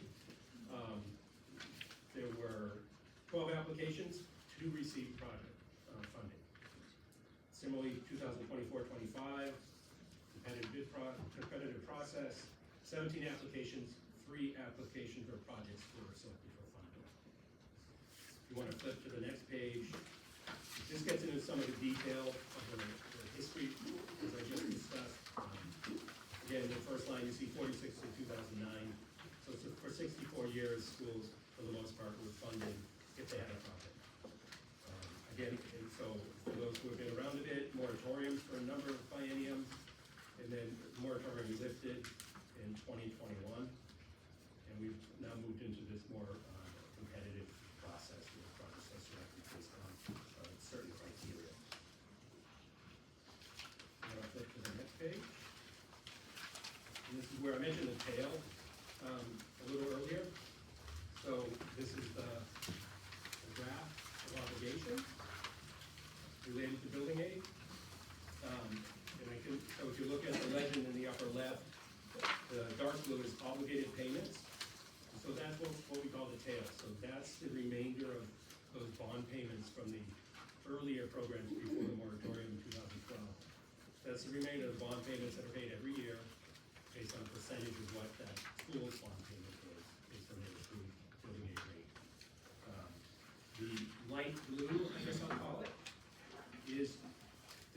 continuation of paying off a bond that was taken out in 2010 to pay the tail payment for that biennium.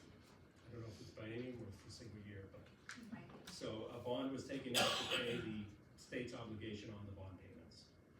And I think this is the last 10 years of the 20-year bond. And so what that leaves us with, if you will, is the dashed line is what's available once we make the tail payment, the bond payment, to fund new projects. And so, again, with that $50 million cap involved. And so for 2024, we had $22.6 million available for new projects. Similarly, in 2025, $26.1 million, again, capped at $50 million. The next two numbers are if the legislature proceeds and retains the cap, this is what would be available for 26 and 27. So 28.9, 31.8, again, for new projects.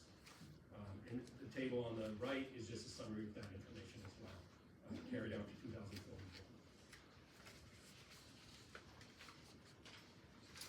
Any questions on the graph? Because this is where we usually get some questions. No? Great. Okay, so moving on. And this is some detail on the building aid factors. I know you're representing communities. You may want to know what your building aid factor is if you're going to be applying for districts when you're applying for school building aid. If you have a project in the queue. So building aid factor, this is new in the new law. Basically what we do is we rank districts from 235 to 0 based on, we use, I believe it's the median family income of the community and the equalized valuation per pupil. And you take districts that have the highest median family income and valuation per pupil, we say that's number 235, and then we rank them based on that information down to 0. You see the small table in the lower left. You take your building aid factor, and that dictates what your building aid rate is. And so this is the my predecessor Amy updated this for fiscal year 26 projects. And so you could look at your community. If you were to have a project, you could see at least for 26 what the state contribution would be to the cost of your project. Again, that's for eligible costs. Don't want to get into the weeds, but there are certain things that are not eligible. So we have 2 pages of that information. We have all the districts on there. When we have cooperative districts, we do rating. We rate it throughout the districts, and so that's how cooperative district would end up with not a 30%, 40. You may have a 41.75%.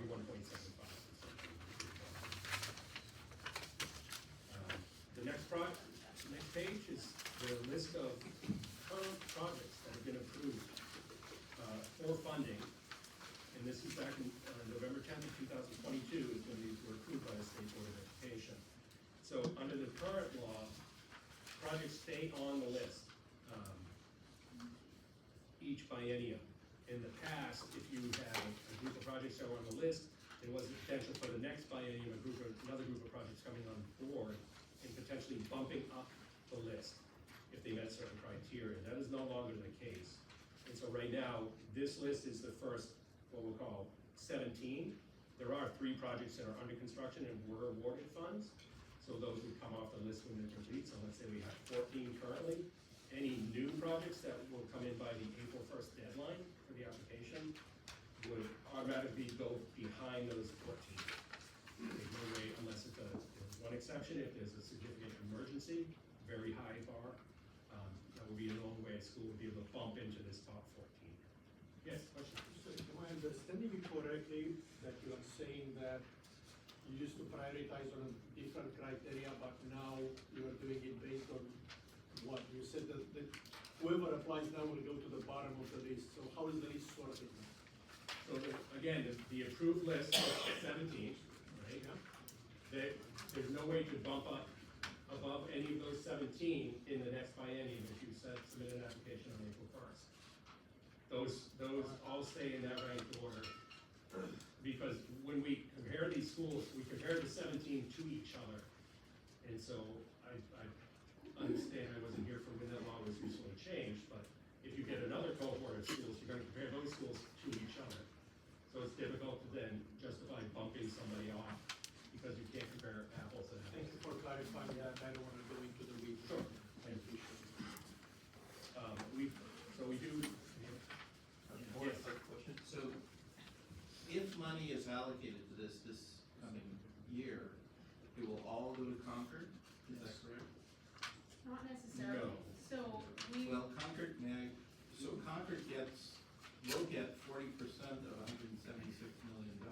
So that's not. That's way more than 50. No, so that's not entirely true. So, first of all, it has to be allowable, uses of building aid. So the department goes through and makes sure that, they haven't exceeded the construction cost per square foot or per student and things like that. So just because Concord has a $176 million project, doesn't mean that the entire amount is actually eligible for building aid. Probably something like 70 million of it is eligible for building aid. And so then, we would pay the proportion with the, 40%. 40% down. But it doesn't necessarily go directly to Concord. So what we do is we would offer the money to Concord, and Concord can say yes or no. If Concord says yes, then they have, local budget period window to accept the funds, and if they don't during that time, they're kicked off the list. If Concord had said, no, we just wanna stay on the list, they just stay on the list and we keep going down. And that's actually happened this year, Yeah. With, if you look at the list, so we funded, I think Rochester and Monadnock, the 1 and 2, and then the third project we funded was Barnstead, because we kept going down the list and people kept saying, no, we're not ready yet, we're not ready to construct, we just wanted to get ourselves on the list and essentially get ourselves in the queue. And so Barnstead, I think originally when they had submitted the application, like, oh, there's no chance we'll ever get building aid, and sure enough, this year, their project is underway, so. Thanks. Any other, was there a question? The question was answered because ordinarily when I would think of ranking, I would think 1, 2, 3, 4 would get the money, and I'm seeing 1, 3, and 10, but you're saying that the others were not ready. Correct. And so that's how Barnstead prevailed at a ranking of 10 to be funded, because they were ready. Great, thank you. Any other questions? And there's also, so there's a partial award as well. I don't know, did Barnstead get a partial award? They got a complete award. They got a complete award, so. And if there you is- take a, yeah. yeah. So there is an instance, if you're offered a partial award, you can take it, you're not required to. And if you don't take it, you can remain on the list. If you're offered a full award and you decide not to take it, you can get bumped from the list, on a certain term. And so, no more questions on that. If you were to take a look at the next page, that goes to the full 17 projects, so that just runs that list out. And then this page here is the tail, as we call it. And probably a lot of detail people may not wade into, but we want to provide that information. It shows the fiscal year 24 and 25 payments, and the total remaining payments to the tail. And so there's, as you flip through the pages, you can see there's quite a few projects that the state is paying out currently. And again, that's reflected on that one, as far as how long, much longer than the amounts that will be paid out. Yes? Sorry, could you just go back to the list of projects and the 1 through 10 are the ones currently happening? Yes. The districts that elected to stay on the list, like Holbrook, are they then first the next time around? Yes, because again, they wouldn't get, nobody can bump them. Right. New, like, so projects coming in April 1st, the next deadline, would not be able to bump any of these remaining 14. And then if a district was offered partial funding, could they elect to take the partial funding and also stay on the list because of getting the other No. part? No, No, it's partial or not. correct. Thank you. Any other questions?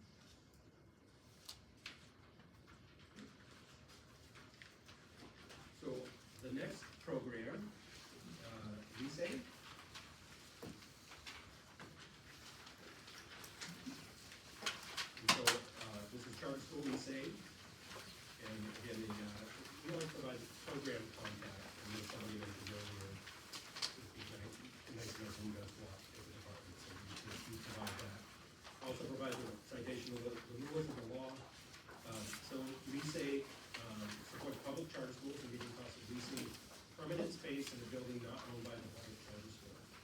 The lease aid grants are 30% of the annual payment of the lease, and it's capped at $50,000 per year per school.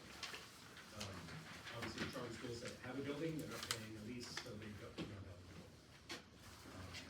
So the source is general funds. And again, a chart showing the history created in law in 2003, was funded for the first time in fiscal 20. We have a number of charter schools here, lease amount, grants, prorated payment, and sorted. So if enough money is not provided by the state to meet the obligations, all the payments are prorated across all the charter schools. So that happened, as you can see, in a couple of fiscal years. And then again, it's 30% of the eligible lease amount. The rules do provide criteria for what's eligible. And then if, other notes, the lease aid request from charter schools will increase from $521,000 in fiscal 25 to between $650,000 and $1 million in 26. We get those applications in September, so we'll have a better feeling for what that number looks like. Also, due to increased lease costs, additional lease space, charter schools as they expand, need more lease space, and newly approved charter schools, as you heard from Cal, they may have leases that would fit into this criteria. And then the next page is the list of charter schools. And this is all the charter schools that were operating at this time. And you list all of them so you can see what the difference is between the number of schools with their own building, or if they didn't apply for it, maybe they were eligible, but they didn't apply for this. And again, the eligible lease aid amount, it's all defined in NHN Rule ED 323. So any questions on charter school leasing? Again, it's a general fund funding source. Yes? Yes, are these all the charter schools? So, don't some charter schools own their building? Yes, Are and they you'll on see the that. list? So, yeah, so I think that's where you'll see, they say no lease, or Oh, okay. why they didn't apply. And that's why I think it's helpful to provide this full slate of charter schools, and not just the ones that are partaking of the program, because you can see potentially, who owns the building. Yes? We have 34 charter schools in the table, we have 34 charter schools noted this morning, so yeah, this is every charter school currently open, not the new ones that. No. Any other questions? Yes? What happened in fiscal year 23? Did some big charter school go belly up? It says 4.2 million eligible, and none of these other numbers are anywhere near. I actually think that one of the big schools bought their building. And specifically, I think it was Academy for Science and Design, I think that's when they bought their building. They're pretty large schools. Yeah. That would make sense. I would have had two schools buy their building that year. So, once the charter school buys their building, they're now eligible for building aid, if you apply for building aid. It's really the traditional building aid process that Tim already described. They put an application in, they'll end up ranked on the list, and they will see if they could potentially do building aid. But while they're leasing, this is, and you're not eligible for building aid on a lease building. So they only leased it 1 year. Oh, ASC's been open for like 10 years or something, I forget when they opened, but they didn't, so. But then the previous years. So the first 2 years the program was funded, I think schools had challenges getting the applications and whatnot together. It was one of those things that it was funded for the first time in 2022 in the Department of Education. We had no idea, how many schools would apply or anything like that. So we, put some money in the budget, and we had schools apply, and schools, continue to work through the application process and whatnot. Yeah, you mentioned the charter schools are eligible for building aid, so their building aid rate is 30% across the board for charter schools. Yeah, that's the law. Yeah. So any other questions? Okay, and take some of the forms. Great, thank you so Pretty good much. for 2 days on the job.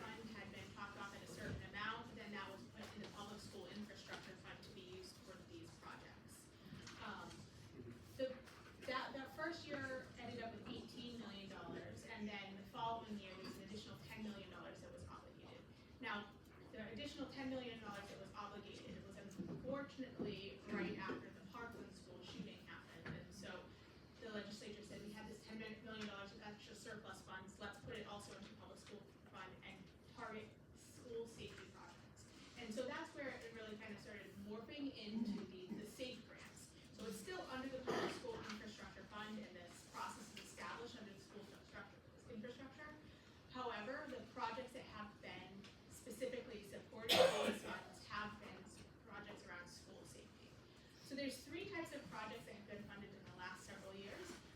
So there was the $28 million that I just mentioned, the 18 million, and then the state was then able to obligate $10 million from Gopher, from the stimulus funding to school safety projects. And then another $10 million in the last biennium budget, and I think there were like two $1 million tranches that the budget before that. So the state has obligated quite a bit of funding to essentially harden schools and essentially provide schools, ensure that schools are physically safe. Now schools have to go through an assessment with the Department of Homeland Security. They have a whole team of 10 people that work with schools over there to ensure safety around schools. They have to do an emergency operation plan, and they work with Homeland Security to ensure that all of that is all running well. And then we, at the Department of Education, work with Homeland Security to prioritize these projects and ensure that the appropriate projects are funded. So there's three types of projects that have been funded in the last three rounds of funding. They are surveillance, emergency alerting, and access control. And those programs, so what the schools have done is they've applied to the Department of Homeland Security. The application goes to them because they had a system for it, we didn't know. And they review the projects and ensure the projects make sense for the school. And then we at the Department of Education, because we were talking about money a lot today, you can imagine the Department of Education has some really good processes and procedures in place for managing grants to schools. We are the ones that actually, the funding flows through us, and we award it to schools. We ensure that the expenditures are appropriate, that we're paying schools on time, and all of that. So we have, and for you in your packet, so we have just kind of the summary of the project and the history that I just mentioned. And then we have a town by town of the rounds. And then we have this really nice big spreadsheet that we put together. There's actually a summary of the smaller one, but it shows for the schools that have received funding specifically around those safe security grants, round 1, round 2, and round 3, and then total award. You'll also see on here we have a wait list. So we have right now a little over $8 million of projects on the wait list. So we opened up the application process. We had, I think, $30 million or whatever that math ends up being, worth of projects apply. And we essentially what we do is we award funds. We give schools a period of time to expend those funds, and if they don't use up all of the funds, then we continue to work down the wait list. We have to go through governor and council and fiscal committee to get this approved when we award funds, and the process has been working well, with the exception of we still have $8.6 million worth of requests that we haven't been able to fund, and obviously we would love to be able to fund all of those projects. Right now, the way it works, if we were to receive new funding, the Department of Education would likely work with Homeland Security to accept a new application from schools, since these applications now are essentially 3 years old, and we would start awarding schools again. Schools are eligible for, with these positive funds, $100,000 per school, not per school district. So you might see a couple on here that they received way more than $100,000. That's probably because the school that has received, the district that has multiple schools, because this is listed by district. And then they can use those funds, and then they draw down the funds from others. So that is school safety grants, really quickly. Maybe you have any questions about those? Sure, I'd like to add a little bit. I chair that commission. The commission's made up of the Director of Homeland Security and the Commission of Education, plus there's 3 representatives on that. One chairs the School Building Authority, and the other 2, myself and Representative Leishman, are on that, along with several senators on this. When we are looking at these applications and awarding them, that commission does the procedure with the recommendations of Homeland Security after they've gone to site and done those evaluations of every site. Those grants are then awarded, but we do it in closed session. We go into what some call executive session or closed session. We are dealing with some security, surveillance, access issues in these schools, which John Q. Public does not need to know. And so when we come out, we seal our minutes, and so they are public meetings, except when we go into closed session, when we're actually, and Chris has been handling much of that over there. So it's a good program. Coming forward and recommending over the next biennium another $10 million, $5 million for each year. We've spent over $50 million in school security in the state, It's a result of Governor Sununu back in 2018 putting together a task force which had 59 separate recommendations for everywhere from mental health to what we're doing with the facilities.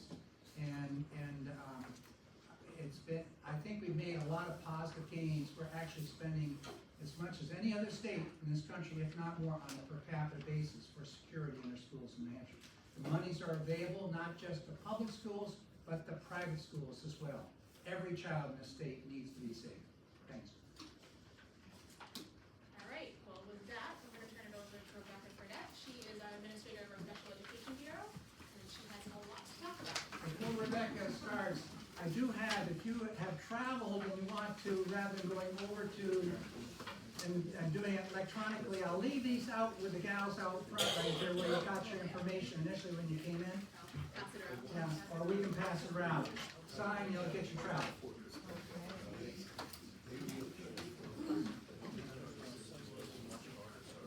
All right, so as Nathan said, I am Rebecca Fredette. I'm the administrator for the Bureau of Special Education Support. You should have a packet that looks like this, but bigger. And has notes on the bottom, so it's smaller. I'm gonna go through the beginning quickly. I know you probably have a lot of questions about what is referred to as special education aid. That is at the end of my presentation.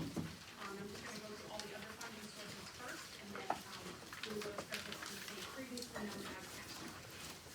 So on that first page, you will see the 3 rules that we follow for our, for everything that we do. It's the IDEA passed in 2004 and amended in December of 2015, as well as the Every Student Succeeds Act.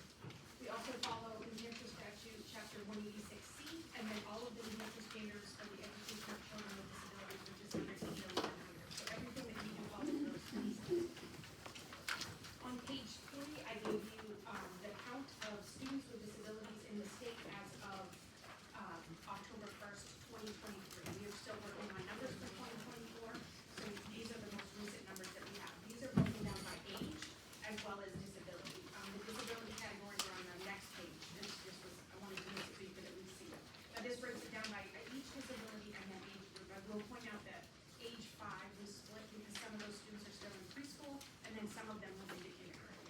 But otherwise, those are the ages, and it does go up to 22, so right now, that those students that are at 22, or 21 are on there. My next page is just the breakdown of those disabilities by race and ethnicity. Those, we are required to do those, that's the second part of that form that was on the previous page. Any questions about those? Anything so far? All right, so on page 5, these are all of the current state and federal allocations that we have for special education. We received the federal IDEA grant, which is split between this agency and all of the schools, so between the SEA and the LEA. Then we have state special education, which comes directly to the department for the provision of doing, overseeing special education. Then all of the next ones, state adequacy, state special education aid, state ordered placements, state episode of treatment, and state co-curricular activities go directly to the districts. None of those funds come to us, but they come to us so that we can pass them through to you, but we don't take any of those funds. And then the last one is that local contribution for special education. That is where all of our funding comes from for special ed. On page 6, I broke down our current federal IDEA funds and how that is distributed. So this year for IDEA, we received $56.8 million. And then for IDEA preschool, we received $1.7 million. We then award that out to the districts, and the districts received $47 million of IDEA and $1.2 million of preschool. And I can go through that formula if you want, but I know this is probably not what you want to know.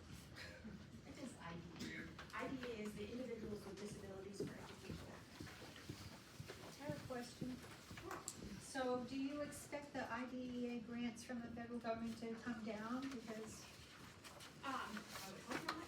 They have an obligation to maintain a certain level of special education funding, but they can always change that at the federal level and say that they're not going to provide. Was it bumped up during COVID? Yep, it did go up each year, it has gone up gradually each year, for us, it has not gone down, and I've been here, this is my 5th year, so in the 5 years I've been here, it has not gone down. And during COVID, we received a special allocation just for special education. So not this number? No. We received an additional, about $10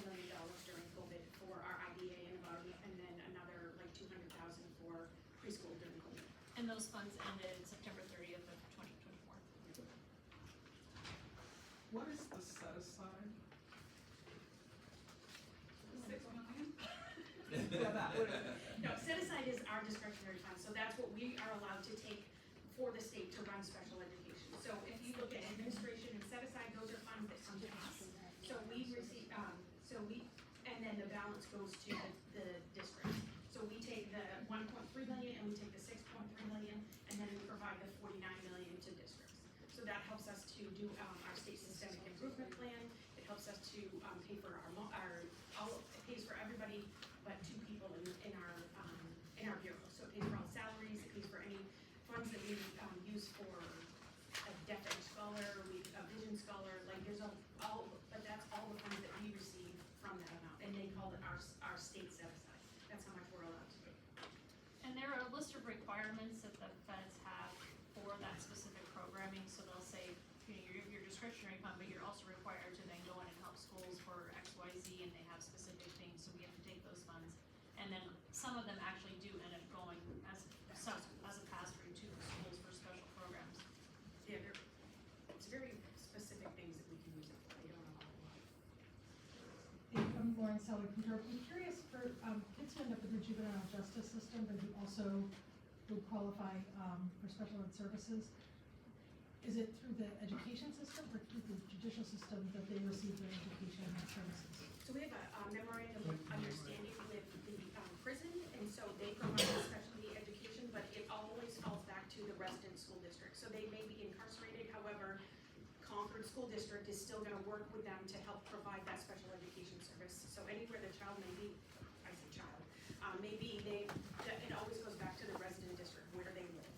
They're always the responsible district, but we do have a memorandum of understanding with them to do that. We also work with the county correctional facilities to help them identify students with disabilities that might be in those facilities as well. And then they reach out to those districts to say, well, the prison has a school and they have all of those pieces and they're able to work with districts. The county correctional facilities will work with the districts to figure out how they would provide those services to the students. Any questions about the federal IDA?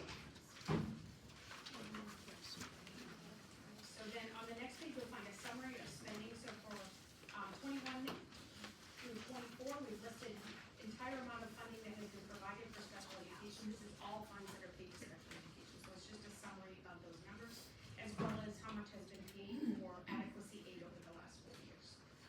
So last year, for fiscal year 2024, it was 978 million, and then adequacy was 67. If you have questions about those numbers, you're gonna go to that page. You said 978, that's state and local spending? That's inclusive of all state, federal, and local. Yes, all Okay. state, federal, local, everything. Right, and the 67 million is the differentiated aid? Exactly. Right.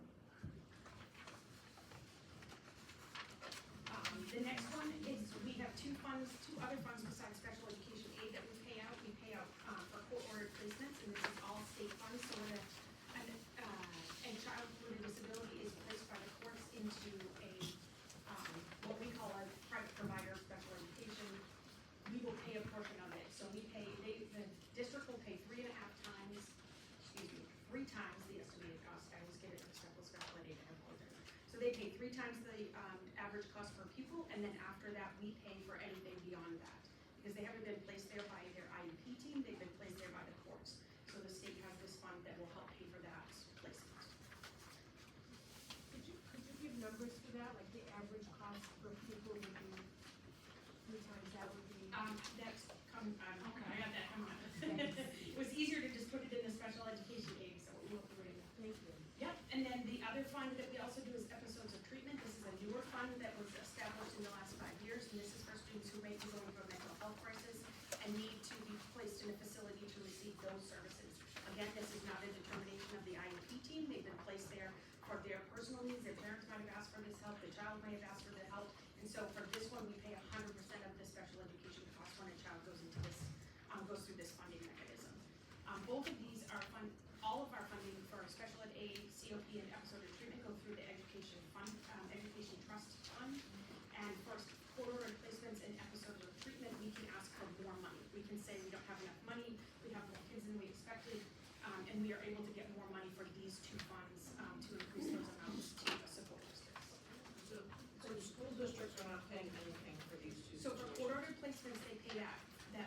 times the cost per pupil. That's the only thing they pay, is in the very beginning, they'll pay 3 times the cost per pupil, and then we pay everything after that.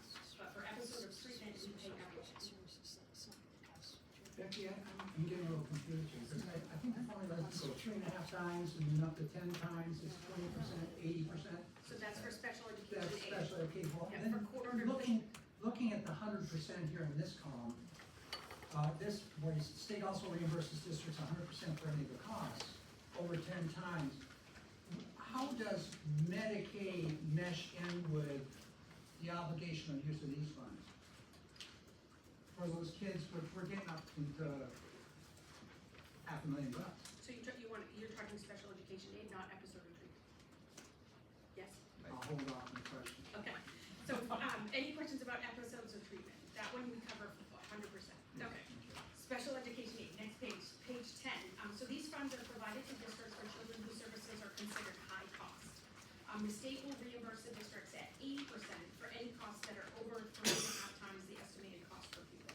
So quarter replacements is 3 times, special education aid is 3.5 times.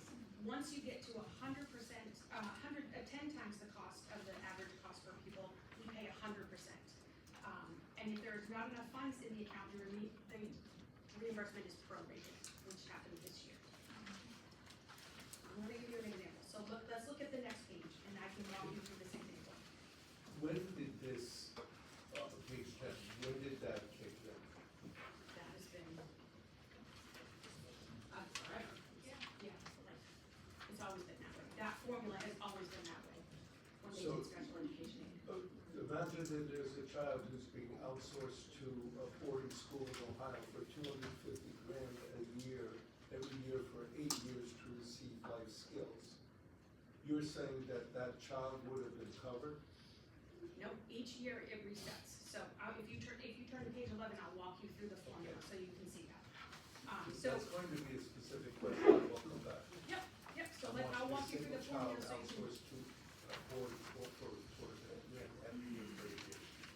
So I will say that it has to be an approved special education school. Yeah. So it has to be This was a approved, even if it's superintendent another. who said his child, so this was all done legal. Yep, so it does have to be approved, and each year you still go back to this formula, so you restart every year. If you got money last year, it doesn't just automatically give you everything over 10 times, you restart again, and you pay the cap again, and you start all over again for each year.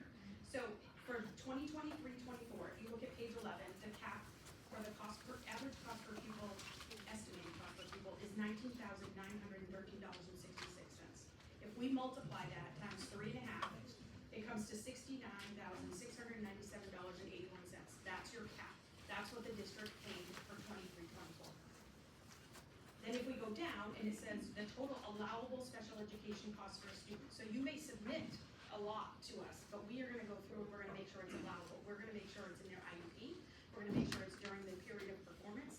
We're going to make sure that if you have speech services and you said it's two sessions a week, we're not paying you for 4 sessions a week. So we go through every single child that's submitted for special education aid and we align all of the costs that you submitted with the IEP. We will align the placement, we'll align the services, we'll align everything with the IEP. And if there's anything on there that does not align, we don't allow it. And if there's anything on there that if you place the child someplace that's not approved, which you shouldn't be doing, we wouldn't allow that either. So we go through and we make sure that everything that you submit is an allowable cost, and then we go through that process.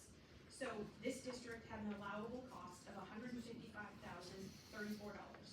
They took the cap off, and after that, the cost is $85,336.19. So we, as the state, are responsible for 80% of that. So the district already paid that $69,697, and then we got it down to $85,000, and we are gonna pay 80%.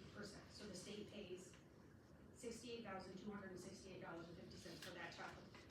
And then because the amount asked for this year was more than what we had, we prorated it at 68%, so that district received,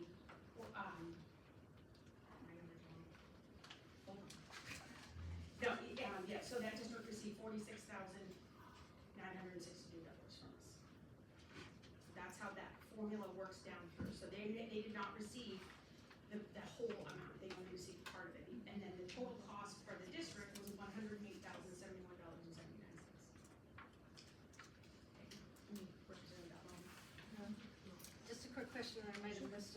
How do you arrive at the estimated cost per pupil for, is it change every year? Or? We received that number from Caitlin's group. They calculate that number and then they provide it to us each year so that we can do our calculations. Do you know how it's calculated? It's basically, we take, so we look at last year's, basically budget to actuals in previous years, and then we forecast out using budget, what we think the actual is gonna be. That's gonna be the estimated cost of people using budget data, using real data, and that's how we forecast that. Okay, thank you. And it's for that specific district, right? It's not the state average. It's a state average. Just point of clarification, that regardless of any specific, it is a, I guess my question would be, is that an average of all types of needs for all types of learners, regardless of complexity? Yeah, it's the state average cost per pupil, so all students, all costs, as we measure cost per pupil, as we discussed earlier. It's not just for students with disabilities, it's got the cost for all students. All learners. All learners. Yes, Representative John.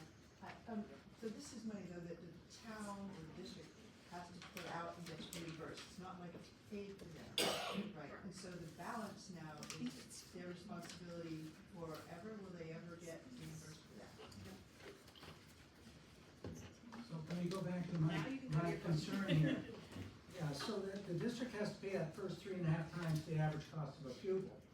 Then we meet the 80-20. I'm concerned we're getting up well beyond that with some of the placements maybe out of state. And how do we discern the difference between what is a medical service versus an academic service, which the IEP is responsible for? We have, of those 600 plus kids, the top end, we're seeing kids that are over $500,000 a year in costs. How much of that is Medicaid, how much is the other side, and is this a state mandate or a federal mandate? Are we exceeding our responsibility here by doing what we're doing? So the first part of the question was about medical, if it was medical. And I think for special education, there's a fine line between what's a medical service and what's special education. Because there are some students that in order for them to access their education, they need to have medical services within the school to access their education. So there are times that it may seem like it's a medical service, but if they don't have that, they're not going to be able to access their education. They're not going to be able to have access to the general curriculum and special education. But that is the only time that a medical service would be approved. It's not just a generic, this medical service is going to be approved because you say that they need it. It has to be part of their disability and it has to be impeding them from accessing their education. That was your first, that was the first part. I think it's a lot more complex. And I don't think it's worth going down those weeds right And then now. Medicaid is not, we don't do Medicaid here. So Medicaid is at DHHS, they do all of those pieces. So any of those medical pieces that you can get through Medicaid, those should be separate from the IEP. Some of them are part of the IEP, some of them are separate from the IEP, but that is not, we don't oversee that, we don't approve that, we don't do any of that. The most pertinent question that he asked for me is this a federal mandate or is it a state mandate? Because I was told standing up at town meeting while it was going on that there was nothing you could do, it was a federal mandate and we were stuck. And I watched as the para was fired in 8th grade because she refused the correct IEP and a new para was hired so that the child could have the correct IEP. And because she was severe autistic syndrome, it was both medical and so off she went to a boarding school. So was that a federal mandate? So that he was taking advantage of, or was that a state mandate? IDEA is federal, and it is required that we provide them the services they need to access their education. What the federal government calls, this is kind of what we call special education aid, they call kind of an emergency fund or catastrophic fund. We don't use that term anymore. And they do not, I would have to double check my language, but they highly suggest that you have a fund for these types of things. And they highly suggest that you provide funding for those high cost students. Because the taxpayer is going to pay it in the end, which is what we discovered. That we had to have our own, it was a so-called emergency fund, but I also watched that close. It's not exactly, and I mean, this is a personal thing, but what is being done so that this federal mandate that has gone overboard can be, mitigated? So as I said, for special education aid, we go through every single one of those IEPs. Like, there were over, I think there were over 700 this year. Every single one of those IEPs, we look at, and we look at those services, and are they an allowable service? Are they something that we can pay for? Are they in a placement that they're supposed to be in? Are these things that we can pay for, are these things that are allowed under IDEA and under special education? And we do not pay anything that is not allowed.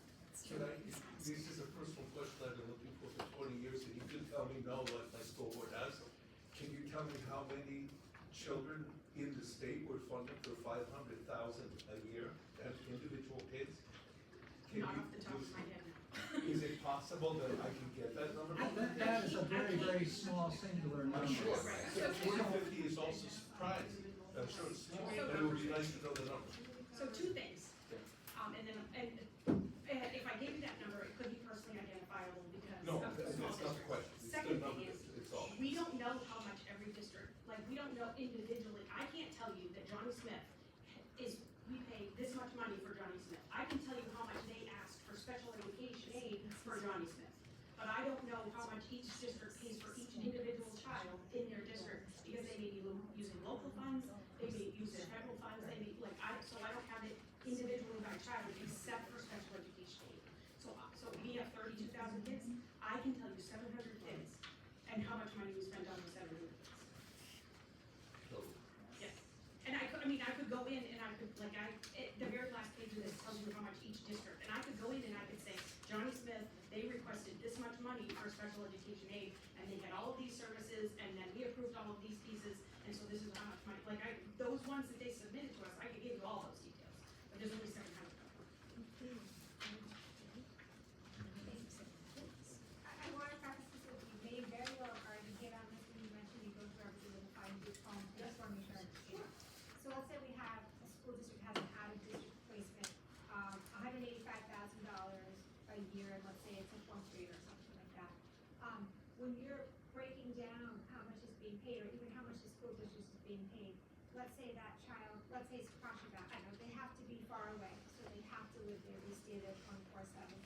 Is that flat, let's say 185 that you're paying for them to be there year round?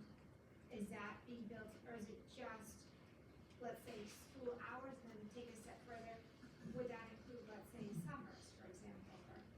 So it's going to vary from child to child. So you may have some children that they place there and districts are paying for the entire placement, and it is a residential placement, and you will have some children that are placed there and they're only paying for that educational portion, which is during the day. So you have both of those, because some districts, their IEP team has determined this is the only way they're gonna get their education, but there are some facilities that are providing you educational services while you're not in a classroom. They're providing education services for those students the entire time, 24 hours a day. They're teaching them those skills that they need, and so the district says, we're gonna pay for the entire placement of this child while they're Maybe like life skills or activities of daily living sort of thing? any of those things would be included, yeah. Or pragmatic skills, some kids who need to be around other children and learning those behaviors around other children. So all of those things can be taught outside of that classroom. So I said to one of my staff members today, special ed is really gray because you have 32,000 kids and each one of them needs something different. So I can give you an answer, a generic answer, but it's different for every child because they have the IEP team that makes that decision. So on page 7, the total for special ed is 978.5 million. How many children is it account for?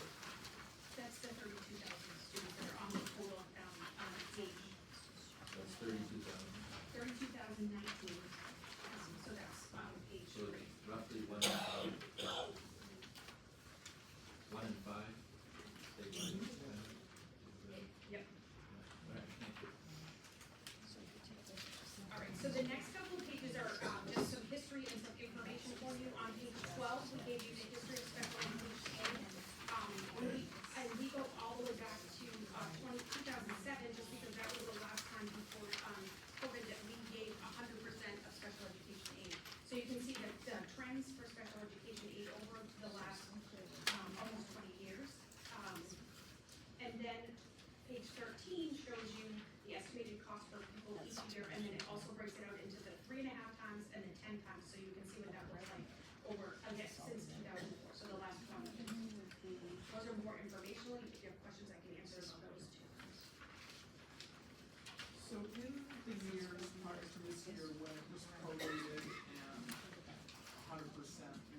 paid to districts.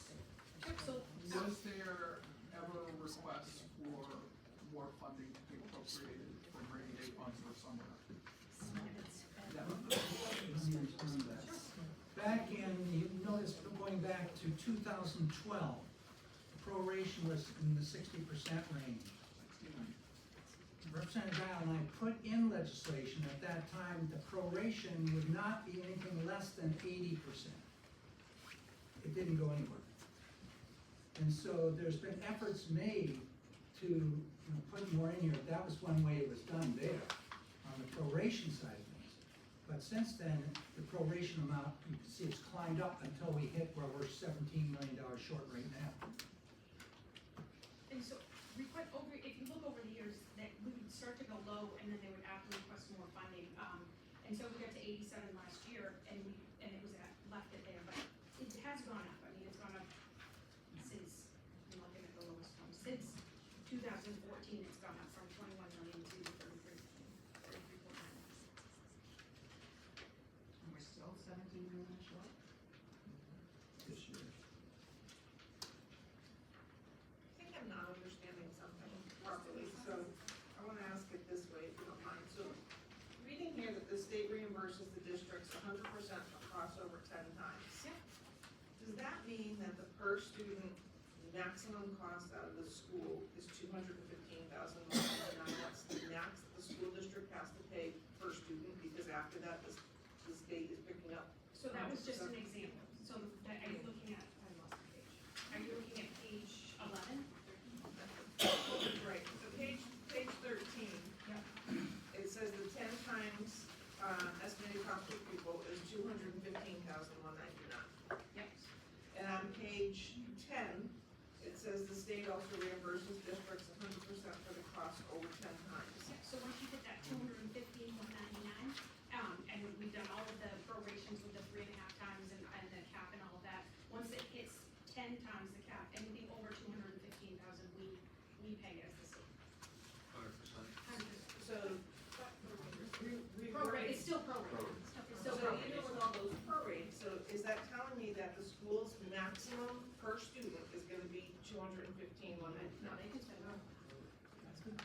That's just if you get to 10 times, that's when we pay more. So once you get to 10 times, we're gonna give more money prorated, we're gonna give more money per student. In other words, that's a threshold, not a Still cap. confused, I heard you, but Take into so, account yeah, all so the costs in this prorated if we based can on the table total. that, you guys maybe can try to explain to me in different ways. Because I still have a hard time with that one. Sorry. So it's when it's 3.5 up to 10 times, the state is reimbursing at 80%. Yeah. So, And then at 10 times, it's theoretically at 100% except for the issue of right, so proration. we figure that, so we would take the whole thing and we would figure it all before we prorate. We would say you paid the cap, and then we paid 80%, and then you hit 10 times, and then we paid 100% after that. So your number could be, it could be 300,000 that was spent on this one child.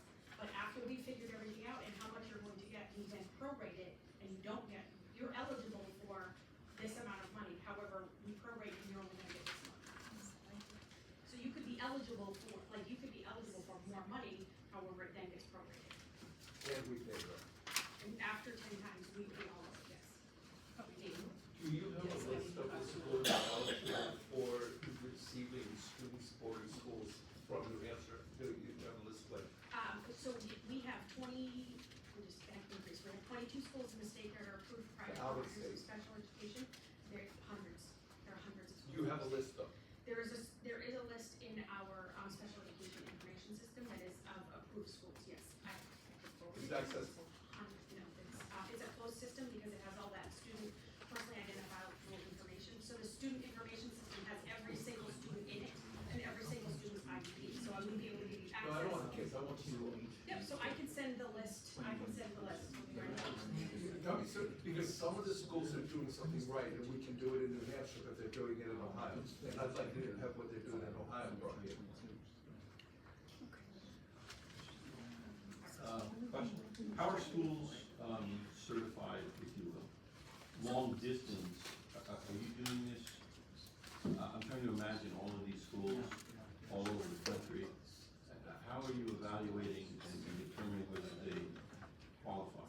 Sure, so our state rules say that if the school is approved within their state, so for Massachusetts. So there's reciprocity. Yep, if it's approved in Massachusetts, then it is approved with us. However, we do go in and we look to see, I can't remember the rule on top of my head. We do go in to look and see if the school uses any aversives or mechanical restraints or So electroshock. physically, somebody goes, Nope. when you say we look at, We call them. you ask over the phone. Yep, we look at their website, we look at all of those things, we call over the phone, and we, talk to them and say, do you allow these things within your facility? If those things are allowed within the facility, even if they're approved in that state, we do not approve them in New Hampshire, because those are rules in New Hampshire, laws in New Hampshire that do not allow them. We do not approve anything It's physical. physical. No, because it's the reciprocity of Massachusetts has approved that school, so, but then we follow up on the aversives, mechanical restraints, electroshock therapy. I will just say that Massachusetts is the only place that does. So if we have reciprocity with the other states, would we not have the ability to determine by their standards whether in fact they are meeting New Hampshire standards? Do you understand what I'm saying? Yep, So why do we need a phone call when So you can look at Massachusetts' standards to see whether they allow the things or don't allow the things that we don't allow? so for those types of things, they don't always advertise that they do those things, and they don't always share that they do those things. Because, and as I said, Massachusetts is the only one that does that, so we call Massachusetts and we say, have you approved this school, and you're an approved school, however, do you use these techniques in your facility? So there's some states that don't publish all of their standards. So, as far as we know, Massachusetts is the only one that allows it, and there's only one school in the state that allows it. But we still check, because we know that it's allowed in Massachusetts, so we still do that phone call, we still talk to them, we still make sure because it is allowed. We're first and then we're next. So, Lauren Seller from here, just to clarify for people who might not be clear, it's really rare, it's not common for kids to get sent out of state. I have a very dear friend whose child, they attempted 3 separate in-state placements for this child at progressively more restrictive schools within the state. And none of those schools could meet this child's very, very specific needs. And it's an incredibly complex case. And ultimately, they found a placement 2 states away that would address this particular unique situation, right? And so it wasn't that our school district went, oh, yippee, let's go blow, $1 million on one kid. It's that every other possible placement was not safe, was not appropriate, would not provide this child with anything other than ultimately putting him in a judicial system and locking this kid up. And so to get him to someplace where he could learn how to become a functional person, they had to go to an alternative setting. So it was truly the least restrictive environment, although it was ultimately a very restrictive environment. And so it's not like school districts are seeking these things out. They're not going, yippee, let's do this. Right, and by and large, school districts attempt to place their child in New Hampshire, or as close as they possibly can into New Hampshire, to meet the child's needs. Very rarely do we have a district that's like, this is the best place to send this child, and it's in Montana. I mean, very rarely do they do that. They usually call up and they're like, we can't find anything else. We found Montana, but we don't wanna do that. Can you suggest anything else? And with the quarter replacements too, we don't have a the choice in school, that. the LEA doesn't have a choice over that. If it's a quarter replacement or an episode of treatment, they're not making that decision. So that's where I think you're gonna see often your students that are placed out of state, that's an episode of treatment or a quarter replacement. Sort of related question, could you comment a little on how much the federal legislation or regulations require schools to place special education students without regard to cost? So the IDEA says that you need to place a child in the least restrictive environment to enable them to access their education. So there's a continuum of services that you need to consider as an IEP team to say, this child can access their education here, and they allow you to go up to separate school. They do not make any reference to how much it costs or how much it might cost the district. It's always just, what does the child need for their placement, and what is the least restrictive environment, all the way up to the residential school. So you may have services and that's it, they come out for half an hour every 2 days, all the way up to they're in a separate school, in a residential facility. The clarification question, because I really want to understand, it's a tough topic of the law, and I swear to God, everybody understands it differently, right? Yeah. Because there is no reference to cost there, but there is a mandate to provide a certain level of the service. If a school would attempt to say, sorry, all I have is 50,000, that would not fly with the feds. Because they can't make a decision, so it does say that you need to make the decision based off of the student need, not how much money you have or the services that are available to the child. So while the language about money is not there, the actual practical implication is that money is not a consideration until you meet the thing. I just want to make sure I understand, because again, I think I know a lot about it, but God knows I've learned so many things. So I completely understand. I'm gonna go to page 14, and so. Thank you, real quick. I have a question over here, sorry. So, do we have in here the allocation formula for the IDEA? Yes, if you go back to, page 6, that is how we calculate the, how they receive their, IDEA funds.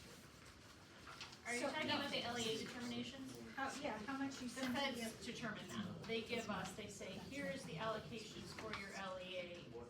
And that's a lot with a lot, title programs the same. They give us the amount that goes to the Do you know LEA. what it's based on? Yes, so there's a number of factors that it's based on. Yeah, so if you look at the bottom of the, if you look at the one that says IDA, the way we calculate it out is we take the, we take off the administration and the set aside. No, I'm not asking how much the state gets, I'm asking how much the LEA Yep, gets. I'm gonna, Okay. right, so we take, so the total was the 56 million, we take off what the state gets, and then we take that 49 million. And if you look below, we have a base year, and was how much each district gets based on their population from many years ago, it's never been changed. It will be changed next year because we have a new district. But that is the base we take off first, and then after that, we look at enrollment and we look at poverty. And so 85% of what's left is due to, because of enrollment, and then 15% is based on poverty, and then that totals the 47 million that goes to the districts. So that's how we calculate the LEA, that's how we calculate calculations. So they get the 14 no matter what, and then you take the amount that's left and divide it. Becky, I got one more question. Does the money follow a child when they move from one district to another district in the same year? We have a number of small community districts, like 60, 80 kids in them, and are receiving one of these kids, which is big dollars. Does the money flow in the middle of the year from the district which initially received?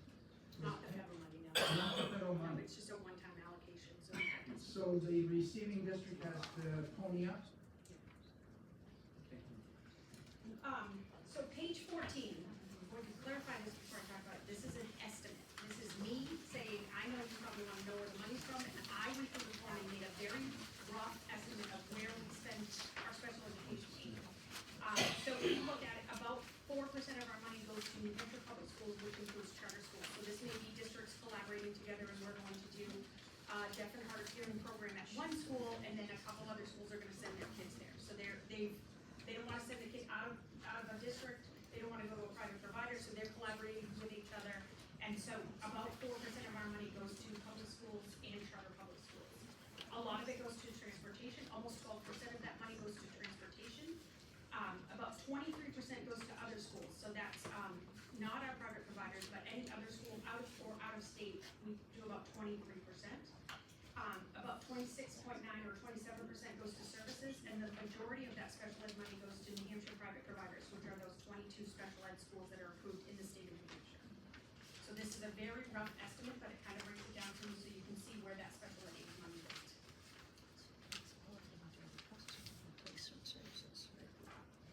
And the last page is the money we sent out this January for special education aid to each district, and how much each district got. Our lowest was $2,844, and our highest was $1.5 million. So it's a wide range of how much districts get for the students that they have.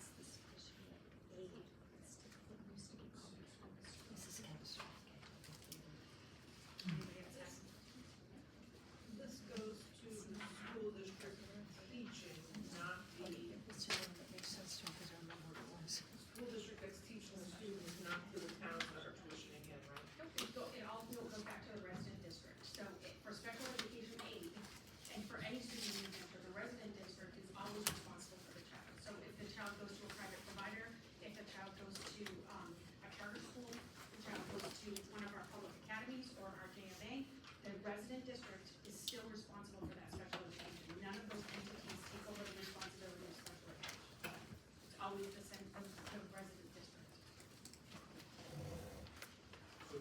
Thanks so much. Okay. On page, I may have dropped out, page 15. But are those costs reflective of the qualified special ed aid costs, or is that the grant, that's the prorated grant? So on page 15? Yeah. So page 15 is what we put out for special education aid. That is after we went through and did the approval and then did the proration. So this is what, this is the actual amount that districts received this year for special education aid. Okay, so those are costs from the standpoint of the state as opposed to costs from qualified costs from the standpoint of the district. They are qualified costs because we make sure that they're approved, but. Right. But I'm just saying that it's been prorated by the appropriation that was in the budget as opposed to the actual qualified costs. Yeah, so this is that 68%, this is about 68% for each one of those items. Yeah. Does this include 504s as well? It does not. So 504 is, we do not receive any money for 504. It is all federal language. One of my offices does provide, technical support for 504, but we don't collect 504 plans, we don't provide anything else. It is all federal language. There's no money attached to 504. And may I ask another question?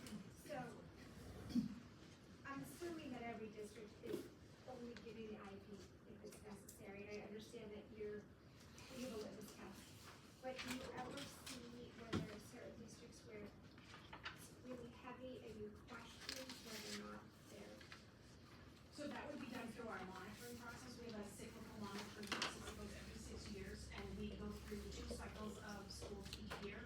So right now, I think we're working with 15 districts, and we would look at all of those. We look at all of their data. We look at everything related to the students. We look at student files. So if we saw that, they were at 50% for their special education students, we would question that. We would be like, why is it so high?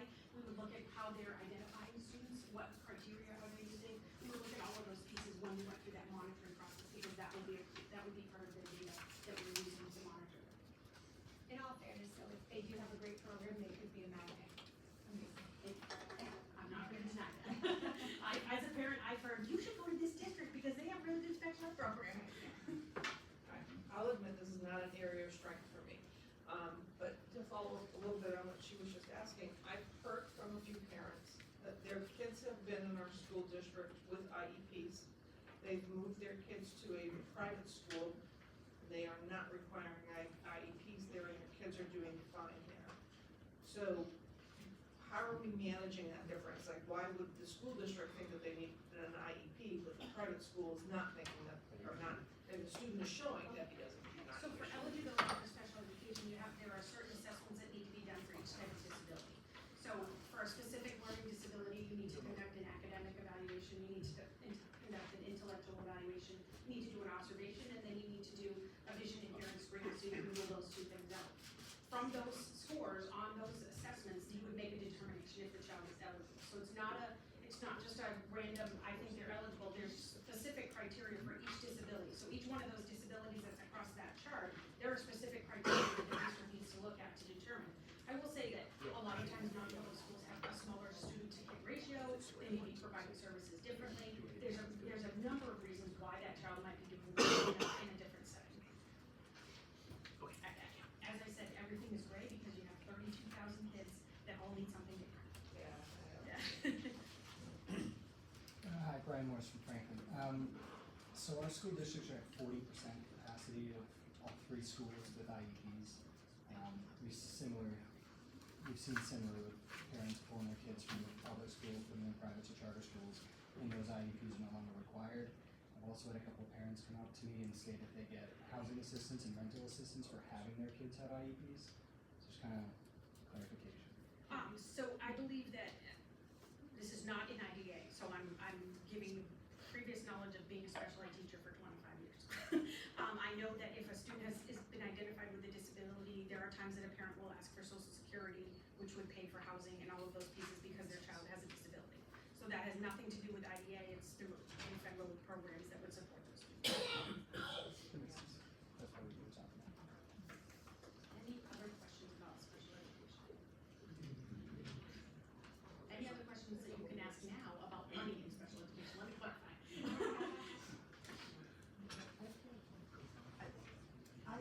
lot of small towns in my district, and that budget shortfall this year is a serious burden on one of my towns, looking at a large number here.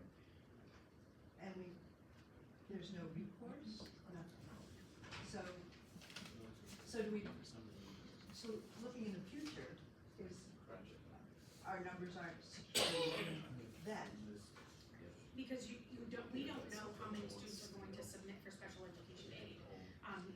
Your districts may not even know that they're gonna have a high-cost student and that they're gonna need to submit for special education aid. There's no way for us to predict what those students may need, what those costs may be. It's all based on them providing the services and then asking for us for reimbursement. Yeah, but we can't depend on a reimbursement because if there's a You shortfall. can't depend on a full reimbursement, no.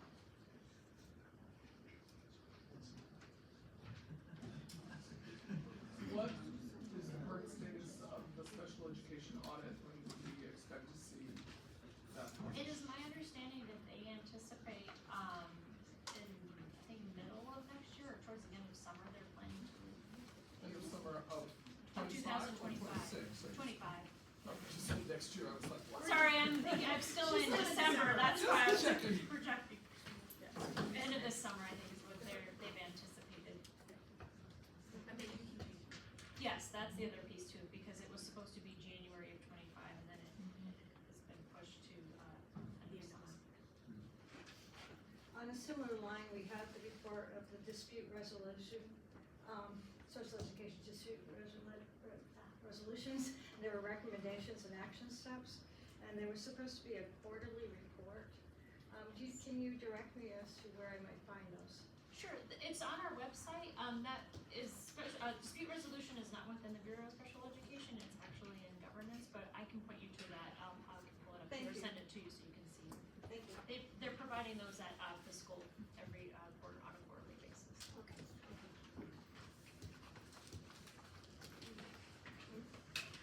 Good. Right, I don't know who's next.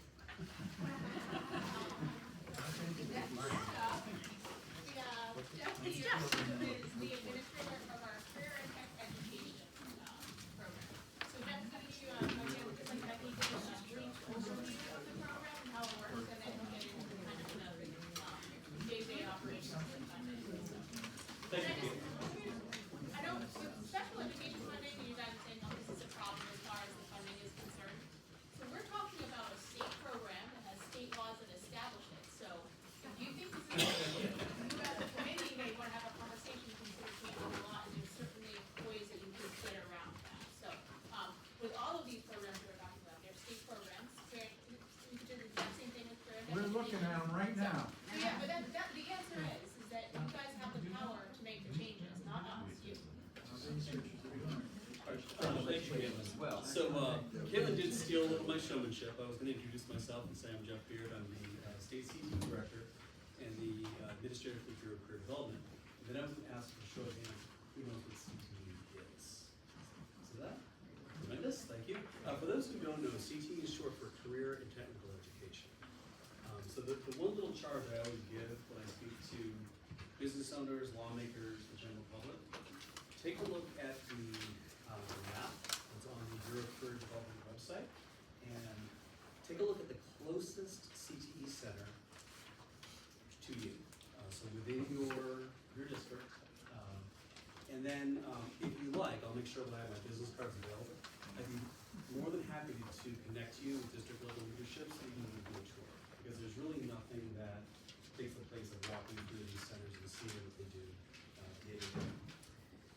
We do currently have about 11,000 students enrolled in CTE for the current school year. Those students are enrolled in programs that really run the gamut. We have advanced manufacturing, automotive technology, building construction trades, cosmetology, which includes styling and aesthetics. We have culinary arts, engineering, information technology, natural resources. We have quite a few outdoor recreation programs that are particularly interesting. Teacher education and welding, and I will have certainly left out some, and if the teachers really move me, they'd be glaring at me and I'd say, and your programs are important as well. Those programs are located within regional high school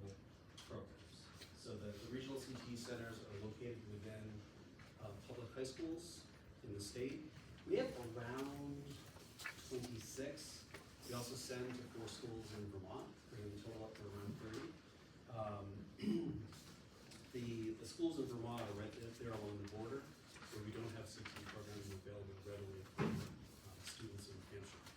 We did recently bring on the North Point CTE Center in Colbrook. Formerly, those students are going over to Canaan, Vermont, but now they're all staying within the state of New Hampshire. It is, again, a regional model. So there are sending schools that are sending to receiving schools that host the CTE centers. A good example is right here in Concord, the CRTC, or the Concord Regional Technical Center. It has 9 sending districts. They're sending students to Concord for CTE. And I will say, I've got the laws and rules. I did focus on state statutes and rules and funding programs. But at the end of this, we're more than happy if there's an interest to talk a little bit about federal funding as well. So the RSAs that are relative to in governing CTE in New Hampshire is the whole suite of 188 RSAs. So 188E, 1 through, I believe, we may be up to 15. But here's some key ones. 188E1, Regional CTE Management. Representative Ladd was key in revising that in the last legislative cycle to include regional CTE agreements. RSA 188E2, definitions. This is as always, important set of laws. E3 and E10 are relative to CTE center construction and renovation. I'll talk more about that in a bit. 188E7 is tuition for CTE, and 188E8 is relative to transportation for CTE. And then in addition to that, there's a whole set of education administrative rules, the 13 Rs.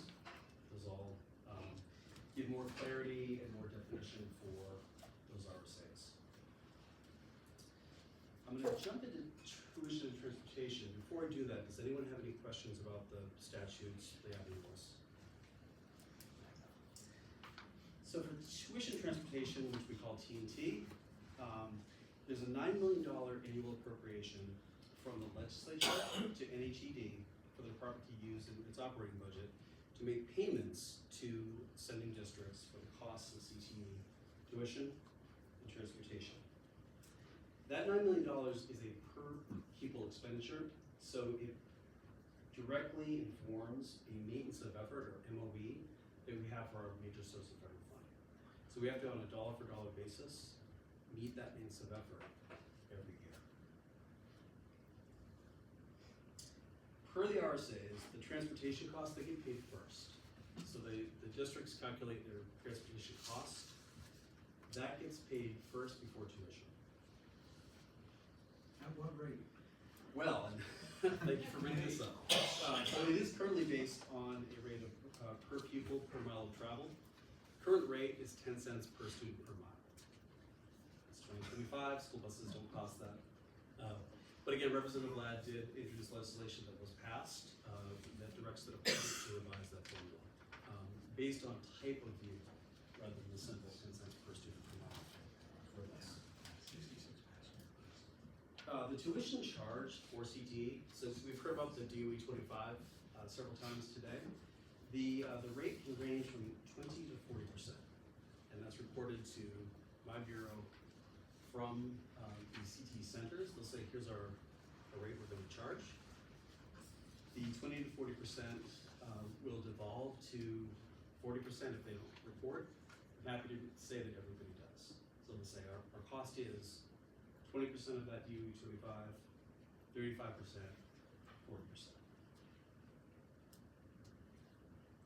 What do you mean by if they report or if they don't?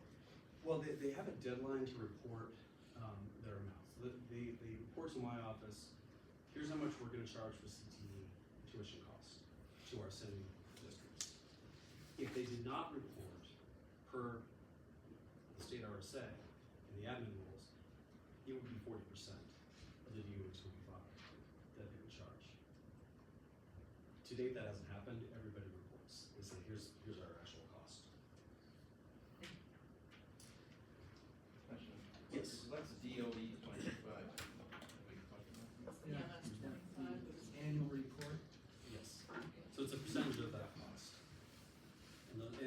based on the idea that for part of the school day, the student is not in there sitting in school, they've gone to CTE to receive programming at CTE Center.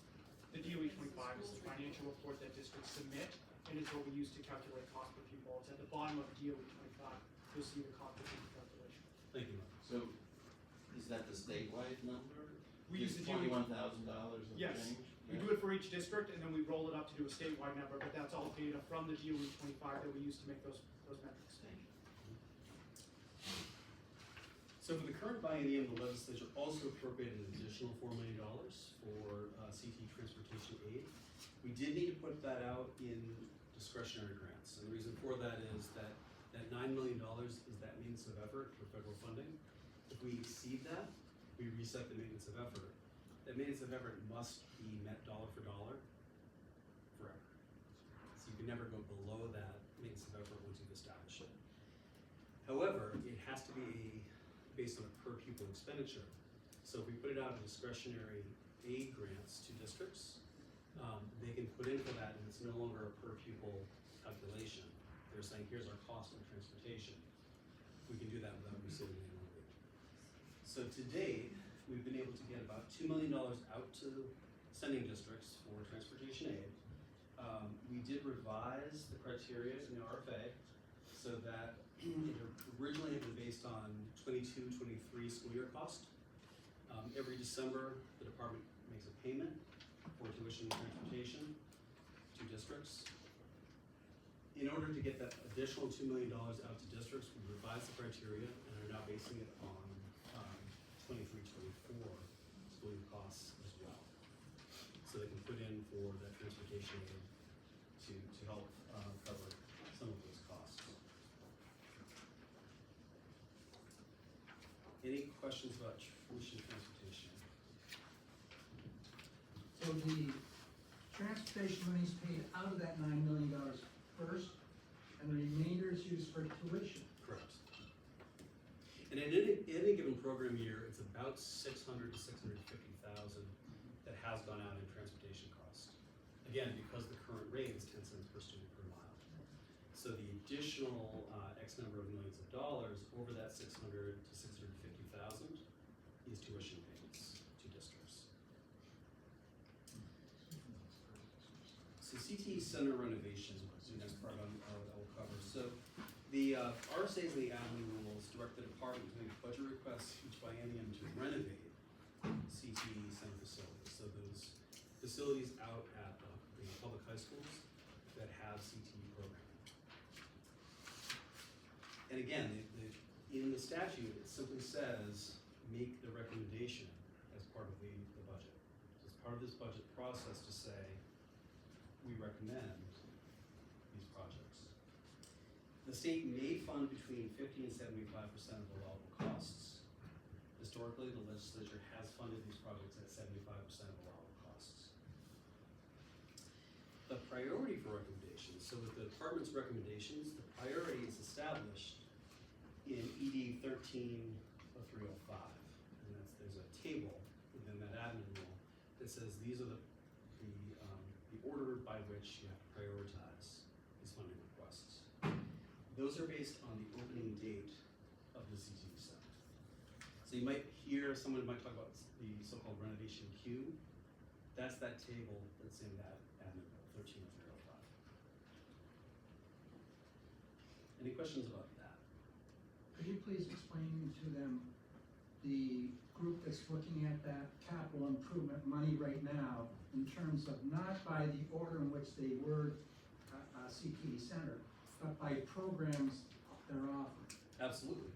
That's my next bullet point. Oh, okay. So there is currently a CTE renovation funding advisory that's made. It's made up of district leaders. There are some business and education partners. The community college system of New Hampshire is active and has 2 designees on the committee. There are 2 co-chairs. One co-chair is Ryan Terrell, who is a former school board State Board of Education member, if you've met Ryan. The other co-chair is Dr. Mark Rubenstein, who's the chancellor of the community college system in New Hampshire. So those are our co-chairs. We meet on the second Tuesday of every month. We're in fact meeting here in this office, or this space rather, tomorrow from 9 to noon. Those meetings are public, so anyone is welcome to join if you have an interest. But we are looking at the current model of funding for CT renovation. There is due in May of this year a report. The report goes to the legislature and the governor's office to say this committee met, they examined the current model. These are the recommendations to consider moving forward, which could include changes to RSAs. Possible that can be part of that set of recommendations. Any questions about that? Very good. And again, second Tuesday of every month, contact me if you have an interest. For the most part, we meet here, but we are going to have a couple off-sites where we're going to meet at high school and community college facilities so people can see those facilities. But I'll leave my cards right here so that you have my contact info. Lastly, I wanted to thank Representative Cornell for her service. She is no longer able to be part of this advisory because of scheduling. But there's but Representative Ladd is actively involved, as is Senator Dave Waters, who represents Dover, Somersworth, Rochester. CT Advisory Council meets on the second Monday of every month. Again, these are open to the public. For the most part, we do meet here in this space, 25 Hall Street. Occasionally, we do meet off-site. I think our best recent meeting for the Advisory Council was at the Goodhue Boatyard and Lakeland Misaki, if anyone's familiar. We do get out to business industry often. What the advisory does is they meet to discuss CTE delivery model in New Hampshire, particularly looking at barriers to access. We want to increase students that are taking part in CTE. We also look at funding and trends in CTE. But really the main task of the advisory per statute is to make recommendations to lawmakers, to either make amendments to, revisions to, or to introduce new state laws to improve our program. And we do that on an annual basis, report out to the legislature. Any questions on the advisories? And if not, quick show of hands. Is there an interest to hear about our federal Perkins funding in just a brief overview, 5 minutes tops? No. Okay, very good. So the state of New Hampshire receives about $7 million every year in federal funds through the Strengthening Career and Technical Education for the 21st Century Act, commonly referred to as Perkins or Perkins 5. The allocation at the national level is based on population. So we actually receive what's called the de minimis amount, along with Maine and Vermont. It's based on our population size. States with larger populations get more funding. Of that $7 million, the majority of it goes out to high schools and then the community college system in New Hampshire. We have a 79.5 split to a 21.5% split of the funding that goes out in program funds. That's based on our state plan for Perkins. That's going to be revised in 2028, so that split is open. We can adjust it to give more to the community college system if stakeholders think that's wise, or we can keep funding levels as they are. But with the $7 million, before that 85% is distributed in program funds, there is 5% that stays at the state level for administration, so administration costs. Some of the allowable costs are part of my salary. Believe it or not, we pay rent on our offices. This is music as cool as that. Telecommunication costs, things of that nature. There's also 10% that goes to state leadership, and those are outlined in that act, the Perkins legislation. The state leadership includes a number of set-asides, so-called. So for example, we have to, in that statute, set aside $60,000 to provide activities to support individuals preparing for careers that are non-traditional for women. So young men in education, young men in cosmetology, young women in auto technology, building construction trades, IT. What we've done with that is that we've done direct grants to eligible recipients who are the CTE centers. We did a partnership, had a contract with Gallup polling people. They did a pretty in-depth research project for us, and they identified some promising practices, including mentoring, apprenticeships, internships, outreach programs, such as ambassador programs, to have people get a sense of what those jobs would be like. So that's a fairly new discretionary grant program, so we don't have any data on it yet because we just rolled it out, and the reporting period will end up in September. That's one of the state leadership activities that we have to have. Another thing that we have done with that state leadership set-aside funding is we have a contract with Zella, which is a career development platform. So happy to say that the department is offering to every high school age student in the state, so not just our CTE students, but every high school aged student in the state, access to this career development platform. That includes a career interest inventory, some pretty interesting guided activities. You know, what is it like to work in supply chain management? What is it like to work in advanced manufacturing? What is it like to be a lawmaker, be a legislator? Yeah, that level. So after we have that 15%, the additional 85% is based on a formula. The way that formula works is we look at SAFE, which is the small area poverty estimate. So we don't use free and reduced lunch numbers. We use SAFE data from the U.S. Bureau of the Census, and that SAFE data gets fed into this formula. It essentially looks at the number of students. So if you could visualize the catchment area of a CTE center, all the surrounding towns that send to that center, the population of all students between the ages of 5 and 17 is the population, and then that goes into that 185% federal poverty rate that I think Mark had mentioned earlier. That's part of that calculation. So it's all students divided by students in poverty, gives you the formula amount that then says what the allocation will be. The one disadvantage to funding in that way is that if you have small populations and you have a lot of movement in terms of population, if families in poverty move out of your area, your funding can decrease significantly.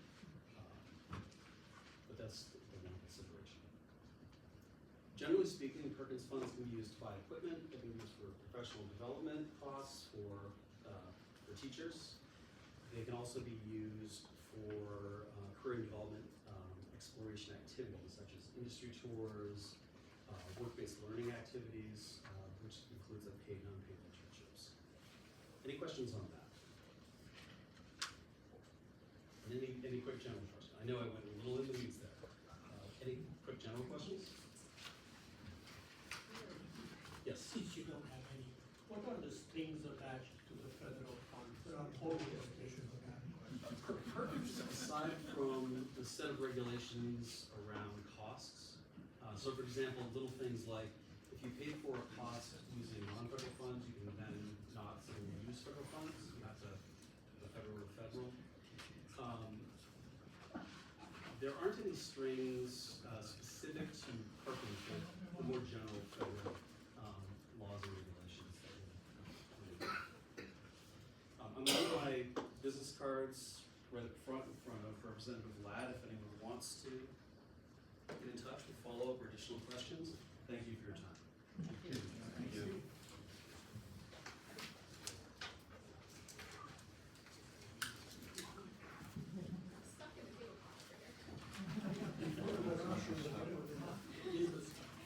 Alright, so I'm gonna do a quick poll. So we're through the planned content for today.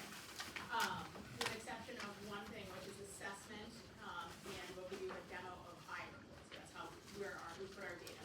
But I know that you guys have already learned a ton. This is way too much to do in one day, and we appreciate you really being engaged the whole time and asking questions. So I'm just on a show of hands, so it's 2:45 right now.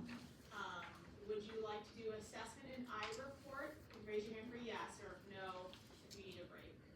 Could you do it at another time? We absolutely can do it another time, for sure. That's definitely not a. It looks like most people. Alright, hands up for you wanna stay. Hands up, you wanna stay. Alright, we're gonna stay. I guess if anybody wants to leave, you can leave, but. How long? I would say probably won't exceed a half hour unless you guys have a ton of questions. But we just gonna tell you really quick about our assessment system, and we'll show you on the, on our screen, kind of where the information is. So we can pick one of your towns if somebody wants to volunteer your town, and we can show you kind of what the data looks like for your town. Put them on big one. It has to be a large one, so it has to be data. Yeah, so they're on purpose. Alright, so this is Nate Green, Dr. Nate Green. He is the administrator of our Assessment and Accountability Bureau here at the Department of Education. I like that word, accountability. Accountability, right, it's a good thing. Alright, so hopefully this is gonna pop up on the screens here.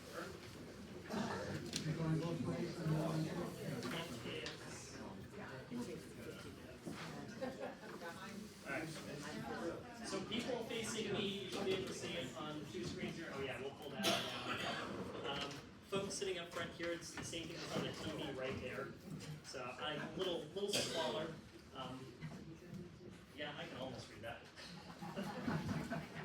Alright, so just, yeah, we can get a couple of them. A little bit better there. Alright, and don't worry about the words here, I put this up because this is the link, we'll talk about this a little bit. But a little bit of background. So, in terms of the state assessment system, we start in grade 3. So New Hampshire does not have a state assessment system that's K-2. We do have different requirements around things like screeners, when we're talking about things like reading and dyslexia that occur during K-2. But our general statewide assessment system starts in grade 3 and tests math and reading and writing in grades 3 through 8. And then we test science in grade 5, which covers elementary school science. And we test science in grade 8, which covers middle school science. At the high school level, we provide the SAT. So the SAT functions as our state assessment system for all high school students. They take over their juniors. And we have a science assessment separate from the SAT that juniors also take. There are a couple of specialized assessments that we give as well. We have an alternative assessment for students with disabilities who cannot access the traditional state assessment.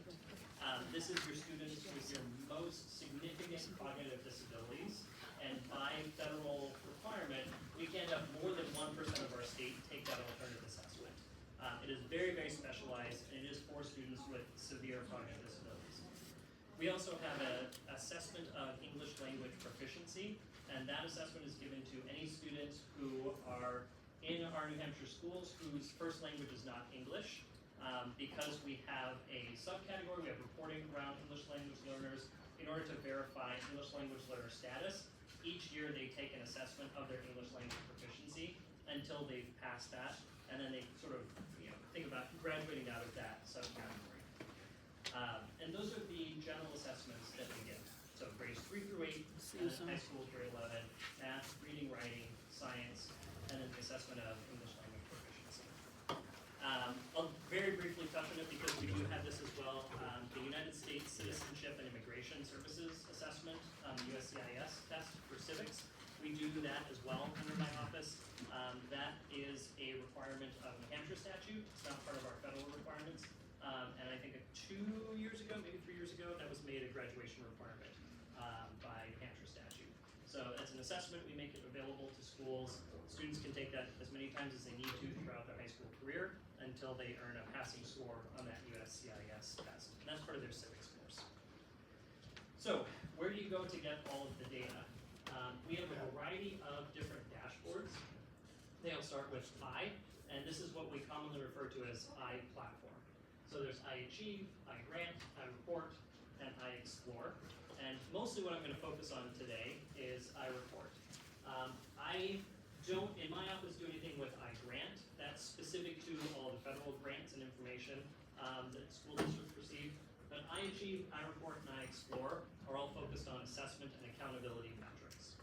I-Report is specifically our our state and local report cards. This is a requirement of the Every Student Succeeds Act, and there are a variety of federally mandated metrics that we have to report out on as a state, and that all states in the country have to report out on. So if you ever want to compare New Hampshire against student performance in other states, for the vast majority of I-Report, these are common metrics that every state has to report out on. And then we add some additional kind of New Hampshire specific metrics that I'll point out in there as well. So if you click into I-Report, I'm just going to drag this tab over here, you can select an individual school, you can select an individual district. If you're looking at a school, you're going to see school data. If you're looking at a district, you're going to see overall district data. And then we have what's called the state report. And that's what I clicked on here. And so all of the tabs up above here are going to be the same, whether you're looking at school, district, or state. But it's just easy to look at the state because this is where the most data is going to live. Quick question. Yes? Let me ask, why do all those tabs just say less than 10%? Because those, so we have to follow specific suppression rules. So statewide even, yes. So if a group is below 10% or above 90%, we blur it.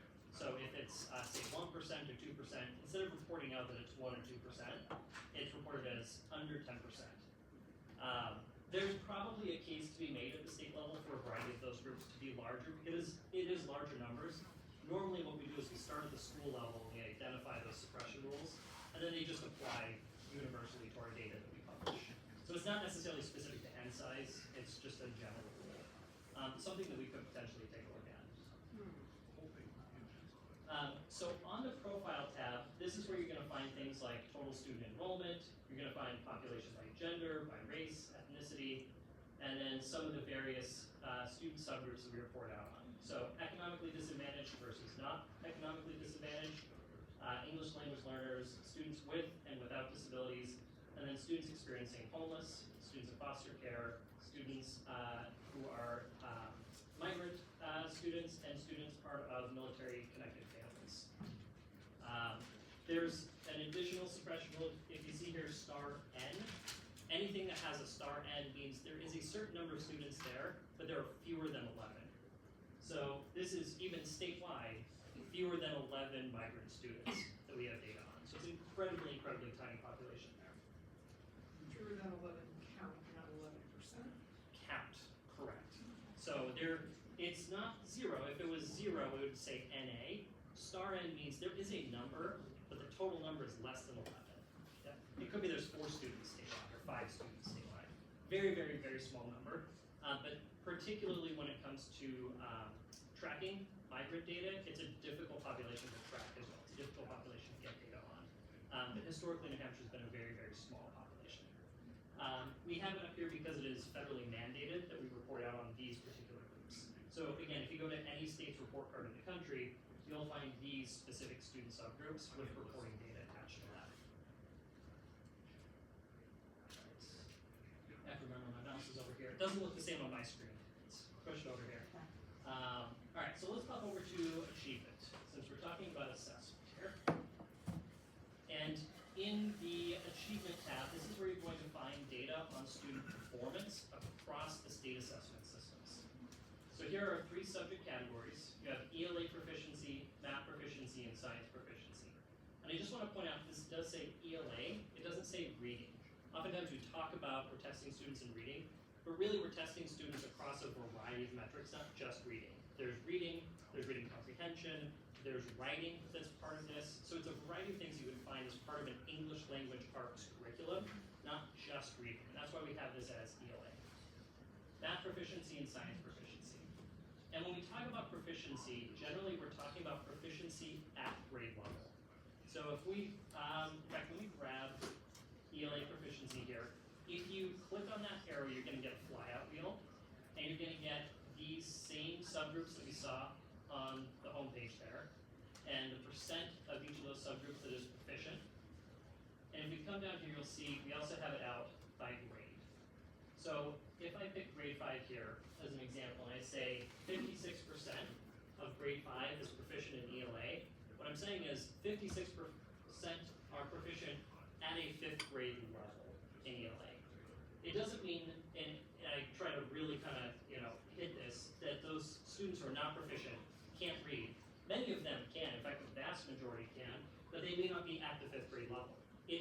some of those percentage of students may be at a 4th grade level, some of them may be at a 3rd grade level. So when you dive into some of the assessment results, we do have other gradations where we look at levels of students, level 1, level 2, level 3, level 4. These specific percentages are any students that are level 3 and level 4. Level 2 are students who are probably very close to being proficient at that grade level, they're just not quite there yet. Do you have long-term, or long-range, I guess that's the wrong word, looking back and seeing how we are measuring against ourselves 10 years ago to today in proficiency scores? We can take a look at that in a couple of different places, yeah, so it's not part of iReport on here. Okay. What we tend to do is we look back at just whatever the most recent 3 years are. So that's, you'll see here, this is 22, 23, 24 data. Just because it's easier to look at 3 years at a time if you're just doing a quick glance at a report card. We do post Excel spreadsheets to our website that goes back at least a couple of decades. One of the things to be careful about when you look at, say, like a 20-year period, is we've changed our assessment 3 times during those 20 years. And you can see when you look at a graph of those results, you'll see points where like, oh, something happened here, we changed the assessment. And you'll see that in the data when we went from NECAP to Smart Balance to the NHSAS. The SAT at the high school level, we started in 2015-16. So prior to that, it was a different assessment. You'll see that that change in the data in 15-16. Thank you. One thing that we tend to note, if you look at, say, the last 7 or 8 years, we've held relatively steady in terms of our reading and writing performance as a state, but we've seen declines in student proficiency in mathematics. And that's something that we're looking at a statewide level in terms of how do we direct resources, policy, things like that, into areas we're able to identify that students need additional support in with the assessments. Or why is it happening? What's changed that math is so different now than it was 10 years ago or 20 years ago? That's kind of why I just wanted to look back and see. And it is, so within here, we're looking at overall mathematics. We oftentimes do analyses where we dive into the math performance and look at individual categories. So how did students do on data and statistics versus algebraic thinking versus geometry? One thing we notice throughout elementary, middle school is geometry tends to be the lowest as you move through sort of 3rd grade through about 7th grade. But what you also find when you look at curriculum is geometry tends to be one of the last things taught during the school year, and the assessment is given in April and May. So it's very possible that the assessment is occurring in April, and then at the grade level, students are learning those geometry concepts after they've taken the state test. So you have to kind of oftentimes look at what is the data telling you, but then also what is the real world picture for those students in that classroom, and when is the content occurring in the curriculum? Yes? Just to follow up to what you were saying, then why in God's name are we assessing when we didn't finish teaching and the results are less than accurate? So what we try to do is we look at the test blueprint and we identify areas that we know are either more prevalent within the curriculum or the timeline of the curriculum. But to be honest, there isn't necessarily a perfect time to give a test. If you look back longitudinally at test data, there was a time in New Hampshire where we tested in the fall instead of the spring, and that test represented the previous grade level. But the caution that you had there was many students experienced a certain amount of learning loss over the summer. So they learned a whole bunch of information the previous school year, but then they came back in over the summer and were taking a test for that previous grade. So it was moved into the spring. Schools do have an ability across the months of April and May to determine when they're going to test their students. One of the things we're looking at now is whether there are any differences in student scores in schools who maybe test early in April versus schools who are testing later in May. And can we maybe shorten that testing window so there's a little bit more consistency around when schools are testing? We've done some of that over the last couple of years. We used to have a much larger testing window where it went almost from the end of March to about the first week of June. And we're starting to shorten that up a little bit so that we get more consistent test results there. Nate, some schools give other non-reference testing, like the key math, NEWA. How do those results match up against what we're doing statewide? So it's difficult to compare those because you look at something like NEWA, you look at something like iReady, those are designed to be given throughout the school year, and they sort of test students' progress through the curriculum, where the state test is a summative given at the end of the year, and is designed to kind of test what do the students know at the end of that grade level. And so it depends on what time students are taking that, and when you're comparing it. You can't really compare it to NEWA if it's given at the beginning of the year, but if you're giving NEWA at the end of the year, it's going to be a little bit more similar. So those tests are really designed more to look at student growth. Yeah, I understand that, but if you're gonna have a summative test, you could have a summative also with NEWA at the end of the year. So NEWA isn't designed to that. I know they're working on that with the state of Maine right now. You know, Maine is using NEWA as their summative assessment. I think it's the first state to look at using NEWA for that purpose. Because they've really designed it more to be given as sort of smaller chunks that kids take throughout the year to follow the curriculum. One of the things that would be interesting would be to look at the predictive nature of some of those tests. So as we look at student performance on iReady or student performance on NEWA, how predictive is those student scores of how the students will perform in the state summative at the end of the school year? We don't, at the state level, have NEWA data or iReady data, and every school district uses sort of a different combination and collection of those assessments. But local districts could absolutely take a look at some of that data analysis and see how they compare. I would love to do some of that, I just don't have data from This schools test and is not districts on a that. diagnostic test. And if you have a diagnostic test leading to this, maybe we catch those issues before we get to the formative stage. And that's what a lot of schools are using those tests for. Yeah, to see, you know, what students are performing where they need to be, which students need additional services. Does a teacher need to do some reteaching in their classroom because the students aren't quite getting that concept? One of the things with the state summative is because it's happening at the end of the year, it's really not a diagnostic because you've got to the end of the school year now. You're measuring how students did that year. You can't really change your instruction because you're now leading your students into summer and you're kind of at the end of the school year.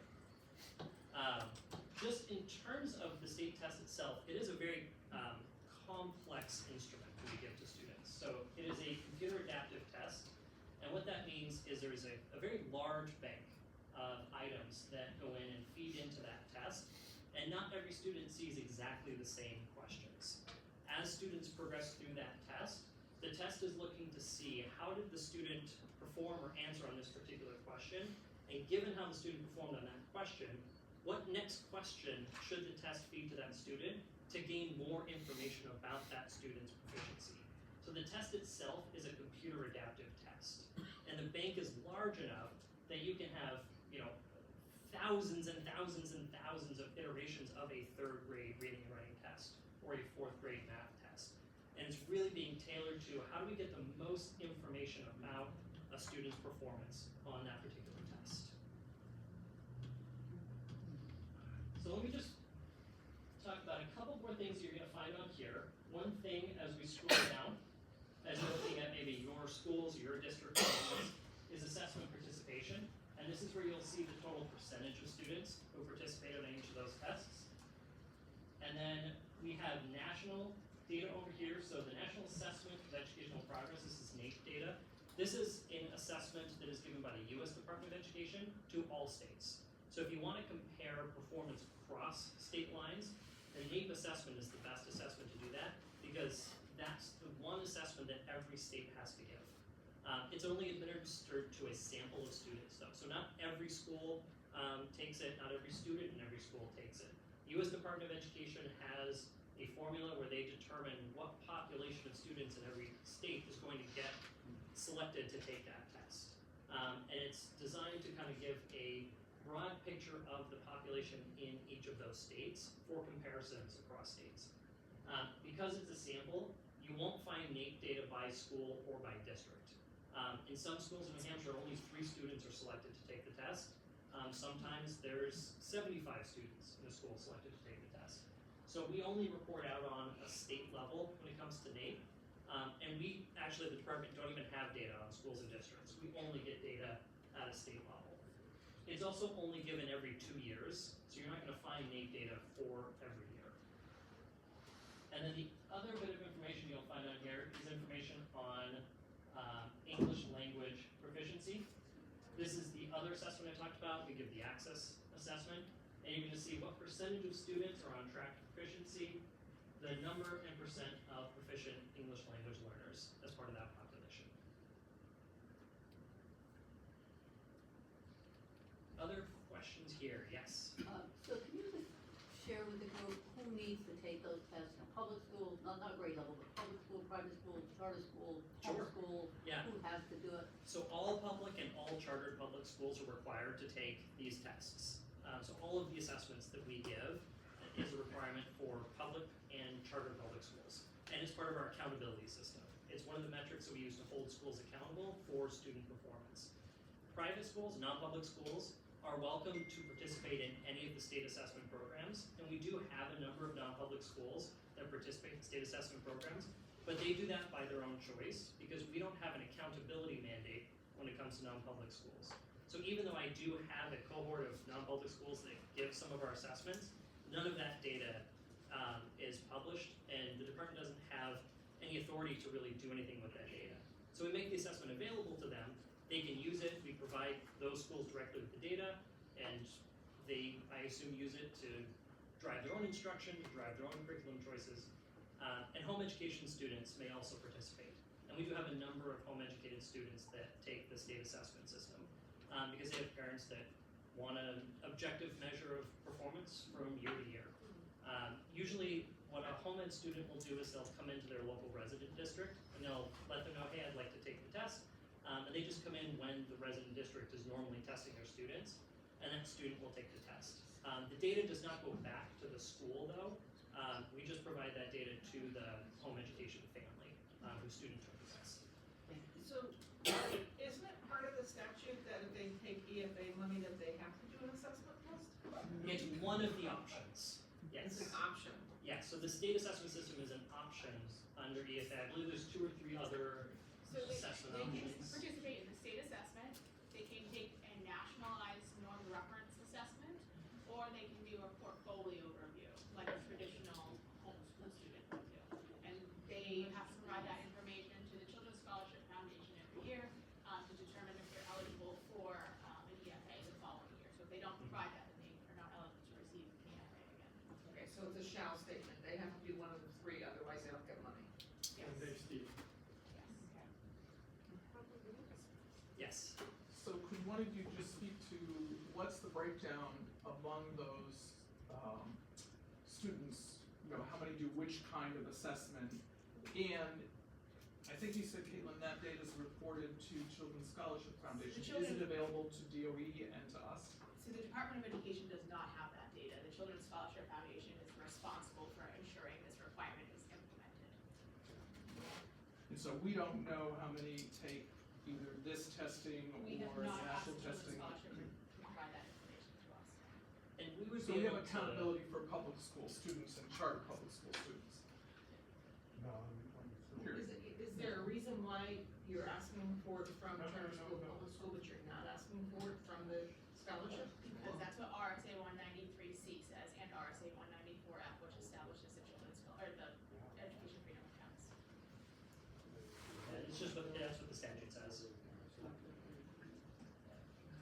We could go through, because we run the state assessment system, we could go through the enrollment records and pull account of the number of students enrolled in EFAs who've taken the test, but that's not gonna give you the numbers of the other types of assessments that they've taken, like portfolio options or a norm reference national test. Just the number of EFA students who may have taken the state test. So just the numbers, no results, no data. I mean, we would have the raw data that goes with it. We just provide the We data. likely would not be able to publish the results because the net number is probably less than 11, so we. Probably small. Yeah, we would not, if we publish it, it would be. Less than 11 more. Oh, so 11 is our cell size that we suppress. So basically, in New Hampshire, we decided that if we put any information out that less than 11 kids have participated, it is likely personally identifiable and risks identifying the student's performance. We are required to have, nationally, we're required to use a subgroup of less than 40, but New Hampshire has decided to use 11 on our numbers.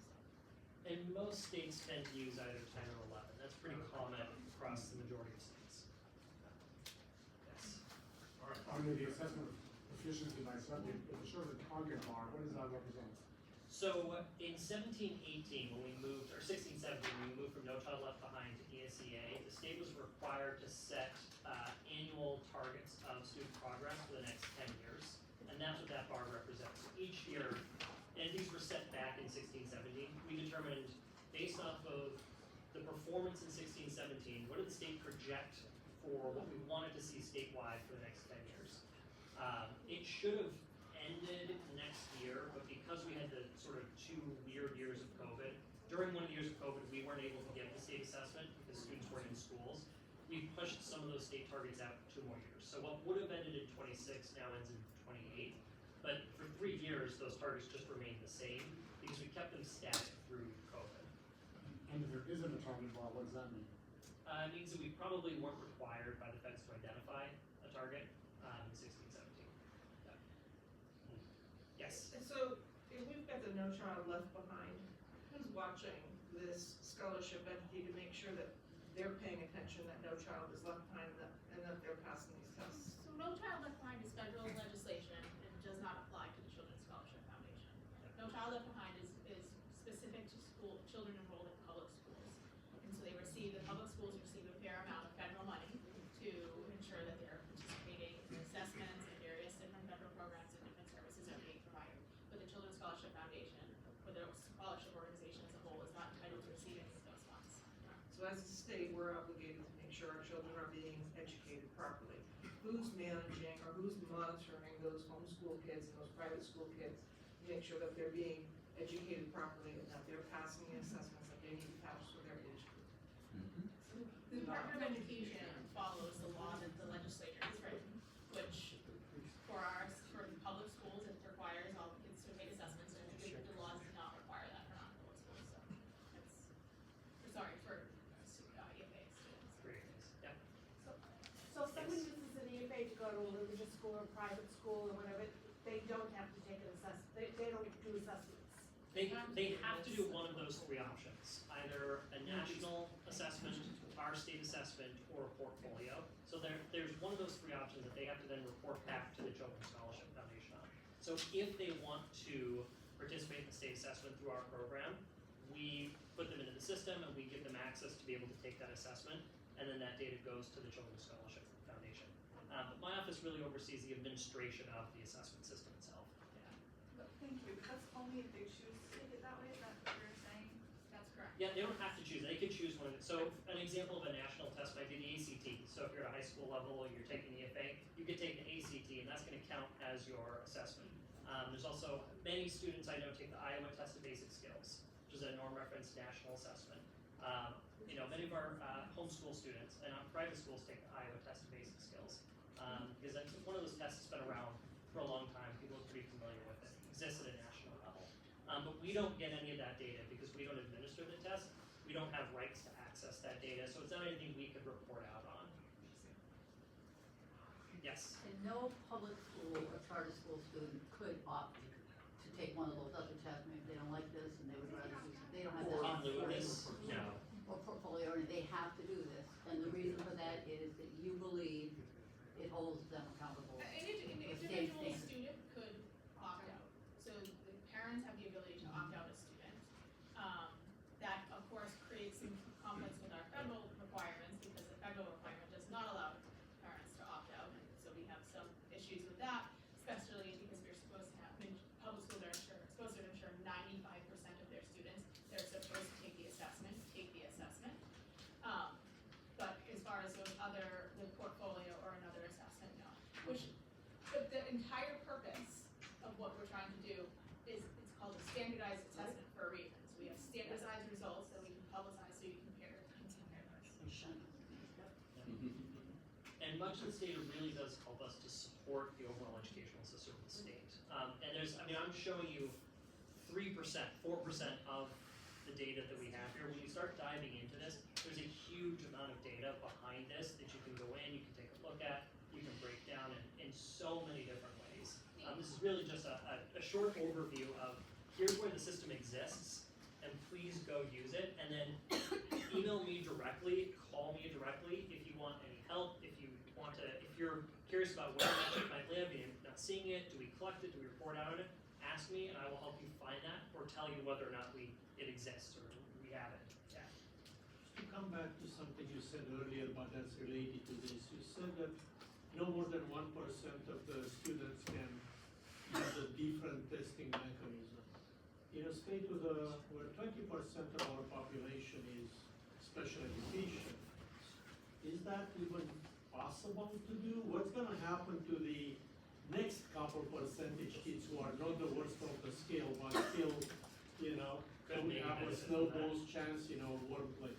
Yeah, I can tell you that has been a national conversation for the last several years. New Hampshire tends to test right around 0.8 to 0.9% of our total state population on that test. So it hasn't ever been an issue for New Hampshire. We've never had to turn any students away from it because it really is a very specialized assessment. I can tell you there are some other states that routinely test between 2 and 5% of their population, and every year get whacked by the U.S. Department of Ed for violating that 1% rule, because it is tied to federal funds. And so there's a waiver process. My laptop died. So, And just, well, I'm gonna let me cut clarify, do you mind, I don't know, Woodcock, do you mind, there's light switch behind you, just turning the lights up so we're not, We'll get it sitting back. here in the dark. Thank you. Well, I just need to clarify one point, so when, children that are not that 1% are special education or taking a test, they are allowed to use various, different accommodations that are prescribed for their IEPs. So they may have supports because of their disability to help them access the assessment. So there are other accommodations help them be able to use the standardized test in a reasonable. Correct. Yes, there are about 138 accommodations that we make available. Many of them are specialized to a particular disability, so things like changing the contrast in colors for students that may have different visual impairments. Increasing text and magnification size, and we can make the test itself go pretty large. So we do have students that they'll sit at a table sort of like this, and we'll project the test onto a screen this size with very large text. We use things like speech to text, text to speech. We can have, depending on the disability, support personnel that will write for the student if they have a particular disability where they can perform, right? So all of that are accommodations on the standardized assessment. So that other alternative assessment is really an entirely different test, and it's designed to break the standards down into essential skills. So, if we're trying to measure reading comprehension, the alternative assessment will break it down into what are the essential elements a student would need to be able to work their way up to reading comprehension. Can they identify parts of a sentence? Can they identify particular phonetic sounds? It's really a much different type of test. Yeah. So Nate, what is the federal proportion of the dollars spent to testing? I know it used to be like we ponied up what, $3 million or so, and then there was the federal share too. Where do we stand right now? So the federal grant is about $3.5 million, and we have about $4.5 million in state funds that we can pay assessment. Part of that is because we pay for the state civics assessment, which we can't use any federal funding for. So it's kind of 50-50-ish. It's pretty close. Yeah.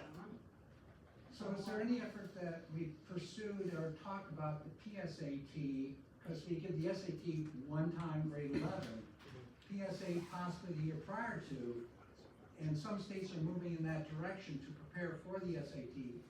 Where do we stand on that? It's certainly something we talked about. We actually had initially talked about it in the prioritized need in our budget. It's one of those things we think we could certainly implement. It would take legislation, one, to require the school districts to participate, and then two, the funding side of it, so we would pay for it. Because remember, the schools are not paying for these assessments. We as a state pay the assessments.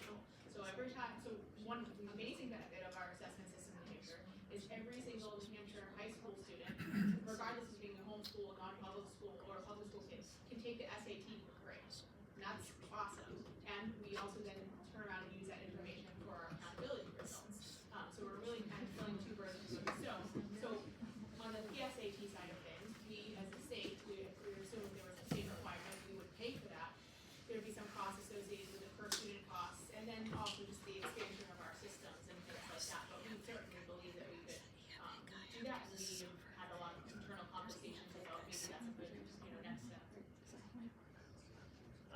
this is booting back up, I just want to mention too, there's a variety of other accountability metrics. So we're talking about the state assessment, but my office oversees accountability in general. So we also do a lot of accountability around things like graduation rate, we look at 4-year, 5-year, 6-year graduation rates. We look at post-secondary readiness.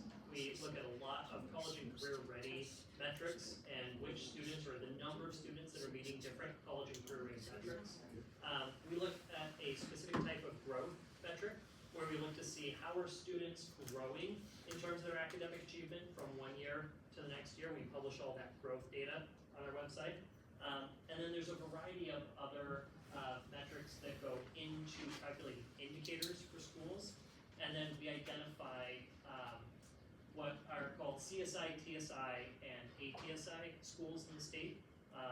We have a state ESSA plan that identifies a criteria for those identifications, but essentially CSI schools are going to be your bottom 5% performing schools in the state that receive Title I funds. And then TSI and ATSI schools are schools that have subgroups that are performing generally in the bottom 5%. So you might have a school that's not a CSI school, but an ATSI school. That means their student performance may be okay, they might be doing fine, but they might have a particular student subgroup that's performing in the bottom 5%. So we have overall school performance. What's that?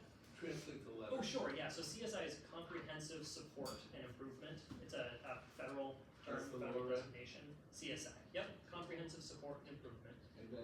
And then TSI is targeted support and improvement because it's targeted to a specific student group.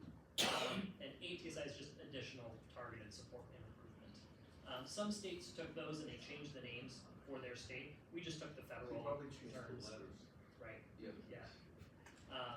In some states, as opposed to having specific designations, they'll do like a letter ranking, like the schools of B or the schools of C.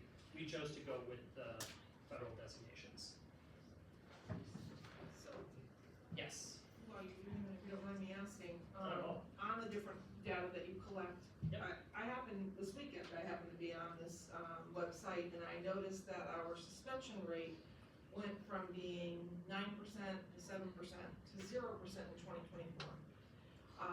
So I engaged in some discussion on that and was told that that data was wrong, mostly from people who know many suspensions. And one of our school board members came back to me saying that that data reported on this was wrong. How do we go about checking that data? So this is actually a great question for you guys to like think about and ponder about. So oftentimes, there's something that's put into law that says schools will report this to the Department of Education. It doesn't tell what to do if the schools don't report it. It doesn't require the Department of Education to do any looking at that information. It's just schools will report that information. Additionally, you don't give us any additional resources to do anything. So we don't have, with the suspension and expulsion report, for example, we take what's reported to us and we publish it. That's all we have the capacity to do.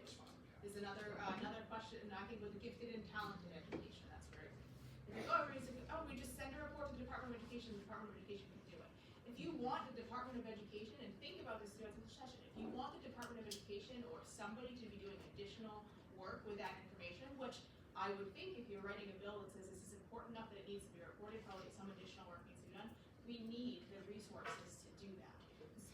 As you know, as big as this building is, it's full of people doing their job all the time. There's not people just sitting around just waiting for something to do. And I know sometimes that it seems like that, but we went through a lot of complicated topics today.